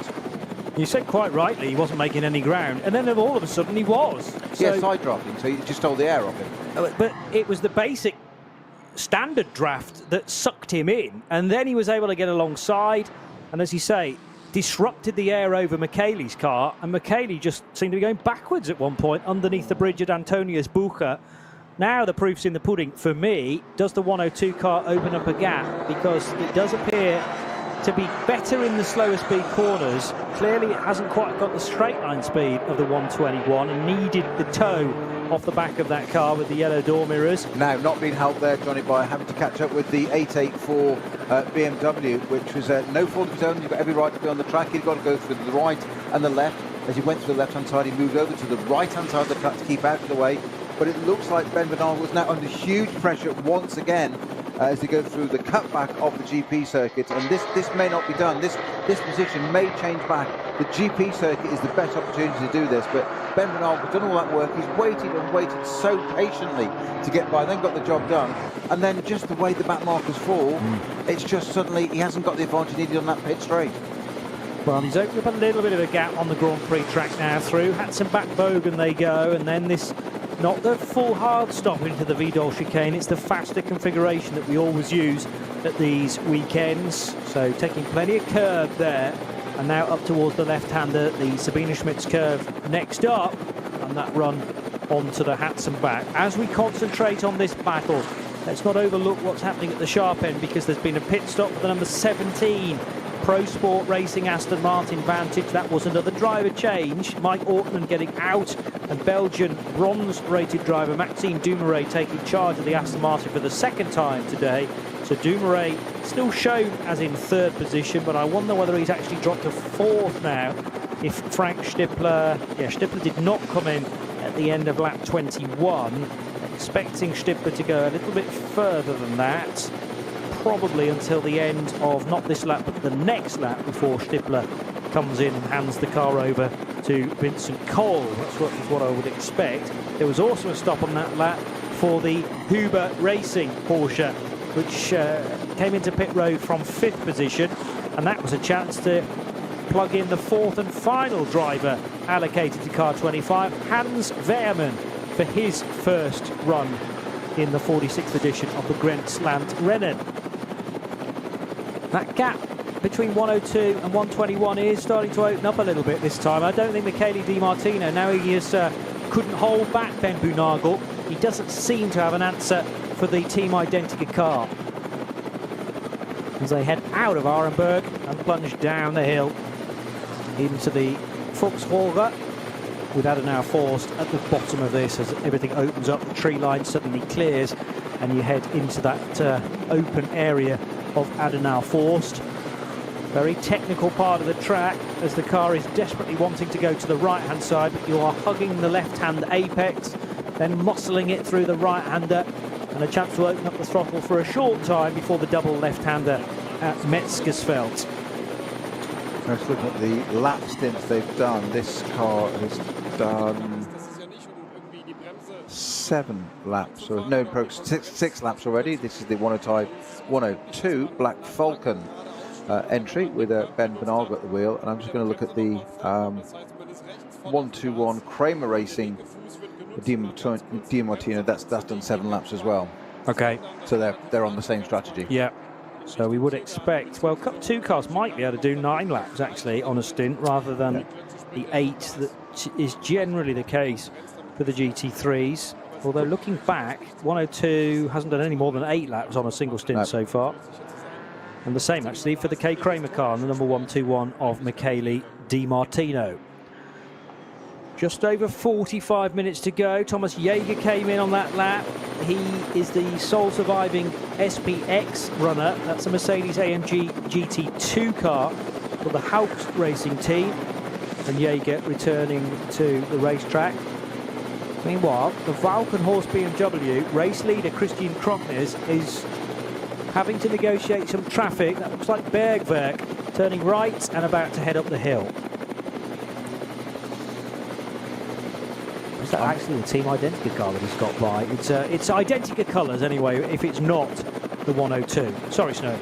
No, I'm just saying, much as I love sharing the commentary box here with you, John, I just sometimes I see bits of this track and I think, oh, I just want to be out there playing. Well, working. Of course, yeah, for research purposes. I've never driven it for real. On a simulator as close to real life as they can get, I have to say, I get spooked on the Klostertal and Kesselchen stretch. That's the best bit. I know it is. That's the best bit. But you think, I can go faster up here, and then you can't go any faster up here because it's in the wall. Yeah, that's that old Gilles Villeneuve quote. It's not flat. I thought it was. It's not flat. I found out that wasn't the case. Yes, it's that part of the track's a definite code brown. Indeed. Tests the men from the boys, perhaps, and I'll also throw in a bit of traffic as well, where you have to go offline. That's not very nice out in the marbles. You'll soon run out of asphalt, and then if you do catch the green stuff, you're very quickly in the barrier, because you're talking probably 2 or 3 metres before, between the white line at the edge of the circuit and that very hard metal barrier. Well, running out of track and all that is one thing, but the danger is running out of talent first, and that sort of dictates where you are on or off track, to be honest. It's the talent that keeps you on track. The gap from Ben Bunagel through to Michele Di Martino is growing. Bunagel looking to nip up the inside of one of the hot hatches and has to think about it 2 or 3 times. Thankfully, he was seen. That looked like possibly a Cupra. I think that was good driving on both parts there, to be honest, Johnny. That if it is the Cupra, then he'd got alongside, but it was just that exactly what you need to do on this circuit. Let the other driver know you're there without entirely committing to creating a mistake, because whilst you want to come through, and it's a natural driver's process to be continuous full momentum, that's what you want to be doing. But equally, there's no point in risking it, tapping somebody and being out, or taking somebody else out. But selfishly, you want to take yourself out. So just put yourself in a position where I'm here, have you, haven't you? It's not a hesitation, it's just a clarify the point, I'm here, give them a chance to go, yes, you're there. There was no swerve out of it. I think that was very good driving on both parts, and this is exactly why they go through this procedure with the ring permit, to understand how it all works. And you've got to work together. It's all very well saying, I'm in a farter category car, let me through. You haven't got a right to be on the racetrack. And, as I was taught by a teammate of mine many years ago, who was a world champion, he just said, it doesn't matter how quick you think you are or how fast the car you've got underneath you is, other cars don't just disappear. And it was a very valid lesson of, it just doesn't disappear. You might think you've got this right in your head, but you're still driving the physical match. That car in front is going to be there. It's your responsibility to get around it, always a faster car. So I think that was a perfect example of sensible committee driving from both of them. Very easy, I think, for Ben Bunagel to hang back and actually still be in the blind spot of the Cupra, but as you say, draw alongside, make the car obviously present, and then you have a decision to make. But very well summed up there, Snowy, and thankfully collision avoided. So Bunagel down the hill into Tiergarten, and it's only when you get a view of the cars down at ground level that you realise quite how fast they're going. The longer distance cameras don't level out the top speed, really. The foreshortening of TV cameras naturally slow cars down, but when they whip by Tiergarten and Hohenrhein, they are really pushing hard, and that moment where they hit the brakes, the cars come briefly fairly unstable as the initial arresting of the speed takes place. Michele Di Martino in at the end of that lap, whereas Ben Bunagel stayed out. So Di Martino pitting from 4th, also in on this lap, the Cup 2 race leader, who is Nico Otto for Max Cruiser Racing. The Otto-driven car shared by Ben Leuchter, and we did have somebody else in the 100 car as well. It says, ferreting through the entry list, that it was... No, actually, just those 2 drivers. So Nico Otto at the wheel currently, Ben Leuchter, who started the race with a double stint, and I would imagine that Otto will be retained for the final run to the flag. But there again is an idea of quite how much further a Cup 2 car can go. They've generally been doing 65 minutes, maybe even 66, 67 minutes on a stint, which means they'll only have 40 or so minutes to do for the closing run to the flag. Christian Krognes. His race lead has been whittled down a little bit. 5 seconds gained by the chasing Luca Ludwig. And now that gap that was about 65 seconds is now only 49. So the gap from the race-leading BMW back to the Ferrari 296 of Luca Ludwig going in the right direction for the Swiss driver. But is that partly to do with Christian Krognes driving at maybe 80 or 90%, knowing that he's got that leading margin to play with? Frank Stippler, on the other hand, has just done, well, that's a massive, oh no, beg pardon, because the top two cars have pitted. That's the reason why they show north of 10.5 minutes on their lap time, whereas Frank Stippler did not pit on the previous lap, and he's just done an 8 minutes flat for lap 22 around the combined track here at the Nordschleife. And when is Frank Stippler due into the pits next time around? It should be at the end of this lap. So this will be the highest that we see the number 5 car for a little while, due into pit lane in the next 3 or 4 minutes. And that will be the 4th stop of the race, although really the 3rd stop of the scheduled visits to pit lane. He had 1 visit to pit lane very early on, which is very much off-piste and not part of the Share a Sport script.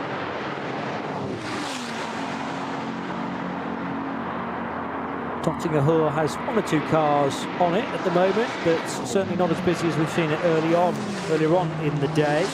Arno Klassen is having fun in the Equipe Vitesse Audi, continuing to chisel away at that car's best lap of the race. He's got it down to an 8:14.4 now. Just a shame that that is the only SP9 AM car in the entry. Yeah, so really having to find alternative competitors in the lineup. Not too far away from some of the Cup 2 cars, actually, in the 911 GT3 Cup division. And Cup 3 is only a few places back as well. Here's the BMW from Valkenhorst Motorsport. Christian Krognes about to tick off lap 23. And his lead margin was just under 49 seconds at the start of this lap. It'll be interesting to see how that has altered at the end of lap 23.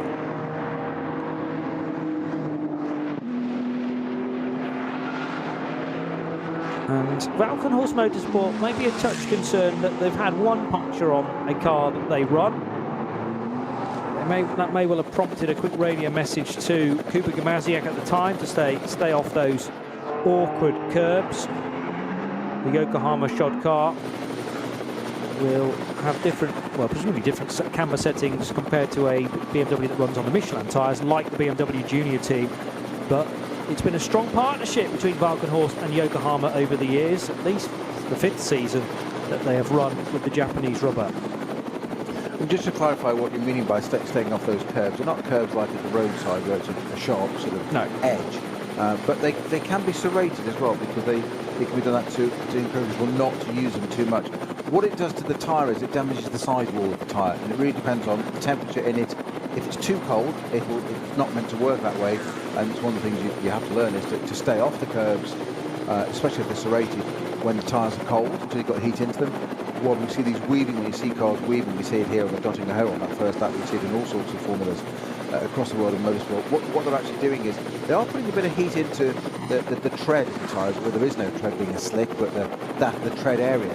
But what they're trying to do also is that's why something that weave quite excessively is the shoulder of the tyre, the sidewall. They're trying to flex that to get it supple, to make the thing up to the right temperature, because it doesn't like being cold and has an operating temperature, unlike a road tyre, a very small window.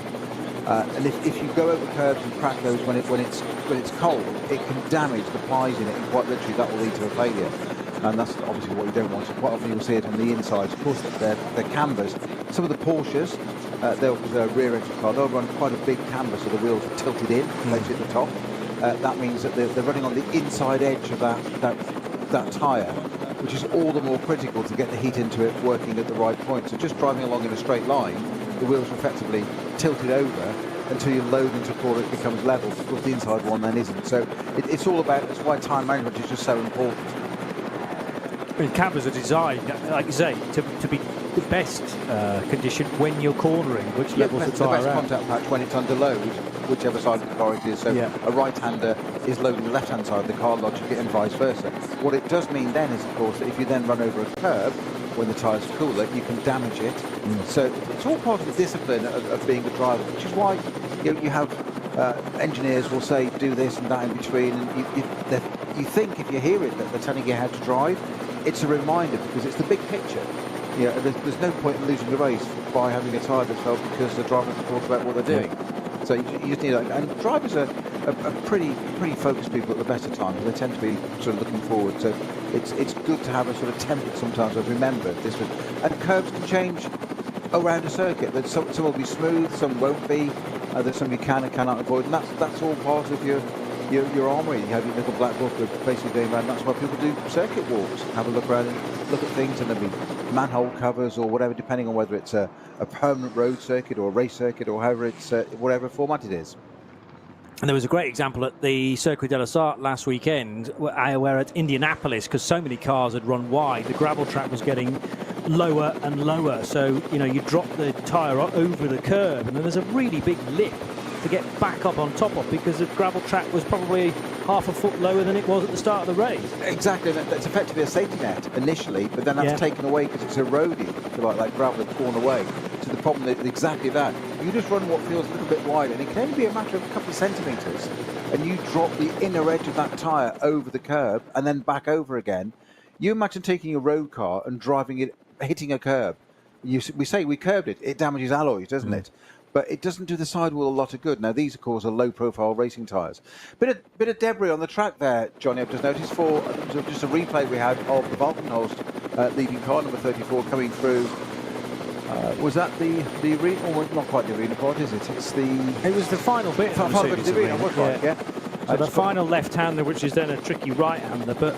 Was it debris that was already on the track? Yes, it was. It wasn't coming off the 34 car. And breathe again. But, well, concerningly, though, Krognes ran right over the top of it. Now, I don't think any of the four tyres came in contact with it, but it may well have taken a chunk of the floor, depending on what it was. Just a bit of car bodywork. May well have just splintered into yet more tiny pieces. But it's another concern that maybe Christian Krognes does not need this late on in the race. Let's hope none of his Yokohama tyres ran over it, and therefore he's not risking a puncture on this next lap. This is lap 24. Meantime, the 35 car that was within a chance of being retired on the spot is still going, and Thomas Neubauer has just brought that car in after a lap time of 8:16.2, whereas Neubauer and his teammates have completed 18 laps in the 35 Valkenhorst BMW. We're talking 23 laps for the overall race leader. So car 35, the sister at Valkenhorst, has lost 5 laps with that puncture. And it was car 35. Dylan Pereira suffered the puncture, didn't he, in his opening or second stint, and had to pit. And not only was it a puncture, but it had also done some damage as well to the internals of that car. So maybe the odd suspension bit that needed replacing as well. It feels like Christian Krognes is not still reining back the pace here, and I can understand why, because often if you try and race at 70%, that's where mistakes can creep in. So you want to try and keep the pace up, the delta time there or thereabouts, and with some traffic to deal with as well. A 106.3 is a very healthy lap time through the first sector time through the first bit, and also 105.3. There's a drama at Hatzenbach, but thankfully that's not this time around going to affect Christian Krognes, who is well clear of that moment. But you were nodding there, Snowy, about not wanting to ease up. Even though you've got nearly a 50-second lead, best not to break your concentration. Well, it's one of the RSL team's favourite phrases, isn't it? Joe Bradley. It always said you can't teach a racing driver to drive slowly, and it's exactly what you just suggested there, Joe. You work within a zone, a window, and you're used to driving the car in a certain way. If you have to because of a tyre or something else, then that's something completely different. But just being told to sort of stroke it home is one of the most difficult parts for a driver, because they're not used to doing that. They always want to come first. So you've got to really apply yourself to doing that, and it's not easy. It's boring as well. Well, yes. Just put your personal spin on it. No, that's fair enough. I mean, you're almost conceding. You're almost saying we don't need to do any more from this position. A 50-second lead is plenty, thank you. But if you do have a drama, something that slows you on a particular lap, if you catch the traffic at the wrong place, or equally, if you go through a slow zone, which is then cleared for Luca Ludwig behind you, 50 seconds could very easily disappear. So you can't rely on that time, remaining 50 seconds, all the way to the finish. Now, you may remember who it is, but if not, I'm sure that social media will light up with it. But I can't think who to credit this to, but there's a well-known phrase, and it's by one of our drivers of 60s, 70s era, I think it is. It said that the object is to win races at the slowest possible pace. Yeah. Yeah. It's somebody like Andretti or somebody like that has just said it. That's the point. It might have even been Scheckter. I'm going to have to look it up now, aren't I, before Twitterati beats me to it. 24 laps now completed for Christian Krognes. 30 minutes left of this year's NLS 4, the 46th edition of the RCM DMV Grenzlandrennen, and BMW level briefly there with the number 10 Max Cruiser Racing VW Golf. Making short work of that. It is Hamill at the wheel of the VW Golf Mark 7, and that's in the SP3T category. Is not a fight to be necessarily approached for the VW Golf. You've got to pick your battles, and that Golf stays or makes a side step to allow the Valkenholz BMW M4 through, and the gap on that occasion actually opened up by a further couple of seconds. So again, further fuel to the fire that Christian Krognes is doing entirely the right thing, opening that gap up to Luca Ludwig in second position.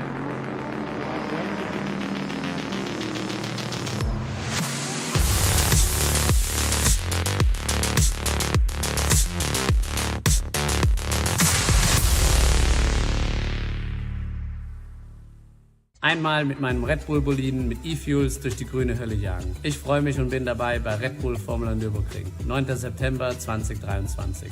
Alle Infos findet ihr auf redbullformulanürburgring.com. Seid dabei.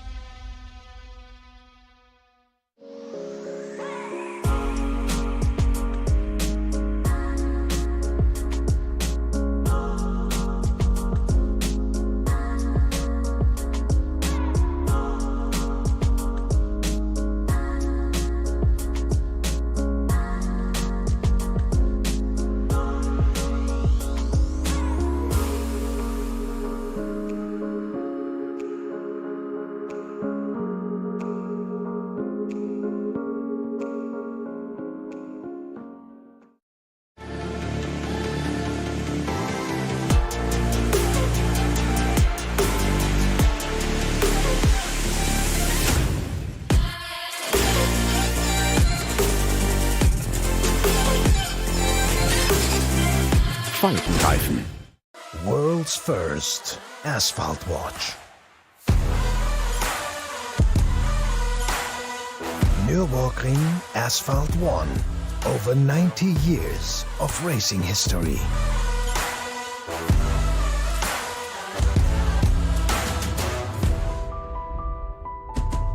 Cobbler.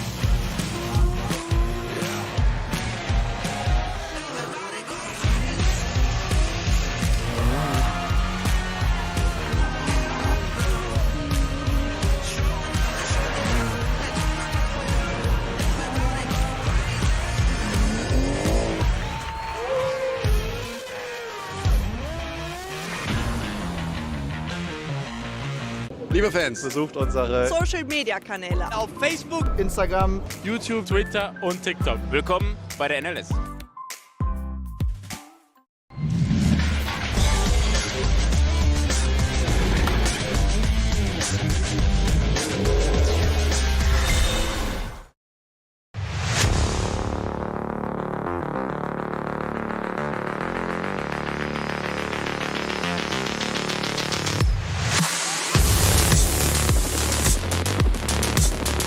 It's the closing stages of NLS 4 here on RS1, part of the Radio Show Limited network of channels. You join, or indeed rejoin, Johnny Palmer and Peter Snowden for the final 23 and a bit minutes, and 959 to the inside at the base of the carousel, cutting its way to the concrete itself. That's the SRS Team Zorg Rennsport 718 Cayman that runs in Cup 3. And 959 is indeed the Cup 3 race leader, with Heiko Eichenberg at the wheel. He has a lead of only, well, at the start of the lap, 0.1 of a second. He's opened the gap up a little bit now, back to Oberheim in the 960 Cup 3 car. But that is much more like it. After well over 3.5 hours of racing, these two Cup 3 leaders started this lap 0.183 seconds apart. Brilliant stuff. That's proper racing for you. Just looking at some footage from the Rover Helicam shot there of a Porsche. I'm not sure quite, it was a trick of light on the door there, but it almost looks as if the driver's door was not on that car. It has to be because the mirror's there. They must have screwed that into mid-air or something on the skyhook, I'm not sure, but it just must be some kind of damage on it. But it did look vaguely like it had no door on it.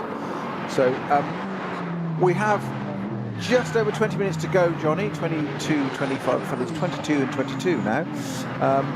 And it's BMW Ferrari from Aston. Yeah. And what can the Ferrari do? I want to bet my house on that. Okay, so yeah, Ferrari into the pits. I did think a BMW would win this race purely because we've had BMWs winning all the way through, but unfortunately what we've been denied of is how good it was the Audi going to be on a level playing field in the hands of Frank Stippler and Vincent Cole. That Audi, number 5, had to pit really early on in the piece. There's now the Goodyear Eagle tired Ferrari from Octane 126, has its fuel cap unscrewed, or rather screwed back on, and the team are not doing any work on this car at the moment. How many laps has this been for Ludwig. Only a 4-lap stint, and away it goes. Was that penalty being served then by right next to the garage rather than in the penalty box? Well, it looked like it, yes, because that's gone out with a degree of urgency, has it not? Now, where's the third place car next to there? That's Dumoulin in the Aston. Is only at starving trance now, and the Ferrari's back out again. Now we've got a Porsche. Now this is the 968 entered number. Ooh, just lost its left tyre, front left tyre. It's just literally departed from the rim, and there is some panel damage to that already. So it's running on. Well, there's a little bit of the sidewall left there. This is the 960, is it? Yeah, 960. 60, yes, you're right. Yeah. No point showing the door where it's damaged. It's on the bonnet as well. On wake up maybe. Now that's accident damage, because there's a lot of bodywork damage to the front left of that car headlamp as the Helicam zooms in. I assume it's the cameraman zooming in for us, not the helicopter dropping down that low. Let's hope not. But this is key in the Cut 3 division. Yeah. We talked about Heiko Eichenberg and the gap that he'd got at the start of the lap, which was 0.1 of a second. Well, the reason why Moritz Oberheim is no longer on his boot lid is because that front left tyre's let go on the Arvia WNS Motorsport 718 Cayman. So surely that has allowed the 950 car now through and into second position for Horst Baumann. The gap was 53 seconds at the start of this lap between Eichenberg, who leads Cup 3, and the third place, likely now second place, 950 car from Schmickler Performance. So all change for the top 3 order in Cup 3. And I have to say, Arvia WNS Motorsport are going to do very well here to leave the Nordschleife with a podium. Desiree Müller now being interviewed by Patrick Simon in pit road, who is the leader in the ladies' trophy so far this season. 58.6 seconds, the gap between Christian Krognes and Luca Ludwig. It's going the right way for BMW, despite that. Well, it's even larger now, of course, because of that Ferrari and a slightly bizarre moment where the Ferrari came in. The team appeared to tighten the fuel cap on the car. They didn't loosen it to put fuel in, or not that I could see anyway. And unless it was a quick refill, maybe they'd worked out not enough fuel had gone into it, but they sent it back out again, and it has lost a huge amount of time. That may well have given the Aston Martin even better a shout of finishing in second position. We need really for the cars to go through the next split times to get a true gap on that, but it was a loss of, I reckon, about 45 seconds for the Ferrari compared to the BMW of Christian Krognes. Look at the first sector times for Krognes. It was 1 minute and 6 for sector 1 for the Norwegian, and 1 minute and 50, so around about 44 seconds the difference for that Ferrari. A costly error, if indeed it was, or a costly penalty that needed to be served by Ferrari number 26. Just put that in perspective, where the Ferrari is on track at the moment is Neckesfeld, and I'm just trying to find where the Aston is physically on track, just to give myself a little visual, as it were. Yeah, it's still a Hatzenbach.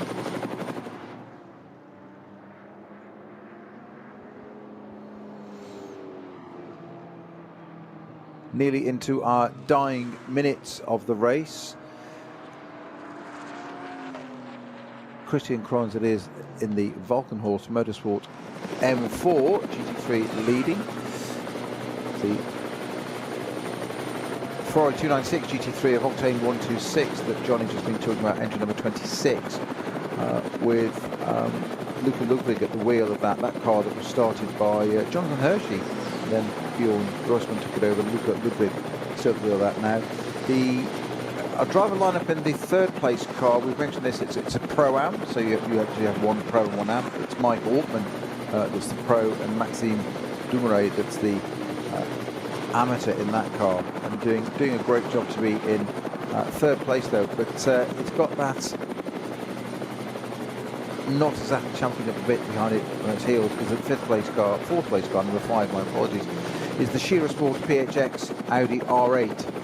It was started by Frank Stippler, that had that extraordinary issue on the opening lap and identified whether they had a sensor tell him or what it was, or the team, or he just sensed it himself. And any one of those is entirely possible, certainly the latter, from somebody of the ultimate experience of Frank Stippler, that the Audi R8 just, let's just say, sensing told her otherwise, that the left rear was got a puncture, and we were treated to the extraordinary sight of the pole position car peeling off into the back of the pits and not even going on to the Nordschleife, just doing the GP part of the circuit on that very first lap. And we predicted a podium was not impossible for that car. It is currently in fourth. It's mixed feelings out. You always want people to do well, of course, and I'd love us to have that borne out and just say it did get to go onto the podium, but that would be at the cost at the moment of the Aston. Yeah. But it has also got a bronze rated driver, is it? Dumouriez's bronze in that, isn't it? Yes. Which comes to us all eventually with time. You mentioned that earlier. You get to a certain age and they just go, nah, you passed it, mate. Well, not past it. Just you get to a certain age, and Frank Stippler, I think I said, is 2 years away from that, and all of a sudden he drops down a grade. Just seeing the 960 Porsche being worked on in the pit lane there. This is the one that had the front left damage, and they're just replacing, take over the bodywork, etc., etc. But a neat little touch. Mechanics just gone in. Engineer, technician, whatever I still call them mechanics. That's fine. Most important thing actually, and really helpful for a driver, has gone in and just straightened the mirror back, because it's a road car, so the mirrors click in. So whilst he's clicked the barrier there, it's flattened the mirror. Now 120 Porsche has a right rear puncture. Now this is our Cup 2 car, isn't it? It's at the bottom of that class. That's the Aviva Motorsport entry. Yeah, but the 120, when it was in the hands of at the wheel, when it was in the hands of Tim Scheerbar, he was running third, and then Paul Harkema did well as well, the man from the Netherlands. It's not now. David Jahn took over and really wasn't that far away from a top 5 position, but huge delay on this lap for Jahn, and the car hugely down on the rear right-hand corner. They're going to change, by the looks of things, all 4 Michelin tyres, and a fresh set have been held back of the Pilot Sport tyre for this closing stint, but it may be a question of what might have been for the Avia WNS Motorsport car, which has been a quick race car all day. They are refueling it as well, so it's got a little bit a while to go on that.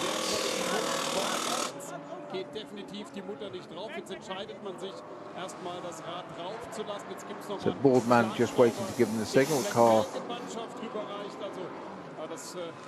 finished being refueled, air bottles out of the way.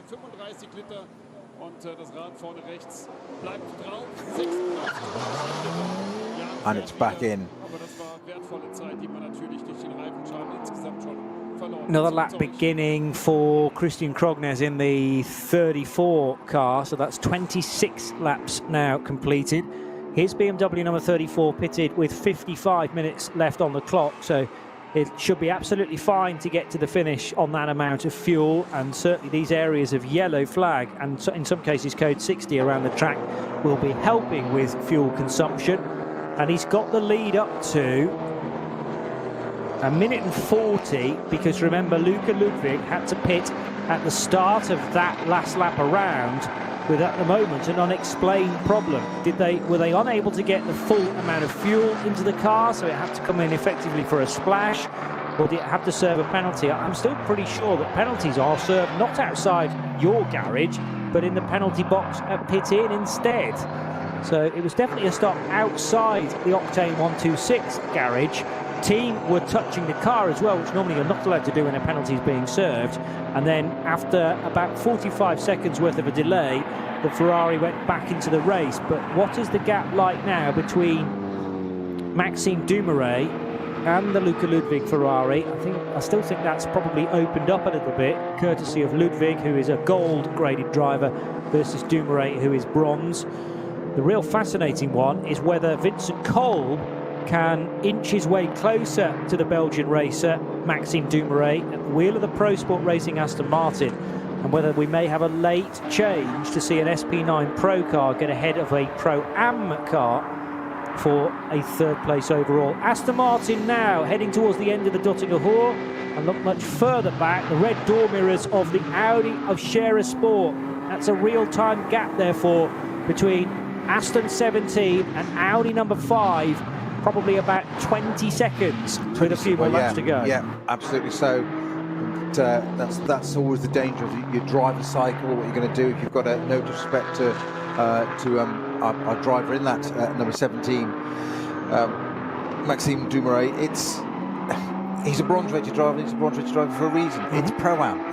Somebody's got to be the Am. Yeah. But their priority is not to beat Stippler and Kolb. They never thought that would be possible at the start of the race. They are making sure they finish ahead of the 25 Huber Porsche. You are in third, and you want to have that glory of being on the podium. Personally, they're crossing the line now with just over 10 minutes, 30 seconds to go. Trying to see where the Audi is in relation. It was what was the gap across the line? Well, it was over 20 seconds. It's now down to 15. Yeah, it was 26 seconds, wasn't it? It's now, So that was an 8.50 from the Aston, an 8.39.5 from the Scherer Sport Audi. It's 10 seconds, isn't it? There you go. I mean, that is the difference. Like it or love it, that's the difference between a non-professional bronze driver and a silver hot shoe Vincent Kolb. And Maxime will be the first to admit. No, and rightly so. I'm not it's here what it should be. Yeah. You're not there to take on the likes of the pros. You've got to pick your battles, and it's not a like-for-like But please, can you slow down, because I want this podium. Well, on the other hand. But they will still, even if they allow the Audi through, they'll still stand on the top of the podium of their class, and they will still be taking the maximum amount of points on offer, albeit it's a relatively small subscribed class. Pro-Am cars, there are 3 in the entry. Yeah. Now, drivers always say that records don't matter, and class podium is the same as an overall podium. No, it isn't. Trust me. They won't admit to it, but it isn't. Trust me. No.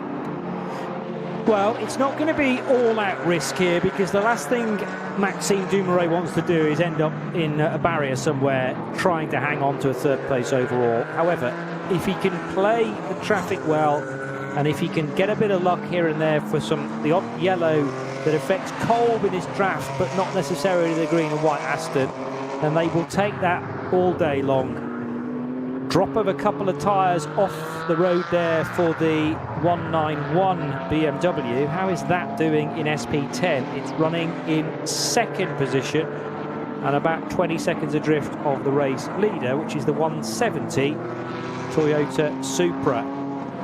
Just a quick clear up on the 26 entry, the Octane 126 Ferrari. It appears that the fuel filler cap was replaced. Therefore, there was no work done on the car. It was a requirement to replace that because it presumably was leaking. So you've got to touch the car to do that. Yes, Therefore, you've not broken the rules. They haven't done anything else with it. They've done the bit that's required. So that's completely within the rules. But crucially, it wasn't a penalty being served. No. It was obviously either a decision by the team to replace that, or it was the officials effectively waving it a black flag with the orange spot on it, the mechanical warning flag, saying you're trailing oil, please fix the problem. And thankfully for Octane 126, what it has done is eliminated any chance of them taking a race win, bar major incident for the Valkenhorst BMW. But it didn't lose them a position on the road, because the Aston Martin was not close enough to capitalise on that 45-second deficit. So the Ferrari in and out, the work itself, total time lost, 45 seconds. Every credit to Octane 126 for achieving that and limiting the amount of time the Ferrari needed to take in the pit lane. Lonely drive, it appears, for Christian Krognes at this stage, but he will not mind that one bit. Now, when did he start this probably penultimate lap? Yeah, he will be able to get around. He's just gone through and onto the Dottinger Hoor now. But this time around, there will be less than a lap time still on the clock. So we're on the penultimate lap now for the Krognes-driven Valkenhorst BMW. Little bit of a toe picked up there by one of the lower order cars. And the BMW now with a 1 and 40-second lead, which is a huge margin. It's going to be, I think, easily the largest winning margin that we've had all year. And again, looking highly likely that a brand new, or into its second year, more accurately, BMW M4 is going to take another victory in one of these NLS rounds to make it a clean sweep so far. But there is still one more lap to be completed for Christian Krognes and his teammate Kuba Gamaziak. 6.5 minutes left on the clock, so this is guaranteed to be the final tour for the Walkenhorst BMW on the Yokohama Advance. That's a lap that the number 17 Aston with Maxime Dumouriez at the wheel doesn't need, but unfortunately it is going to happen. The inevitable is going to happen. Just on a visual for that, we knew the gap was about 15 seconds. Dumouriez is at Clostertoll now on that fast run up to the Caracciolo carousel, and Frank Stippler won't have him in sight just yet, and in fact the Aston will come up to the sharp right-hander that begins the final climb to the carousel. Stippler is just at Clostertoll now, so it's going to be a little while yet. I may not actually read him in on this lap. It may go on to the final lap before Frank Stippler catches and does pass the Aston for third place. We did also say early on, didn't we, when that car came in for its left rear puncture on that very first lap, which is our pole position car we're talking about, of course, that it was, you said top 5, and he looked and said, podium possible? I said, yes. It looks like it's going to do it. It's, there's 5 minutes, 15 seconds of racing to go. But of course, these cars got to come through and across the line yet. So it is still possible. I'm trying to look at the sector times. It's so Dumouriez is a 1:05, and of course, it's not Stippler, is it? It's Kolb. Vincent Kolb, yeah. Vincent Kolb, my apologies. Frank Stippler started the car. Yeah, and they've chosen to do a driver change every time the Audi has come onto pit road. So Kolb did the second stint, Stippler back in for stint 3, and Kolb to finish things off. So he gained about a second, did Kolb, on Dumouriez in the first sector. Then he lost time. He lost 3 seconds, didn't he? So that's got to be down to a bit of traffic. Gain 2 seconds in sector 3.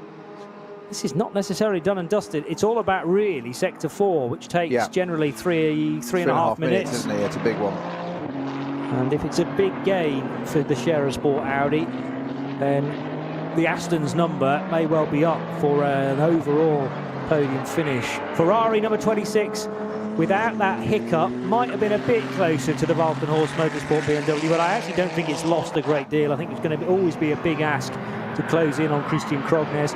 I'm hearing actually that they forgot to put the flap over the flap over the filler. The filler cap was not reattached. I saw them screwing it back on, but it might well be they fueled the car, they spun it through to 45 degrees ready to go, and then simply forgot to put the filler cap on, like you would do at your local petrol station. Right, leave Maxime it on the rest. Dumouriez is a 3:07 in the sector 4. Well, that's showing me that that whole sector is now pretty much clear of previous yellows. 3:06 for Vincent Kolb, so it's actually a second, so 9/10 quicker. So it's not hand over fist, not the massive gain. I was expecting that nice long set there. There could have been upwards of 3.5 seconds taken out of him, but maintaining it at the moment. So it might not be. Might we not be thinking it might not be an Audi on the first step of the podium, it might be the Aston, but Maxime Dumouriez has got another lap of this to go. The pressure to do this, and he'll know exactly what's going on. His team will be telling him, and it would be absolutely no disgrace whatsoever if somebody of the calibre of Vincent Kolb were to come past you in a Scherer Sport PHX Audi. But if you can keep it behind, then hats off to him. Top secret, we don't mention it very often. Aston Martin fan Peter Snowden getting very excited to my right here. But he remains neutral, of course. They're all his favourites. But I try and remain impartial, but 15 seconds has only become 14.7. It needs to close a lot more readily than that, because we are now onto the final lap for Maxime Dumouriez and his Pro Sport Aston, ahead of Vincent Kolb in the Scherer Sport Audi. It's almost turned into a handicap race here, whereby you put the pole man effectively 2.5-3 minutes down the field and see whether you can make the podium from there. Frank Stippler would dearly have liked to have started his race in a very different way, with all 4 Michelin tyres fully inflated, but it wasn't to be. And clearly he felt that something wasn't quite right on that green flag lap, so pitted at the end of a Grand Prix lap, or half the Grand Prix lap as we run it here. Now, it's not all done and dusted for Christian Krognes either, because, yes, he knows this part of the circuit very well indeed, but there will be dribs and drabs of slower traffic still to get by. The sorry sides of the Schnitzelarm Mercedes GT2 that we lost really early on when Peter Pozovac had to park his car at the base of the carousel. Pozovac did make it back to the pits because he was interviewed by Patrick Simon later in the piece, but he looked particularly glum, and it meant that his teammate wasn't able to have a drive this afternoon. He'll have to wait till NLS 5, therefore. There are some good lap times coming in now from a number of runners, so clearly track conditions are good, and an example of the fact that we are now green everywhere, I believe. I was just going to say, just to finish it off perfectly, full green flag last lap, but however, Dumoulin is 4/10 quicker than Kolb through sector 1. And we had a full green He's got race. His dander up. He's not letting go of that podium yet. We had a full green racetrack for less than a minute there, because now the 106, or is it the 104 Cup 2 car has hit some problems. That's Jörg Wiebahn in the Pro Sport Porsche 911 GT3 Cup car. Thankfully, he's pulled off on the entry road for the tourist laps, so they will be able to just pull him back there into the safe side of the Armco barrier. Yeah, 104. Yeah. Hopefully those yellows at the end of the Dutzinger Hoor can be lifted, but we've also now just heard about some difficulties at Verseifen as well. Marshall Post 114. So BMW, driven by Christian Krognes, wondering whether to go alongside one of the Porsche Cup cars from Mühlner Motorsport. Does overlap there and is able to duck past. He is in the penultimate sector. We have confirmation this is the final lap, because the clock is now at 0, and in that very long sector, Christian Krognes through the Stefan Beloff S and towards the Kleiner Carousel. 2 wheels on the asphalt, 2 wheels on that concreted section, dual concrete blocks, in fact, meaning that plenty of grip there in the dry. You do not want to be hurling the car in at that sort of speed in the wet, but thankfully we haven't needed to worry about any wet stuff through the course of today's race. And there's still a bit of a question mark as to whether that 14.7 second advantage at the start of the lap for Maxime Dumoulin will be enough for Pro Sport Racing in the leading SP9 Pro-Am car to get an overall podium, and that really would be quite a story. And every credit to Mike David Ortman and Maxime Dumoulin, who've been driving the green and white Aston all afternoon. To the inside line of Antonius Bucher, Valkenhorst Motorsport, surely no looking back now, on course for another victory, and it will be 4 out of 4 for the BMW M4 in various different guises. Rover have taken a victory this year. Valkenhorst will make it 2. The BMW Junior team victorious in NLS 3. But it is Christian Krognes, together with his teammate Kuba Gamaziak, who did the opening 2 stints, who take the victory in NLS 4. Surely Luca Ludwig will come home in the Octane 126 Ferrari in 2nd position, but massive question marks in the long sector now as to whether it will be an Audi from SP9 Pro or an Aston Martin from SP9 Pro-Am to take the bottom step of the overall podium. It's close, but unless, I've got to say, I don't want to jinx it here, it is now Maxime Dumoulin's position to throw away, because he's sufficiently far ahead. That second sector, it was 1.8 seconds, 1.6 seconds in Vincent Kolb's favour.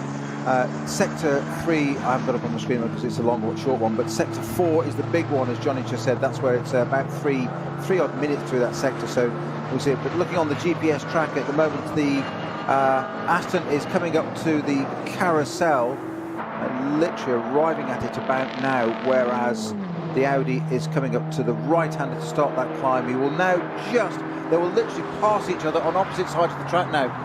The Aston coming out of the carousel, the Audi going into it. We've got Hoat, so the highest part of the circuit, down through Wipperman, Brunchen, Flansgarten, the rest of it to get this. Can the Aston hold on to 3rd place? It really wouldn't matter which one of these two did it, because both deserve it at this point. True. I'm going to say I'd like the order not to change. That's, of course, what I'm going to say. Ferrari from Octane 126 in the hands of Luca Ludwig. This car was qualified in 7th position. Jonathan Hershey doing the opening stint. He handed the car over to Bjorn Grossman, and then Luca Ludwig has done stint 3 and stint 4. A drama that I haven't seen I don't want to say ever before, but it's a rare sight where the fuel cap is they forgot to put that back on the car after the most recent fuel stop, so it had to come in effectively for an extra stop, and that cost it the best part of 45 seconds. That was refitted, and now hopefully the car will be fine when it goes into post-race scrutineering. But the Ferrari 296, victorious here a month ago in the Nürburgring 24 hours, well, it's another team running one of the brand new prancing horses, and they come home in second position, just north of 2 minutes down from the Valkenhorst Motorsport BMW. So well done to Luca Ludwig, Jonathan Hershey and Bjorn Grossman, the all-Swiss lineup for Swiss team Octane 126. So, final step of the podium. It's going to be, is it going to be Maxime Dumouriez in the Pro Sport Run, Pro-Am driven SP9 Aston Martin Vantage GT3, or is it going to be the pole-sitting car of Frank Stippler and Vincent Kolb, number 5, the Shearer Sport PHX Audi R8. Just on that note, the Ferrari coming through in second place. Well, I told you that Ferrari was a car to have at the moment. The BMW may have won it. That Ferrari's in its ascendancy still. I reckon its star is yet to shine. Now, Aston is coming out of Galbenkopf. It's got the Dottinger Hauer to go. The Shearer Sport PHX Audi is just coming through Galbenkopf now. So all things being equal, it's the Aston Martin. I'm not sure I can call this, Johnny. I think you might have to do this one for third place. Are you tearing up? No, it's brilliant to see. I don't know why, but it's actually it's gained 3 seconds on the Audi. So the Audi, whatever reason, is delayed through that penultimate and longest sector, and the instantly recognisable, at least from this race, the green and the white of Pro Sport Racing and Aston Martin. Tremendous effort from starting driver Mike David Ortman, but every credit as well to the bronze Maxime Dumouriez, who did stints 2 and 4. And the Aston Martin will win SP9 Pro. Perhaps more significantly, though, it gets an overall podium result. And it's been a long time since a Pro-Am car has made the overall podium, particularly an Aston Martin as well. So the Vantage GT3, again, that's not necessarily the newest GT3 car on offer, but clearly showing there is life in this car yet. And is that, in fact, 3 different tyre manufacturers on the top step as well? Now, I think actually the Ferrari runs on good years like the Aston, with the Yokohama shod BMW winning the race, but none of the top 3 overall are running on Michelin tyres, which is a big shock.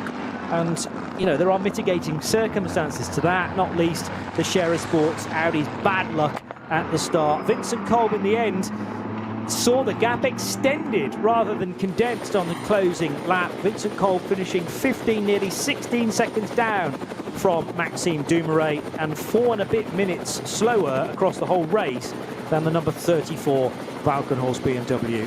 Well, I said earlier, didn't I, that Pro Sport deserved a worthy result of their efforts. And yes, okay, it would have been different if the pole-sitting car, the Shearer Sport PHX Audi, hadn't had a left rear puncher on that literally started the race from pole position. So it would have been a different story. But that is also motor racing. It's how it happens. And Maxime Dumouriez there, a fantastic final stint as a bronze amateur driver. As you said, Johnny, winning the Pro-Am class and being on the third step of the podium. That's hugely impressive. And of course, they're driving the correct brand of car. According to you. Of course. 34 years old, Maxime Dumouriez. He's from Saint-Martens-Latem in Belgium and has been racing.